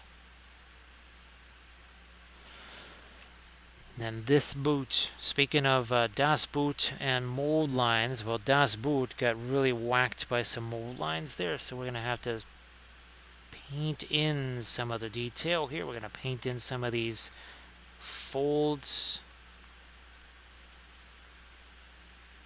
I don't know if I need to really come back there with anything that much lighter. We shall see. Oh, we did get the lighter colors on this side. Alright.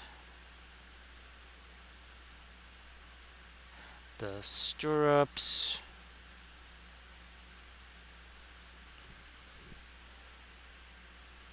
And again, 4 hours, 25 minutes ago, both this figure and the movement tray were nothing but primer. There was no paint on either one of those items.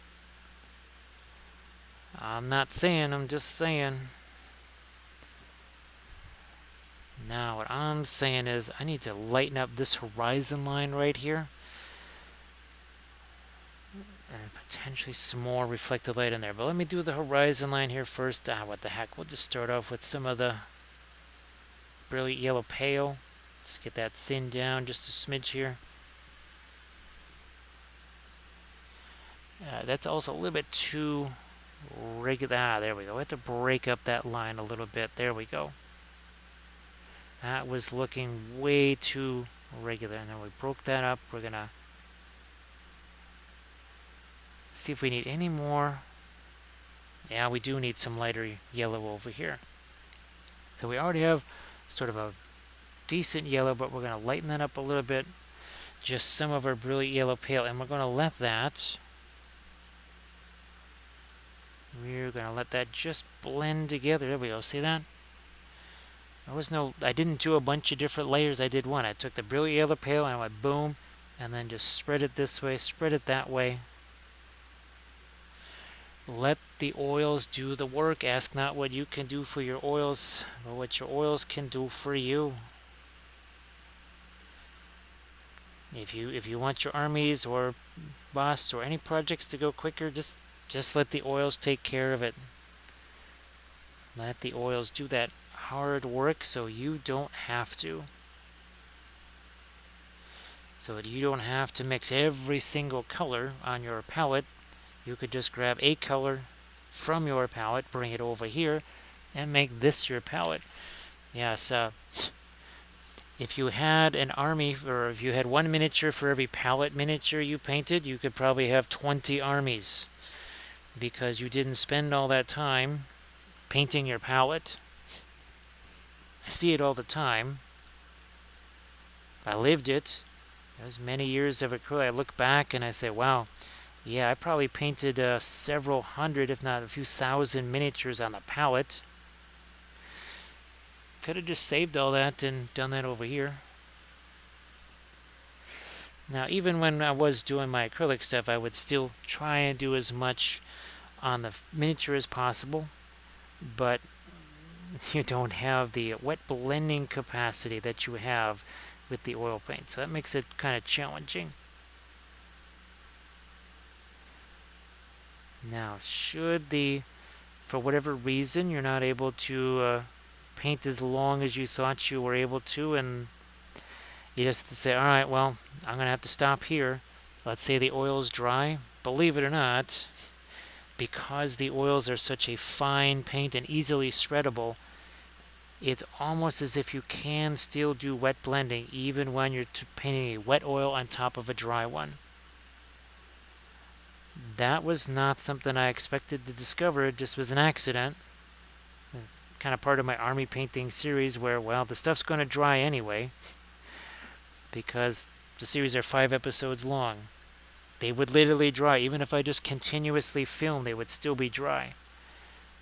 And I went, wait a minute, it's so easy to spread out these oil paints that it almost looks like I was blending a wet color into a dry one.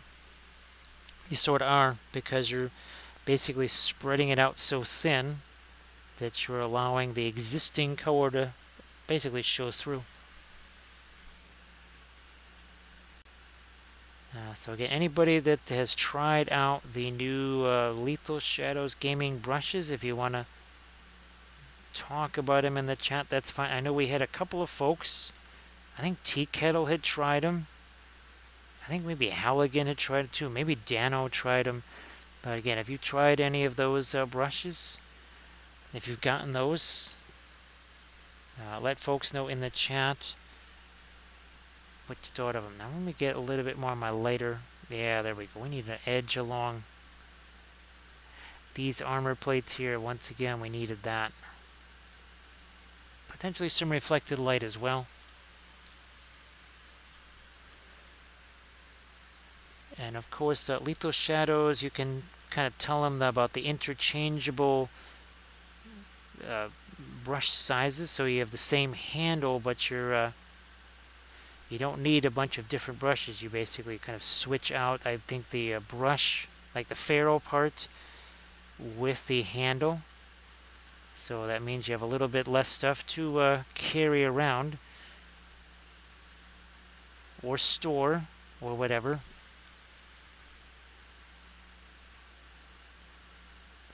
And of course, Lethal Shadows, if you wanted to give kind of your calendar of upcoming events as well. I just realized you probably want to do that. Alright, we're going to set him aside again. So I can come back to this, and now we can maybe start to refine some of these edges. Let's go much lighter with our brilliant yellow pale here. I think I'm also, well, maybe not that much thinner, but let's see how it works. So a 3-pack of tips, only $10, and again, that's a way for you to get more for less. So obviously you can have more brushes, but instead of having to rebuy the handles over and over again, one handle to rule them all, and in your painting case bind them. Okay, let's get their blending brush again here. You can see that. We're just gonna soften that up in no time, right? ECCC coming up real soon. Real soon. Again, we'll take that. We're going to take this blending brush here. Like so. Maybe we will zoom out one level here so people can get some semblance of what in the world this thing actually is. So again, very simple sculpting tool utilized to create this texture. Just one sculpting tool, and then we just took a brush that was quite literally soaked with water and just went over the top and softened a lot of the edges.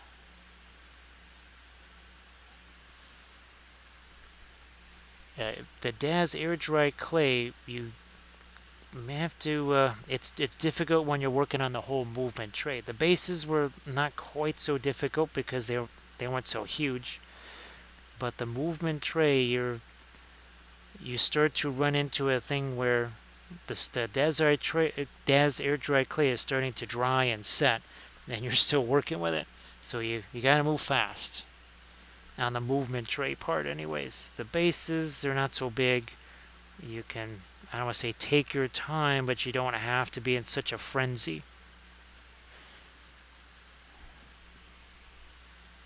And look how we're holding this brush. See that? Look, it is physically closer to the back of the brush than to the front of the brush. Yet we have all kinds of control, don't we? Look at that. See, I'm able to stretch my hand and my fingers all the way to that, so I can just rest my finger over here. Now these guys definitely need to be lightened up quite a bit, so we can really hit those pretty hard. And blending brush, like so. Here as well. And now we'll try and lighten up our branches one more time here. 3D printed bits from Make It Epic, printed out on a Sonic Mini 4K using the Soraya Simple Gray resin. That has become a, not just a new favorite, but kind of a vital bit of resin right there. We rely on that resin quite a bit. That resin is the least subject to temperature changes, especially if it's cold where you are. That is going to be a good resin for you. It also, well, they've kind of changed the wording on it. They now call it water washable. Who knew that all this time I've been using a water washable resin? They still recommend that you at least do a mixture of the, say, 70% alcohol, your garden variety dime store rubbing alcohol, and water. It just gets it cleaner. I will always be using the rubbing alcohol, and I use them both anyway, so I'm not going to change what I do. Just something that they mention. However, you cannot, with this type of resin ever, use one of those wash and cure stations, because this stuff cannot be wet when you cure it. I mean, it can't even be slightly damp.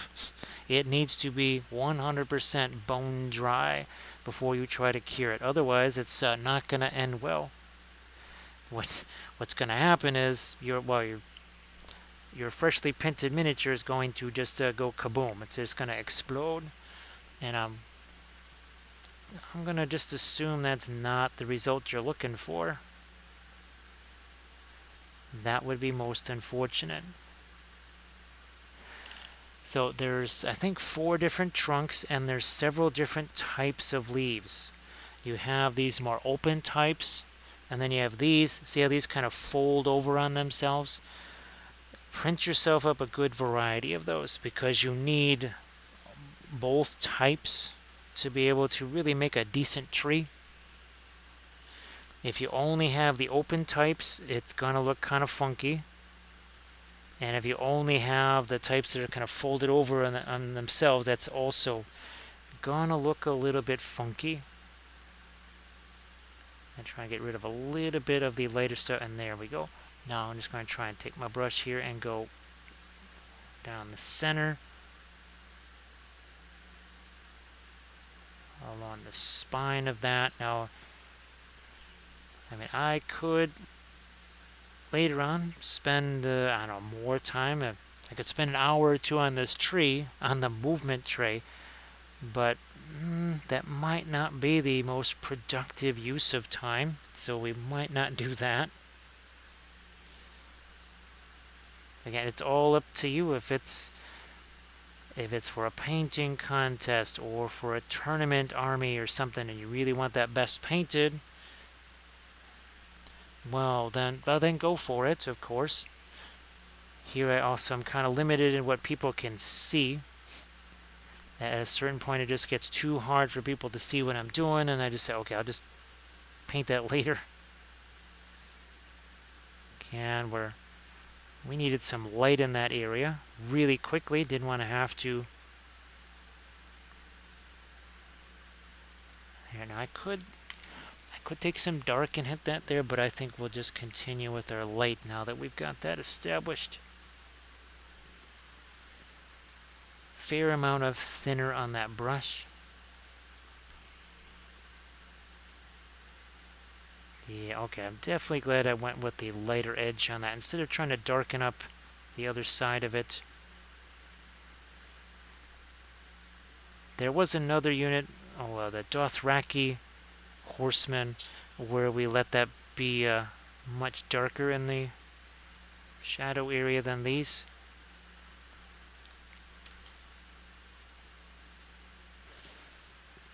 Back to our brilliant yellow pale one more time here.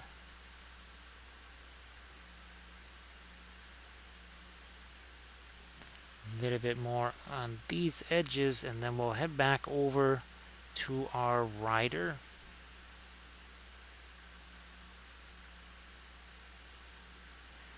And that just about takes care of that. Again, our blending brush here. Alright, we'll set you off to the side. Here's our rider. We'll zoom back in on him. So Real Brush Guy, it's not terribly brittle. I know, I guess, other water washable resins, again, because I never considered it water washable. They never said that. They always called it just Soraya Simple. It was never water washable. It's definitely not, if it was brittle, I wouldn't be able to do some of the stuff that I do with the snipping these plants and stuff off of those cured sprues. Now, I will say there are differences with the colors. The smoky black can be really sticky before you cure it. The other thing too is it can be hard to remove from the supports. For whatever reason, the smoky gray is a lot easier to remove from the supports than the smoky black. You also want to be soaking them in hot water. That also helps you to kind of break that tension where you've got these supports holding on to the figure. So it's something else you're going to want to do. And the other thing that you're going to want to think about, let me just get this a little bit lighter right here, is before you do your next run of print. If a print is done, with the smoky black, you don't have to do this. But with the gray, you're going to want to stir it. You will want to stir it in that vat because for whatever reason, over the course of the print or something like that, I don't want to say it breaks down, but it doesn't look like a solid kind of opaque gray. So what you'll want to do is just take with usually each printer comes with one of those little plastic spatula things. And that's soft enough to be able to use in the vat without destroying the FEP. So something you might want to consider there too. As we get a little bit of more reflected light on the bottom of that. Now, who knows, brush guy? I mean, to be honest, there's other resins that people have sent me that are supposed to be stronger or whatever, and those have actually been no stronger or less strong than that, and I guess you could say more brittle. So yeah, there's other resins that people have sent this way that are supposed to be super fantastic, and I'm just like, nope, that is not super fantastic. And it's been a surprise sometimes because some of those resins have been far more pricey than what I'm getting there, especially when I get the buy two get one free. I see there's a little bit of a rough edge there, well, more like a brush stroke. This is the other thing too, we're in the latter stages here. We're starting to think about brush stroke management. Yeah, Real Brush Guy, I know some folks, they do sort of a Franken resin, where they just, they take 2 or 3 different kinds and they mix a little bit of this and a little bit of that. They want the hardness of this, but then they throw a flexible resin in there too, or that's not really something I'm going to be doing anytime soon. I don't have the time for that sort of thing. There's barely any time for just occasionally filling the vat and pressing go. That's about as much time as I have. Actually, the thing I'm going to have to do after we're done here is actually wash off a whole bunch of prints so that those can dry overnight, so then I can cure those. So that's your blue mix. Now, Luminous, is that 2 different mixes or is it 3? So Luminous, being super experienced with all the printing stuff, does lots of mixing of the resins. Now, once again, I'm going to use my superpowers of Nostradamus. I'm going to say I detect an arid. I say Aridy Canwife has raided. Now, again, totally without looking at the chat or looking at my event log, I'm going to say that there are 11 people in this raid. And I think I'm going to be proven right. Hey, Arid, how you doing? How you doing there, Arid? Nice to see you. Everybody, please give Aridy Canwife a follow. And as always, Arid, if you want to post your Pinstagram links, please go ahead and do so. So 80% high detail, 20% of the blue. So one is high detail, one is for hardness. Thanks for providing the info there, Luminous. Appreciate that. So Arid and Raiders. This was our stream last night, right here. This is tonight's stream. Oh, and by the way, there's another thing we also painted tonight, but this was the Thursday stream. This was our Wednesday stream, which means we have 4 horsies, which means that this movement tray with the fabulous palm tree and 4 open spots is going to get itself some horsies. And they're going to look a wee bit like this right here. So this is another unit of Starfall Cavalry. Starfall Cavalry. Oh, just finished up some beadwork on the latest piece. Well, definitely, Arid, if you want to share some of that goodness in the chat, sure, that'd be fantastic. I'm looking to maybe do... let me see if I can do a couple little highlights on his face here. I like that darker skin tone. I don't know, let me go back to this. So everybody, please check out Aridy Canwife. And Arid just posted a Instagram link. Looks like over there, yep. That's for sure. Let me grab a little something to drink here. Oh, that's right. We have streamed, let's see, Wednesday, Thursday, Friday. Yeah, this is our 4th stream in a row. And a couple of them have been longer. And of course, there was a time where a 12-hour stream did nothing to the voice, but at this point, 12-hour stream, yeah, like our old Saturday challenges, right? Well, of course, those also had a meal break in them, 2 of about 5 minutes. So we're using regular oil paints here right out of the tube, traditional artist oil paints, and here's our big 3 brands, the Gamlin, the Winsor Newton,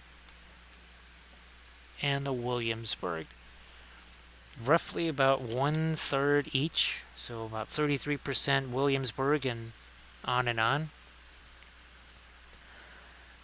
2 of them are pretty much the same price. 1 of them is not. That would be the Williamsburg. That's going to cost you more.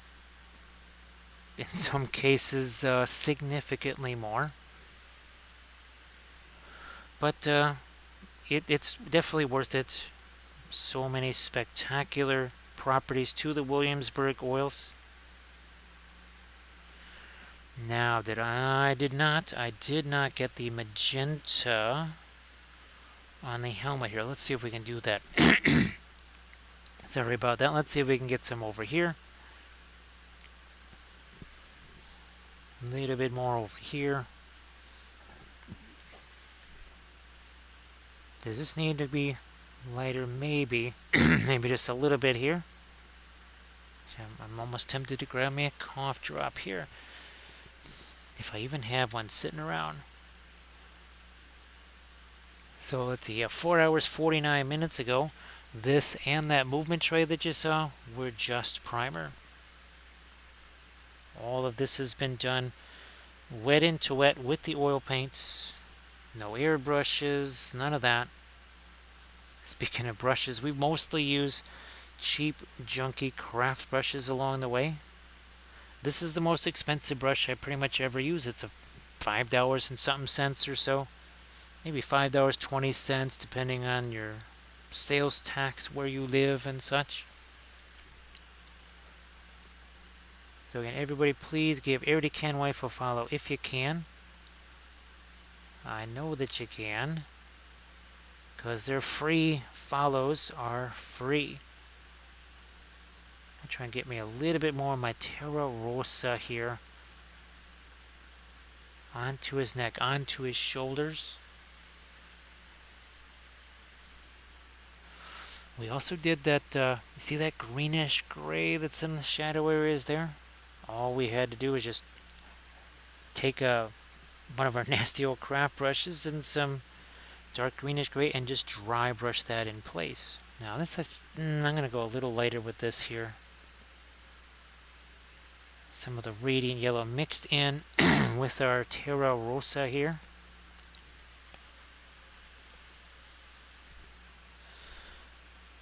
I think we might also throw some of this on the knees. Yeah, that makes more sense now. That makes way more sense. We'll take our blending brush again. A little bit of tap, tap, tap, and it spreads that evenly and nicely so that we don't have to sit there and use a whole bunch of layers of paint. That's how we're able to get through these things so quickly, because the oils take away the need to mix a bunch of colors on the palette and then bring them over to the miniature. Instead, we just take a color, slap that on the miniature, push it around, and it essentially creates its own colors. Now we'll get a little bit more of this lighter orangey stuff here. What about on his hand? I'm going to take what's there and we're just going to soften that. That's much better. Yeah, we just looked at that and I went, why is there these weird funky brush strokes there? We waited long enough, right? We waited a while. We're able to smooth those out nicely. We'll just take some brilliant yellow pale. This thing right here, at least the top edge of this, we need to lighten a little bit. Ah, that side. Never did get there. Let me get back to my Indian Indian yellow here. Oh yeah, this whole side, that should definitely catch some more light. Definitely, there we are. Much better. Okay. This, not looking the way we want. We need a dark there. I'll just go with some of the Van Dyke brown here, I guess. Looks like you can see that pretty well. Ah, there we go. Somehow, we lost our little light edge there. I don't know how that happened. It just did. I'm going to go back to my fast matte white here. And on the edges of the lance here, I'm looking for a much more neutral light. Everywhere else, it's got some kind of a tint to it. Tinted yellow, tinted magenta, or blue or green. I want this to, well, for all intents and purposes, it not have any tint at all. And I think that's going to be better off with the light there. Probably. Speaking of light, we're going to get some of that down here. Thank you so much, Arid. Look at this. We have some medicated hot chocolate there, which of course we have to remember is actually warm. Because was it last night or the night before? I forgot that I had the mug warmer and I was expecting what would basically be cold hot chocolate. Now it wasn't scalding hot. That's why I love that thing. It keeps it warm but not scalding warm. But oh my goodness, that was a bit of a surprise. Especially when you're live streaming, and it's always best not to make sounds like you're choking to death while you're also trying to stream. That's somehow less conducive to live streaming. Well, especially when you're passed out. That makes streaming a little bit, well, it's less engagement that way when you're passed out. Now, of course, with AI being what it is now, you could just engage some kind of AI chat thing or something like that. That way you could just engage that, have a little coughing fit, and you'll be right as rain. Now, here's another place where we're just doing a band of these highlights here. We're not doing the whole thing here, right? We're just doing this one band. Do this on the hair of, well, regular miniatures all the time. Why not on the horse's mane? It's yet another way we can hide the fact that there's those crazy mold lines going through there. So thanks again for the bits, Arid. Much appreciated. Now, I have no idea what we'll have ready to go for the Monday stream. We could be painting some World War II tanks. It could be pretty much just about anything else. Who knows? It could be a great beast of Golgoroth. It might be. We might do that. We have to figure out just is this filming going to be able to handle something like that? That might be a little too large. I'm pretty sure I'm going to paint the Howdah separately because I need to be able to get at certain things.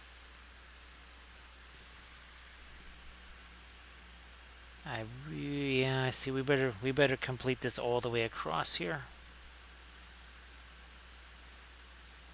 Yep. That's better.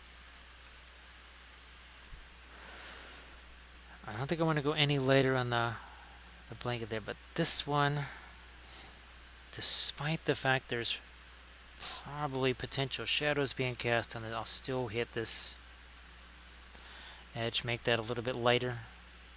Again, look where my hand is on this brush. We want those lighter, physically lighter brush strokes, as in not super heavy amounts of paint, also not heavy amounts of actual pressure from the brush. Again, look at my hand. It's not even on screen, right? I think that was the one interesting thing about having the movement tray, is that people could actually see just how far away my hand is, or from the metal ferrule on the brush.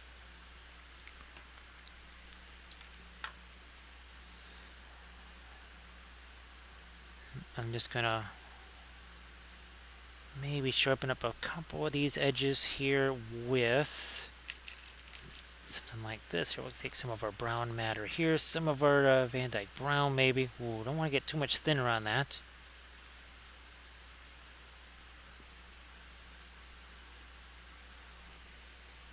Decided to get that out from underneath the tree. There we are. There's just a couple of these things that I thought, well, let's sharpen up some of these edges here. Yeah, like these. I think, yeah, you can see what I'm doing.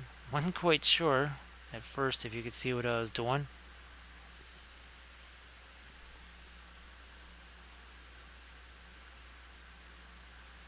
That's got a little bit of the reddish brown in there, so it's not quite so much of the Van Dyke brown.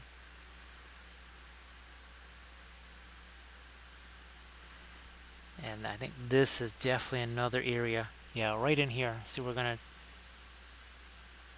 change this a little bit.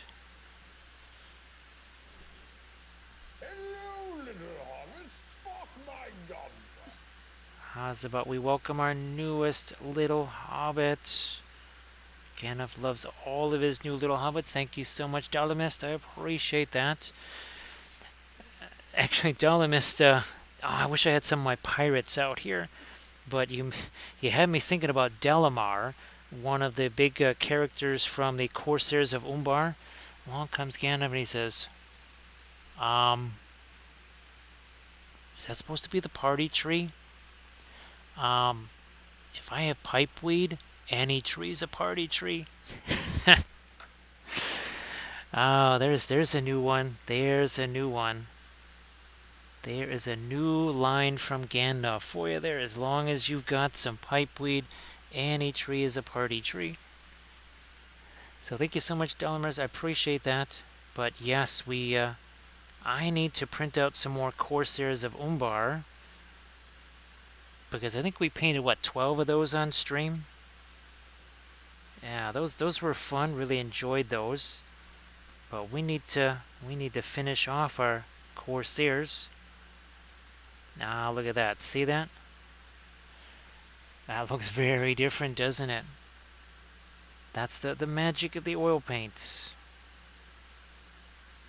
All that lovely free blending. We also changed the color a little bit there, just the tiniest amount. It was looking a little bit too much like Van Dyke Brown. We basically scrambled a little bit of our brown matter in there and some of the Indian yellow just because that's what was on this brush.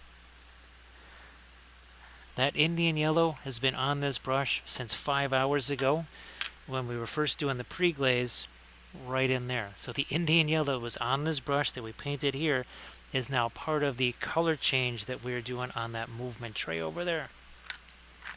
Thanks Bithron, for doing that particular doing that clip. I know there's been a lot of them the last 3 streams, wouldn't you say, Bithron? I appreciate that. I know it's not the easiest thing to go, oh geez, and scramble and have to do one of those clips. Ooh, we got a little more of our dark to do right over here. Ah, look at that. There's also a little bit of thinner on there too. There's a little bit of thinner this time. Didn't necessarily have that before. There we go.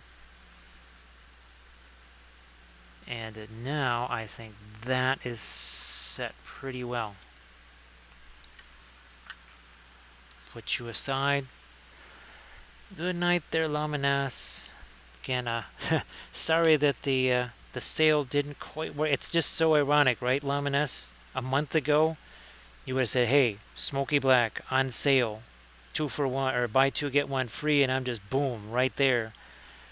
I mean, I think if I didn't have a couple of jars of it, well, I have a jar and a half of the Smoky Black. If I had none of it, I still would have gone ahead and gotten some of that.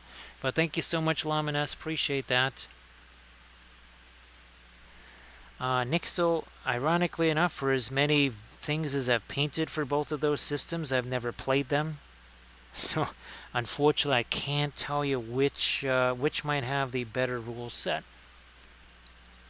And of course, the other thing too with the, now we're talking about that Smoky Black. There is an advantage that it has. Let's say you're doing the hollowed out prints. Well, Smoky Black, you can actually see inside, which means you can tell if you've gotten all the resin out of there, or if you've washed it, if you got all the water out of there. Which goes back to that whole, if the thing is wet at all, it's going to just explode, or just kind of crack and shatter and stuff. So it's really important with anything that's printed out hollow, with that any of the simple, you've got to make sure the inside of that is completely dry. Also, do not try to artificially dry them with a fan or a heater or anything. Just let them air dry. Hard lesson learned. Take it from the person who pointed a fan at all of his freshly printed stuff and thought, this will dry it out quick. Yeah, well, it dried it out quick and it did a bunch of other stuff that I didn't want to see happening. So, just, I know that can be a little bit of a patience tester, but when I print as many things as I do over and over again, it's like, okay, fine, we'll just let those sit there and dry for a couple of days if necessary. while I'm printing even more stuff. So I'm going to let Bithron do the Q&A on that one because Bithron is way, way more qualified to answer those questions. Again, I have painted Gaslands figures and such. You can check them out on the YouTube channel. We painted them there. So yeah, go check them out there. Not going to do any more of the light blue there. Maybe some of it here, and then... Oof. Boy, these metal plates right here, we got to do something with those. They're real choppy because mold lines went through them. What can we do with these? I'm going to see what I can do with some darks. We'll do it. Let's try some darks here. Let's try some of the indigo Van Dyke brown mix.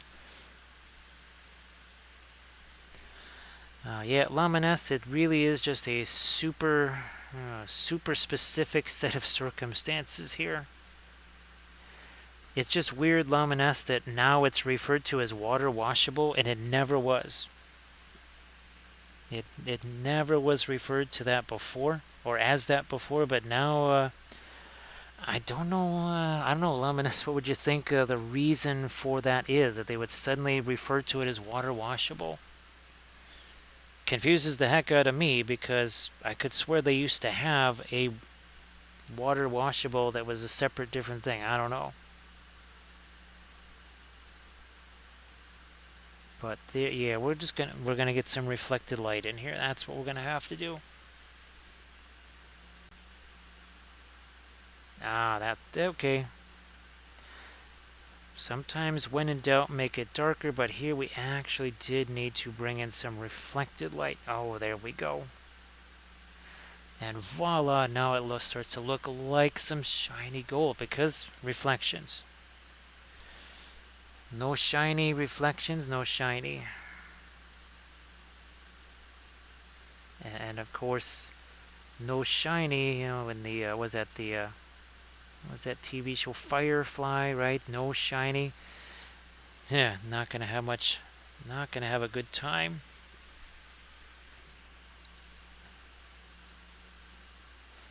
Yeah, Luminous, I'll have to, now that I know that they're referring to my simple resin, I think actually, Luminous, they just dropped the simple. I think it might still be on the label, but I think they don't call it simple as the primary word. I think they call it water washable now instead of just simple. Yeah, Luminous, I guess I've got me some more research to do.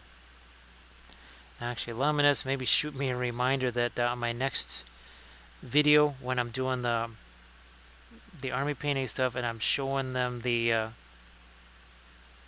printed out stuff, I'll have to also take them to the Soraya site, and we'll have to just talk about all those different resins, because there might be a bunch more. So thanks, Luminous. Sorry that I ended up keeping you longer here. Didn't mean to do that. It's 2:27 here. It's 3:27 for you, and I know I would love some sleep, and I'm thinking you would too.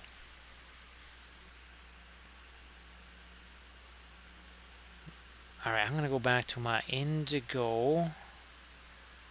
Yeah, some indigo here. This is, while having a dark there is handy, the whole reason why that's happening is just to hide a mold line. Well, the remnants of one. A portion of it is definitely gone, but you can sometimes only do so much without, well, wiping out everything else. Now, I don't know if anybody else is streaming the miniature painting right now, because I looked a little while ago. I didn't see anybody else. And still don't see anybody. So when the time comes, I know some folks, they're able to spot another miniature painter who happens to be streaming. And then we can just jump on them. We almost hit Iron Ant yesterday. He had just started. That would have been a surprise for him. Now here we're just going to get some darks and reinforce some lines and edges here. I'm looking at some of these things going, all right, there was a little spillover right there. Just a mix of the indigo and the Van Dyke brown that creates us a very nice dark color. Now here I tried to make sure we got some of the magenta in there.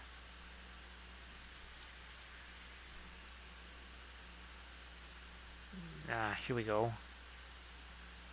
So Nixel, I hope that you're doing well.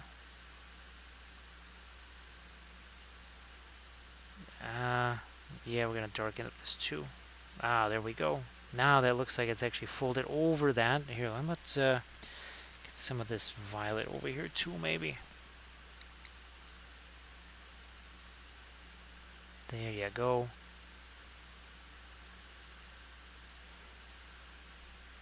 Bingo. Oh, gee whiz, here's another. Again, we're just kind of reinforcing some edges or tidying up some things.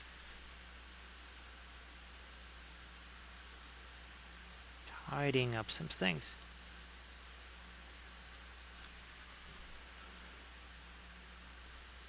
Same down here. I'm also going to have to get a little bit of magenta on that and that. So, here we go. Here's some of our red. Still think we need some of our violet there. It's almost like a dirty little magenta again. That's another one of our specialized colors. Dirty little magenta and palette sludge. Palette sludge and dirty little magenta. I think we can zoom in. No, we're zoomed in as close as we can be. Now I'm thinking that. Yeah, okay. Now with that last little bit, we've brought this in line with our base here. Nixel, that sounds like a that sounds like a 1 on a D20, no, on a D100 adventure chart right there. Yeah, I think you would like a reroll for that, Nixel. Yes, definitely would like a reroll for that.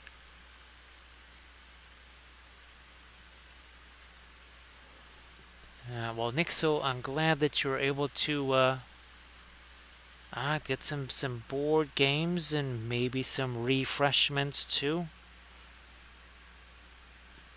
I'm gonna go another level lighter here. But yeah, sorry about that first part of the adventure table there. That's a misadventure that you would like to miss. See what I did there? See what I did? I'm just gonna have me again some of this right here.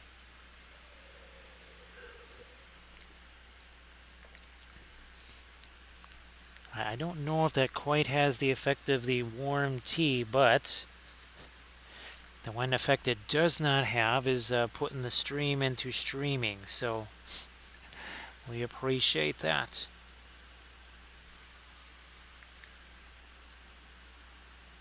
I knew there was something over here we were missing. I knew it. So we're just going to take that, slap that on there. Blending brush.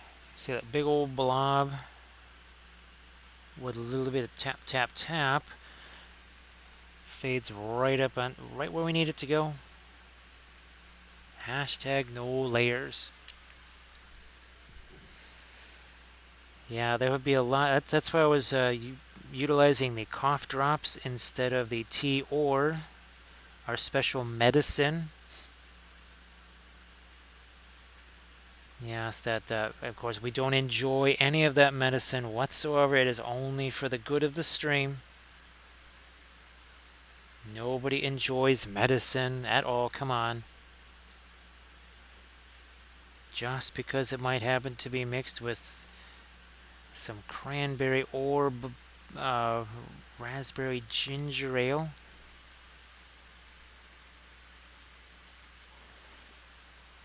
Nixel actually, what do you call? Oh, Megan Violet. Yes, there's a, and I think this was maybe, I don't know, last summer. I think it was last summer. Oh, wasn't her Alfred Hitchcock one? It was, I don't know what it was, but she was showing me one of her things, and then I saw that same Violet would kind of appear, and well, I labeled it. She didn't. I did. She she still is embarrassed that I do that all the time, but I call it Megan Violet because it's a real distinct thing of all the different things. It says this is painted by Megan, that Megan Violet. And if it's just a tiny part of the miniature, it's not like the whole thing is violet or something. But yeah, even I think there was even a Nurgle miniature or something like that. But Megan Violet still crept its way in there. And of course, now here it will show you the difference. So you can see here that, okay, that's much more of a bluish purple, and that's got way more red into it. And the Megan Violet is more like this. It's got more of a bluishness to it. And that's what really, that's what to me, it just always, as soon as I see that, and of course I call it that, doesn't matter what other miniature I see it on, painted by somebody else. Now, of course, we have Palette Sludge and we have Dirty Little Magenta. Kathy has Bleen, but Megan has Megan Violet. Now, that might not be the most, I don't know, what would you say, spectacular name or whatever, but it does roll off the tongue easily enough. And it's a bit easier to put into context than Dirty Little Magenta. Or Palette Sludge, for that matter. Now, the Palette Sludge goes all the way back to watercolor days, where that was actually something that it was kind of part of the strategic process of painting a watercolor. The Dirty Little Magenta is just something that we noticed in a stream. We noticed we were making magenta, but it was not kind of the happy, bright magenta like that. It was quite literally dirtied up with some green or whatever the heck it was in there.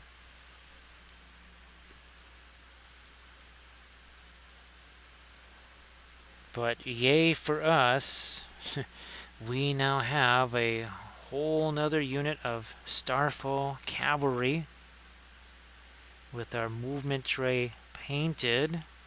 Fabulous. Last of the Cavalry painted, also fabulous. Well, next up is going to be one of the infantry units. It could be the dervishes. I know there's also some archers, I think.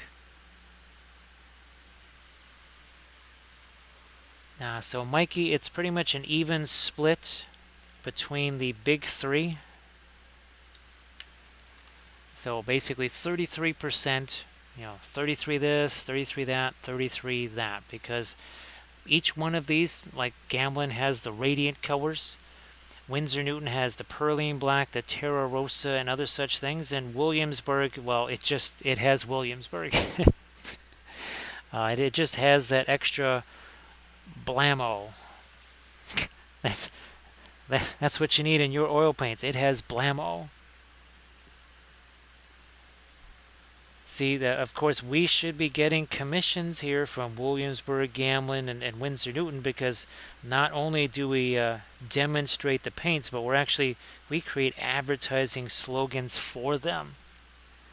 Yes, they can use that. Williamsburg paints, they have blammo, which they may not like because then that might associate them with some kind of flammability or something like that. So maybe Williamsburg is not quite going to jump on that advertising. Nixel, I would certainly enjoy that. There was supposed to be one. However, the company that I was doing that project with, they said, "Oh, look here, let's purchase this game that no one ever plays and make a Kickstarter around it. And obviously all the funds went to that and all effort went to that. So that's when we said, you know what, we're just going to have to, we'll just have to take the regular artist oils and do what we can with them. So Mikey, the Egyptian violet is definitely Williamsburg, and having tried not one, not two, but three other diazonine violets from different companies, the Book of Wapple states that Egyptian violet is the king of violets. Everything else is just purple. That's true. 100% true. It stains more. It's a darker color. It's a richer color. It's just superior in pretty much every way to anything else that says diazonine violet. It may say pigment violet 23. Yeah, whatever. It says pigment violet 23. That and 5 cents gets you 5 cents. Actually, that and 5 cents might get you 4 cents. Especially if it's like Australian or New Zealand or Canadian, I guess. I don't know what the exchange rates are. They keep changing all the time. Heck, the pound keeps changing.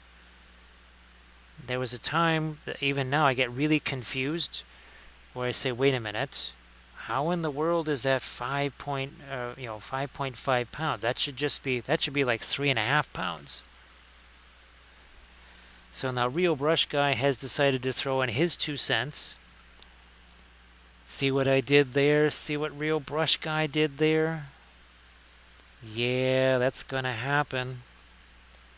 That's what happens when I think it's potentially 9:41 in Germany in the morning, and it's 2:41 in the morning here. And we've been streaming for almost 5.5 hours. Yes, indeed. Yeah, Mikey, now,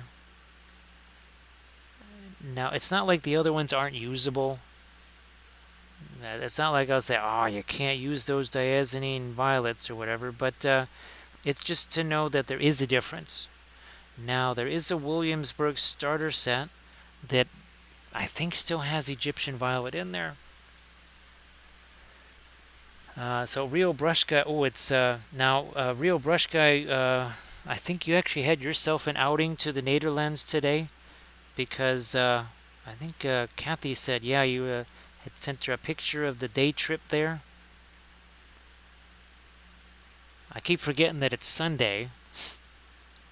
It's Sunday there, it's Sunday here. So hopefully, maybe you guys can. Well, I'm hoping that she can play some. I don't think she got a chance to play any Valheim today, so hopefully she gets to play some tomorrow. It may not work out that way. Again, every day here is a. Well, it's kind of like Nixel's D20 adventure table. Although this is more like a D100 adventure table. And all the easy adventures, those are numbered 0 through 0. And the 1 through 100, those are all the difficult adventures. We need a new chart. Yeah, we need to update that rule book.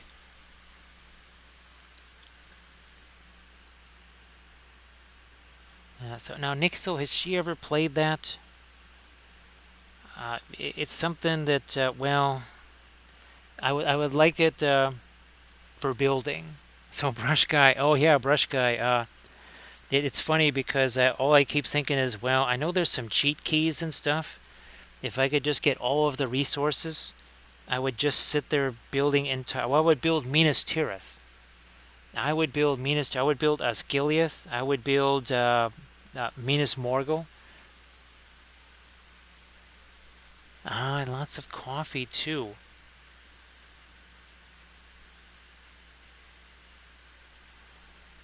So Rathu, I'm glad that again you've had a chance to head on down there. Enjoy. Yes, indeed.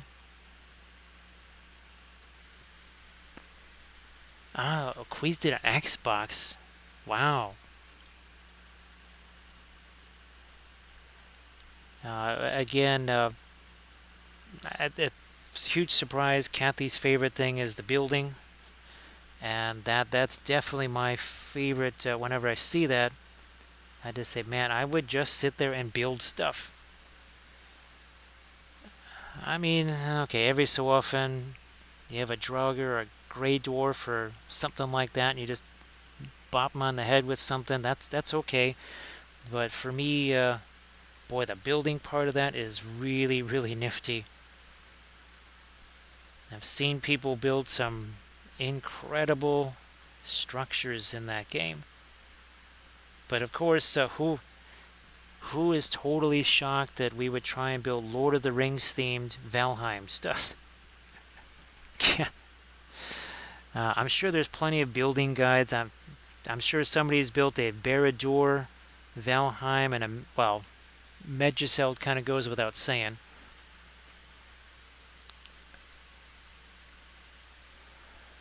So Mikey, what's interesting, and if you go back to these, so when I was doing these, I was mostly using the Queracano Magenta. Here, it's just Egyptian Violet and the Naphthol Red, which is basically Fanchon Red. So Egyptian Violet, and this is that Naphthol Red. So you combine this and this together, and you can kind of see it, right?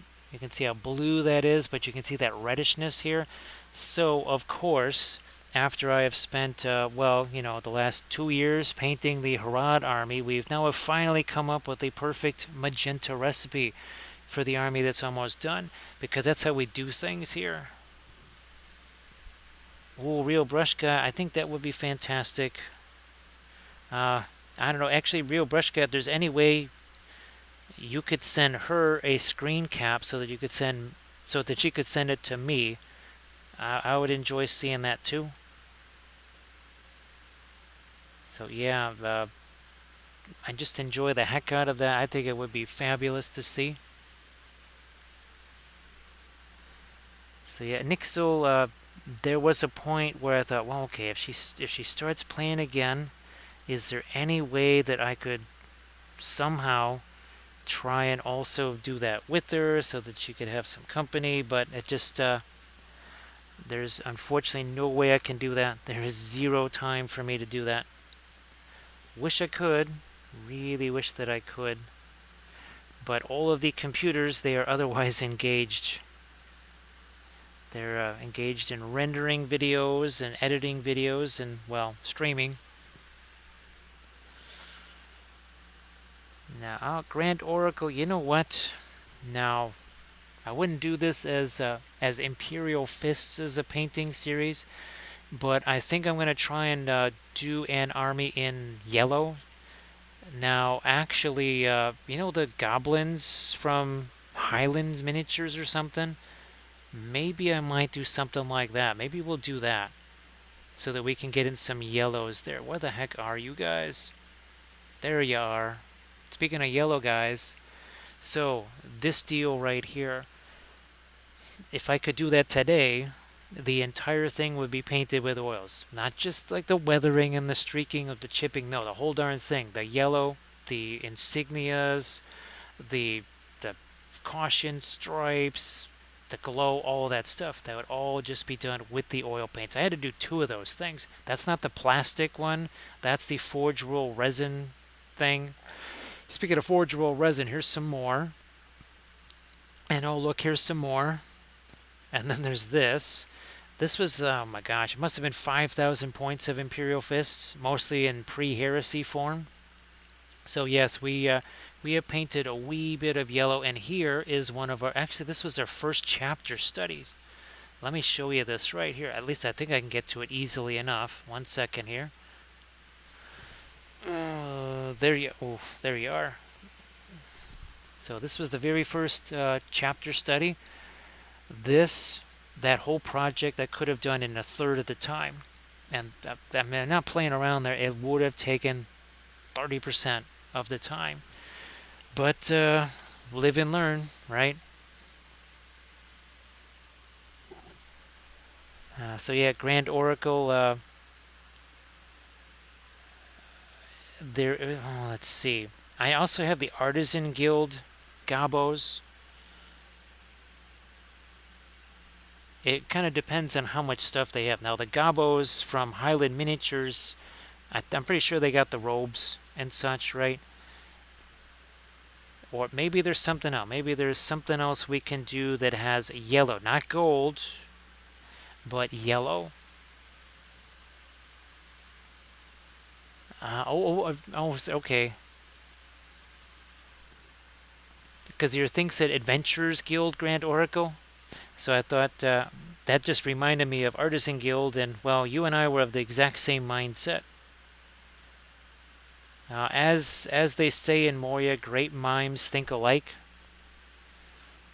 Yes, indeed. Now these things are not quite looking like gold here. We need to do some.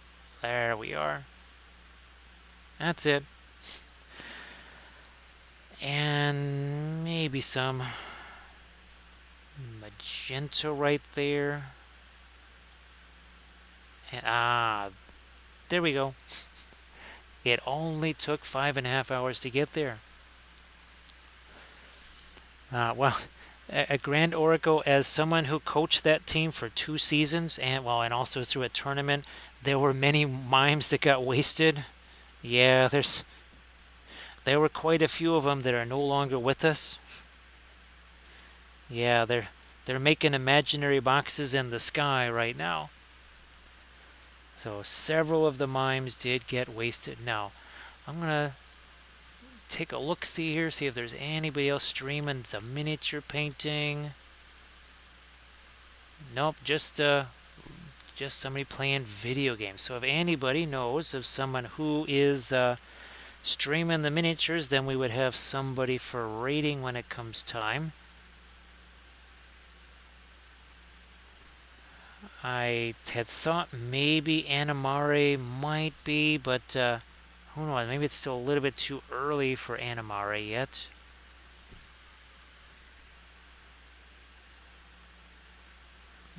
You know what? The bottom, that's it, the lower edge of the ear. Never did. Oh, I don't think we did it on the other ones either, but I know we didn't do it on this one. So let's hit this first. Yeah, Lethal Shadows.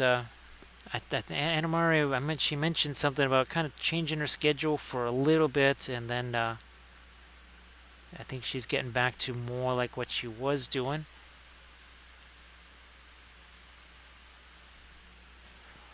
So Armored Wolf sees it all quiet on the streaming front. Who'd have thunk it that Wampleville would be your last refuge?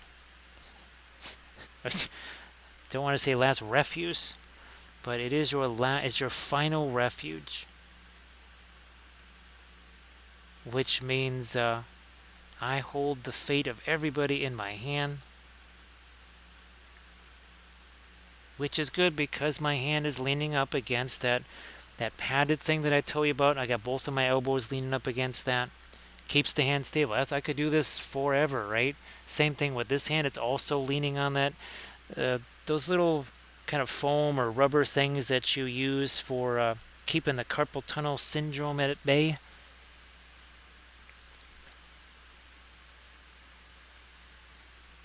There's a Pascal. So we'll insist that Pascal start up a stream. There we go. So yes, Pascal says hello. Wait, what? So Pascal, how you doing? Everybody, please give Pascal a follow if you could. I know you can. I know you can. So let's see. So I'm just gonna type that in here real quick. I can actually type that myself here.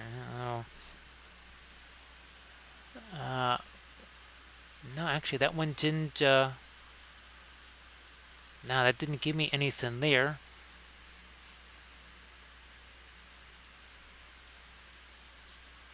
Let me see. So Pascal, oh hey Pascal, I saw your Instagram post on your revised Elrond. You said you had redone the freehand a little bit, and I guess did some changes on the horsey. So if you wanted to post that in the chat, obviously you got your Warcry Skaven too. And of course, everybody in the chat, please give Pascal a follow. Also, check out Lethal Shadows Gaming. We've been talking a lot about 3D printing. Everybody, please check out Lethal Shadows Gaming. Ah, lost down. Okay. So thanks, Armored Wolf. Here, let me see if I can try and just copy that and bring it over here. Okay, there we go. So we have that now, just in case. Just in case. Thanks, Armored Wolf. Appreciate that. Sorry to bug you. I know that there are dice bags after dice bags after dice bags to be working on there. So I appreciate that. Everybody, again, please check out Armored Wolf on the Instagrams, because Armored Wolf makes by far the most sensational, spectacular dice bags. Pascal, it was really fun to see the fur texture on the horsey there. Now, actually, Pascal, basing wise, that was my question, because I'm looking at the horsey, and the freehand and his skin tones and the other cloths and such, and because I'm used to kind of seeing them all together, right? The basing and the miniature. So I'm trying to anticipate what the basing is going to be like, and then I could, with the horsey and stuff, say, okay, that's gonna contrast nicely with the base, or that's gonna maybe more be in harmony with the base. So that I know you kind of talked about it, but I wasn't sure if you had made any alterations from your original plans on the basing side of things. Just throw a little bit of light there, and then see, we took our blending brush just to soften any weird little brush strokes there. Okay, so some lava object source lighting there. Pascal, it's kind of funny because I have a batch of Numenorians, not a whole army of them, but a whole batch of Numenorians printed out, and I just realized that, whole War of the Last Alliance thing, right? Should probably just have them on some Mordor bases, maybe with some object source lighting. And obviously Elrond is basically in his Last Alliance gear, so that I remember you said that did make sense for sure. Now, Pascal, the one thing to hopefully there will be enough darks on his on the horse, because that's the one thing, is with the horse being lighter, and you want to reflect the lava on there.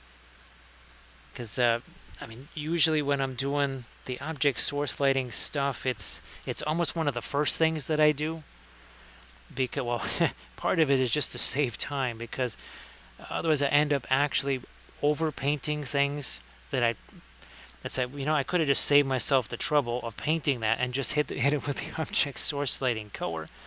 And you can see here this is significantly darker but also cooler color. But of course yours is not going to be quite so flamey as that.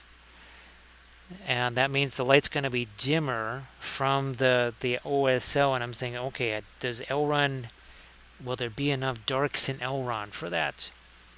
Okay, so make the bottom darker, yeah. Pesca, I just didn't want you to have to be repainting areas again and again, because in all seriousness, I remember many times painting object source lighting over the top of stuff, and then realizing only recently that, wait a minute, what if I started out with that and sort of painted around it? Then I would just go, oh yeah, I don't even have to paint that armor. I don't have to paint that hand or that part of the face, because it's all just going to be the object source lighting color. And I went, yeah, that would have been handy to know about 10 years ago. Yeah, actually, Pascal, when I saw your thing about, let's see, the horse, the cloth, I don't know if you redid his skin tones or not, but I think you redid the horse, the cloth, and I don't know about the armor. I think it was the horse and cloth that I seem to remember.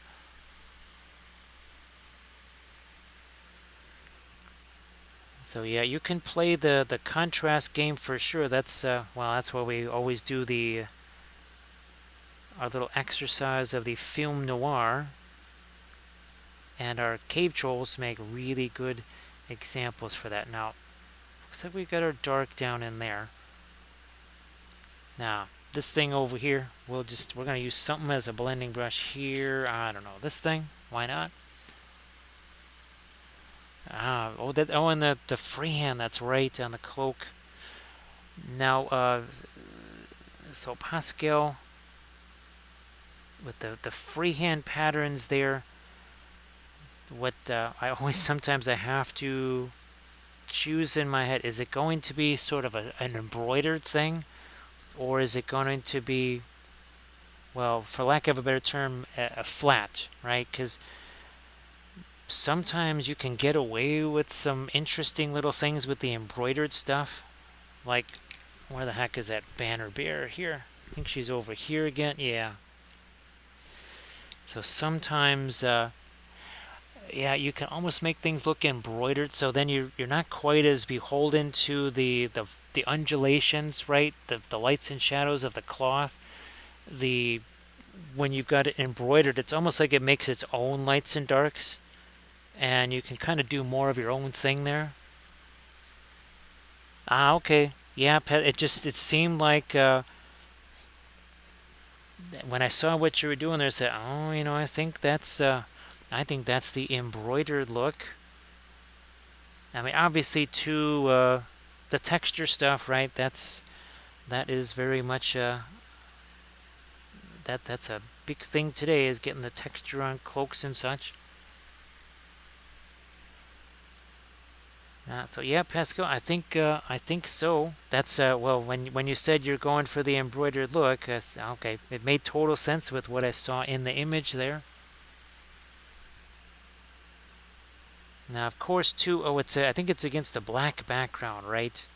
And of course, against the black background, everything looks lighter. So that was the other thing I also didn't want to do. Was I didn't want to also kind of lead to maybe you start darkening some things or whatever, but the black background of the photo just made things look lighter. So yeah, I don't want you to have to all of a sudden be painting back in some light colors. That wouldn't be very fun.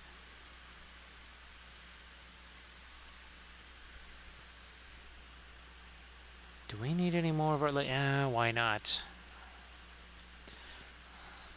Why not go one more shot right here on his neck and up here too, and that muscle, not down there, but also up here. We've been lightening things everywhere else.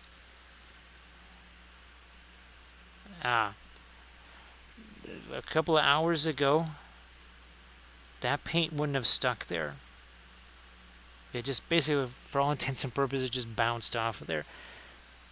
This is why we recommend painting multiple things at a time, or at least just with the miniature, work on other areas and come back to it. Of course, again, what was the thing we worked on here? We took some time away from him to do this, right? So that we could be sure that we didn't overdo things too much too fast. Now, here, let me get a couple little lights and some darks here on our palm tree. Guess what? A little bit of strategery here. I was waiting to give that brown matter that we put there a little time to set, and it makes this a whole lot easier to paint on here. Much easier. Now let's get this side over here, but maybe not quite such on the light side here. Let's darken that down a little. There we go.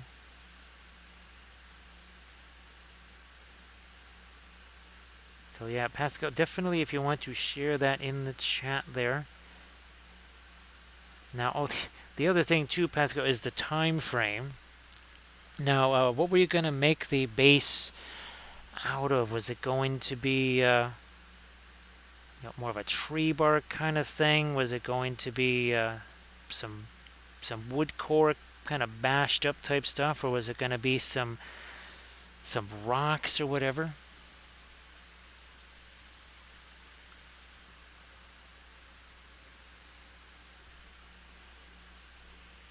So Nixle, actually, I I got myself. It was pretty darn cheap. It was one of those rotating carousel type things. But what made it a little bit different is that it had three different size, well, basically platforms. And what I'm hoping to do is actually be able to take two of those platforms and kind of put them on top of each other so that I could actually have a tiered thing, almost like a wedding cake type of thing, but it's going to rotate around. And it's got slow speeds. It goes in two directions, and I'm hoping to be able to start posting Instagram things with that as a reel, where we've got that rotating picture instead of, well, rotating actual physical miniatures instead of just the pictures, because of course now nobody likes pictures, right? It's got to all be video. So Pascal, the bulletin board cork, I just absolutely love it because it is so versatile. I mean, we have bulletin board cork on here.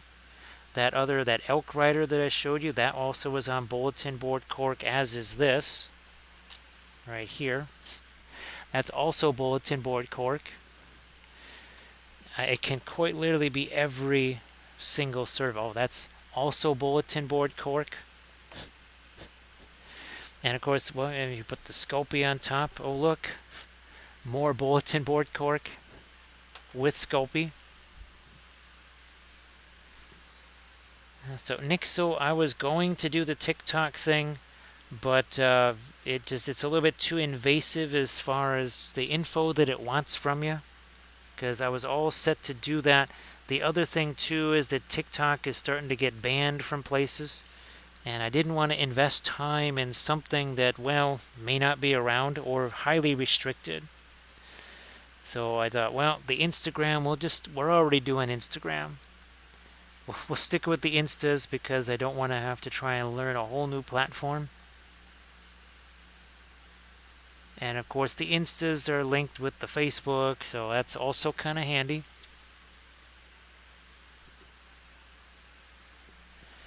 But tree bark, Pascal, is something that I really love. And my goodness, actually, that's what I was probably going to do. I was going to I was thinking of doing the Mordor stuff with the tree bark, because that can also look a little bit like lava-ish rock. Let me see if we have one of our, I know we got a tree bark base here. Well, actually, we have a whole bunch. Here's one. Oh, there we go. Yeah, there's tree bark right there for this guy. And I'm sure we have a bunch of other ones that also have the tree bark on them. Absolutely love that stuff.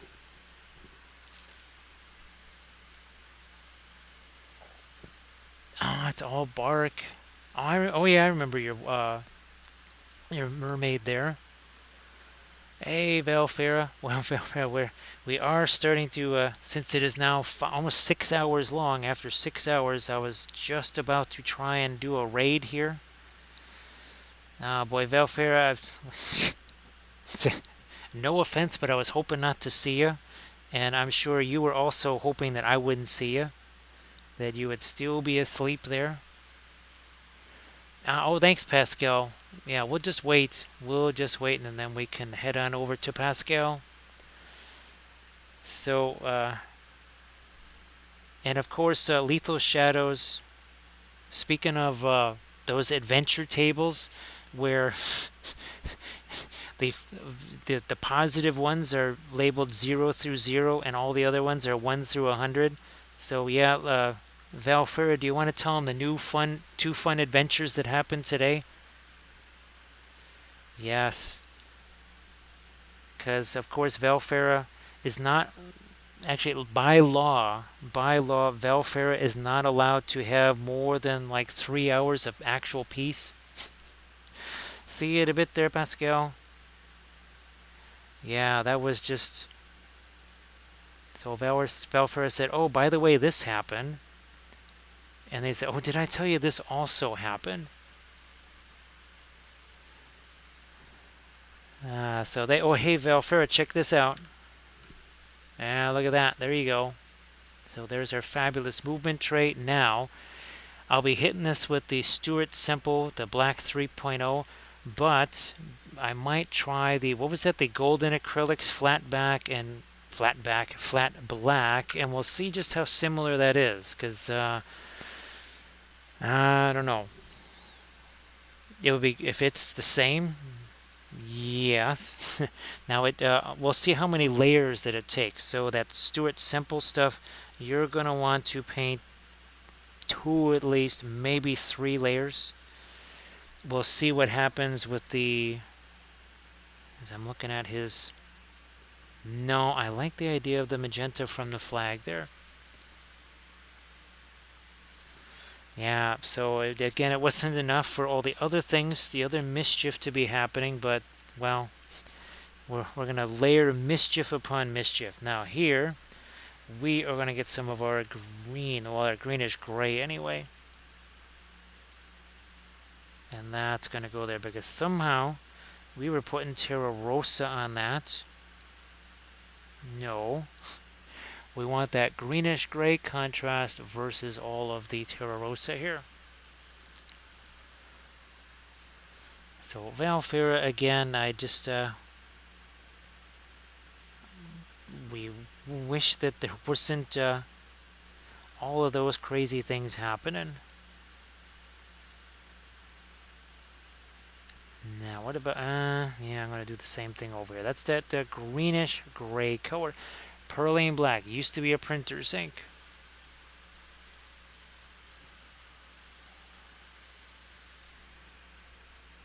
Any more over here? No. But that leg is looking a bit peaked as far as some of our lighter stuff. Here, let's get that radiant violet again. Actually has some of my ochre color in there. So that's fine because it'll just look like sand. Right, like some of the sand got up onto it.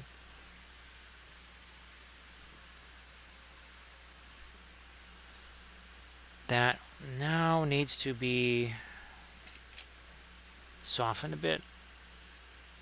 Blending brush takes care of that in no time, does it not? It's the easy button.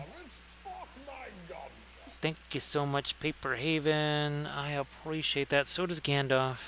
So does Gandalf. Again, we're never going to run out of Gandalfs here. I heard you got a new Saruman of many colors. Wait a minute. Sauron of many colors? You mean he's going to paint them something other than white? What do you mean? There's no white on me. Look at this. See that? Look at it. There's browns in there. There's blues. There's some teal. There's some oranges. It's like, you know what? You're right. Also, too, you don't smell as bad as the other guy. It's like, well, they said I had to give up on some of that stuff. They said I needed to cut back. Elrond was mad at me. Let's see. Yes, there we go. So the leg bandage buddies. There you go. So Valfera, actually, there was something that I had. Oh, where Kathy and I, we were synchronizing something. So it was like, oh, she bruised this, so I also bruised the same part.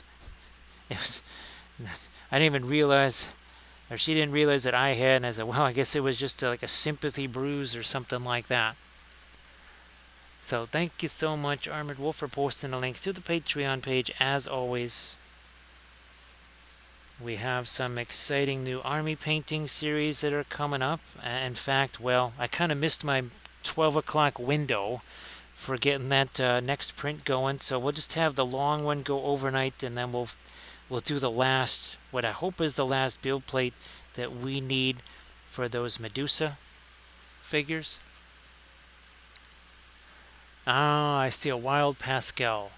So we'll wait for his starting soon screen to go by. I see a starting soon screen, so we're just going to keep adding some more of our lights here too.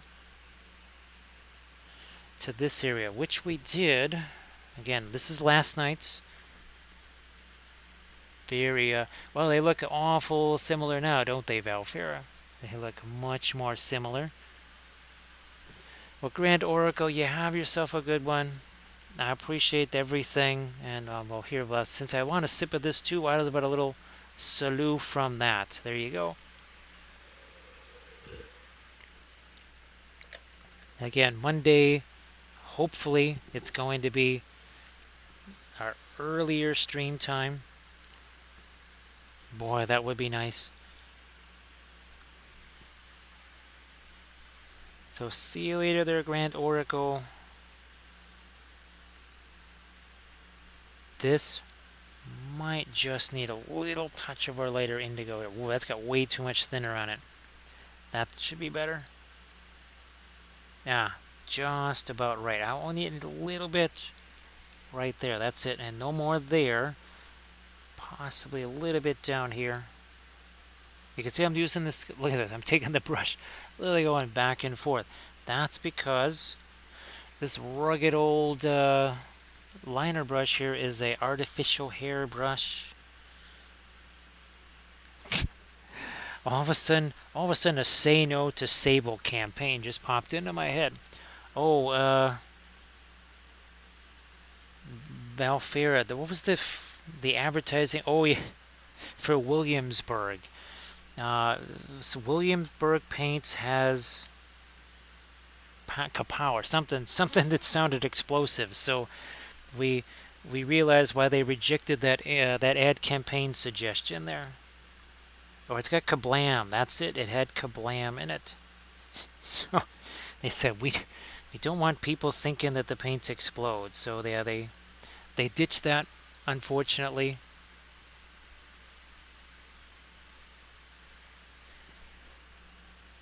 Yeah. So Armored Wolf, again. Actually, Armored Wolf. It wasn't more freehand, was it? Because, well, you definitely have some spectacular freehand examples there. Actually, Armored Wolf, if you have any pictures from the session there, if you want to send me some of those, it's always kind of cool to see that. Obviously, kind of hard to take pictures of them while you're teaching. But if you have any... Oh, gee whiz. Okay, there we go. This is an area that avoided detection all this time. Did I mix a bunch of colors there? No, I took that lighter color and just dropped it in there. Let it mix with what's already there. Just let it mix. That's a little too light up there. Just going to tone that down a smidge.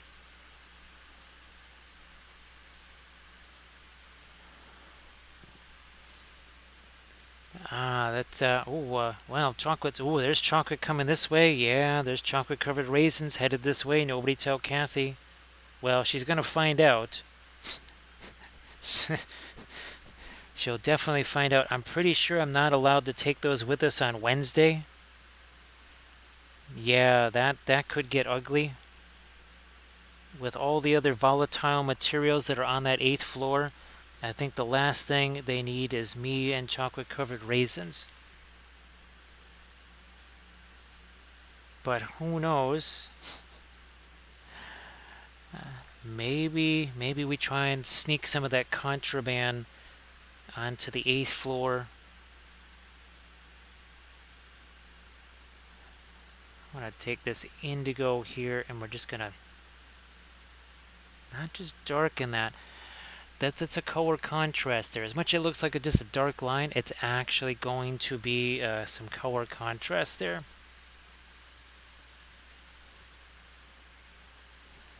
So yeah, Valfair again, since it's winter time also, being able to open the windows to try and salvage what's left of fresh air, that's not possible really, is it? Although some would rather freeze to death, some would actually prefer the freezing than the other. Now this also needs an edge. Probably just zap that with my sanding stick going after a mold line there.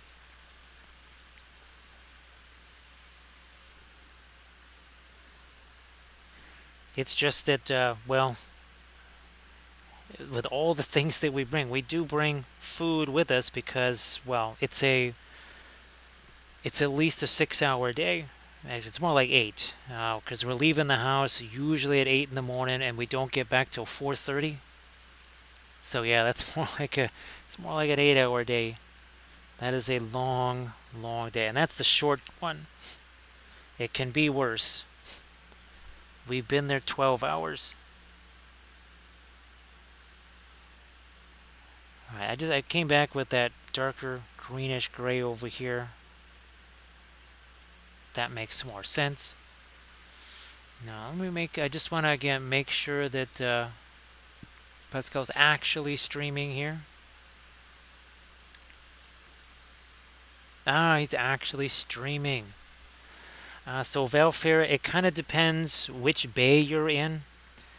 If you're at the start of the line, you have your choice of food. If you're at the end, like we were last time, it's like I've got a uh, I've got a gum wrapper, I have a Skittle, and I have some glue. And then it's your choice between the gum wrapper, the Skittle, and the glue.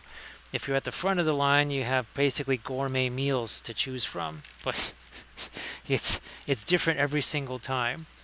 So I am going to say thanks to everybody for everything, all the bits, subs, cheers, follows, raids, all that good stuff. But it has now been 6 hours after the 6 hour stream last night, and we accomplished our mission. We have the movement tray, we have him done, which means we got 4 miniatures and a movement tray. Thank you so much, Bithron. That was a lot of clips that you had to do. It means now we got something a little bit more like that. So yay, yay us. Thank you so much, Lethal Shadows, for keeping me company. Thank you so much, Armored Wolf, for doing all those moderations. I am going to get the stream raid countdown going here because that takes a little while. So there it is. 4 streams, 1 unit. So yes, I don't have 3 hands. I wish I did, but then that would mean that would mean I probably got zapped by some of this inadvertently, or I'm Zinch. I would take the Zinch part though. Thanks again, everybody, and I'll see you guys on Monday.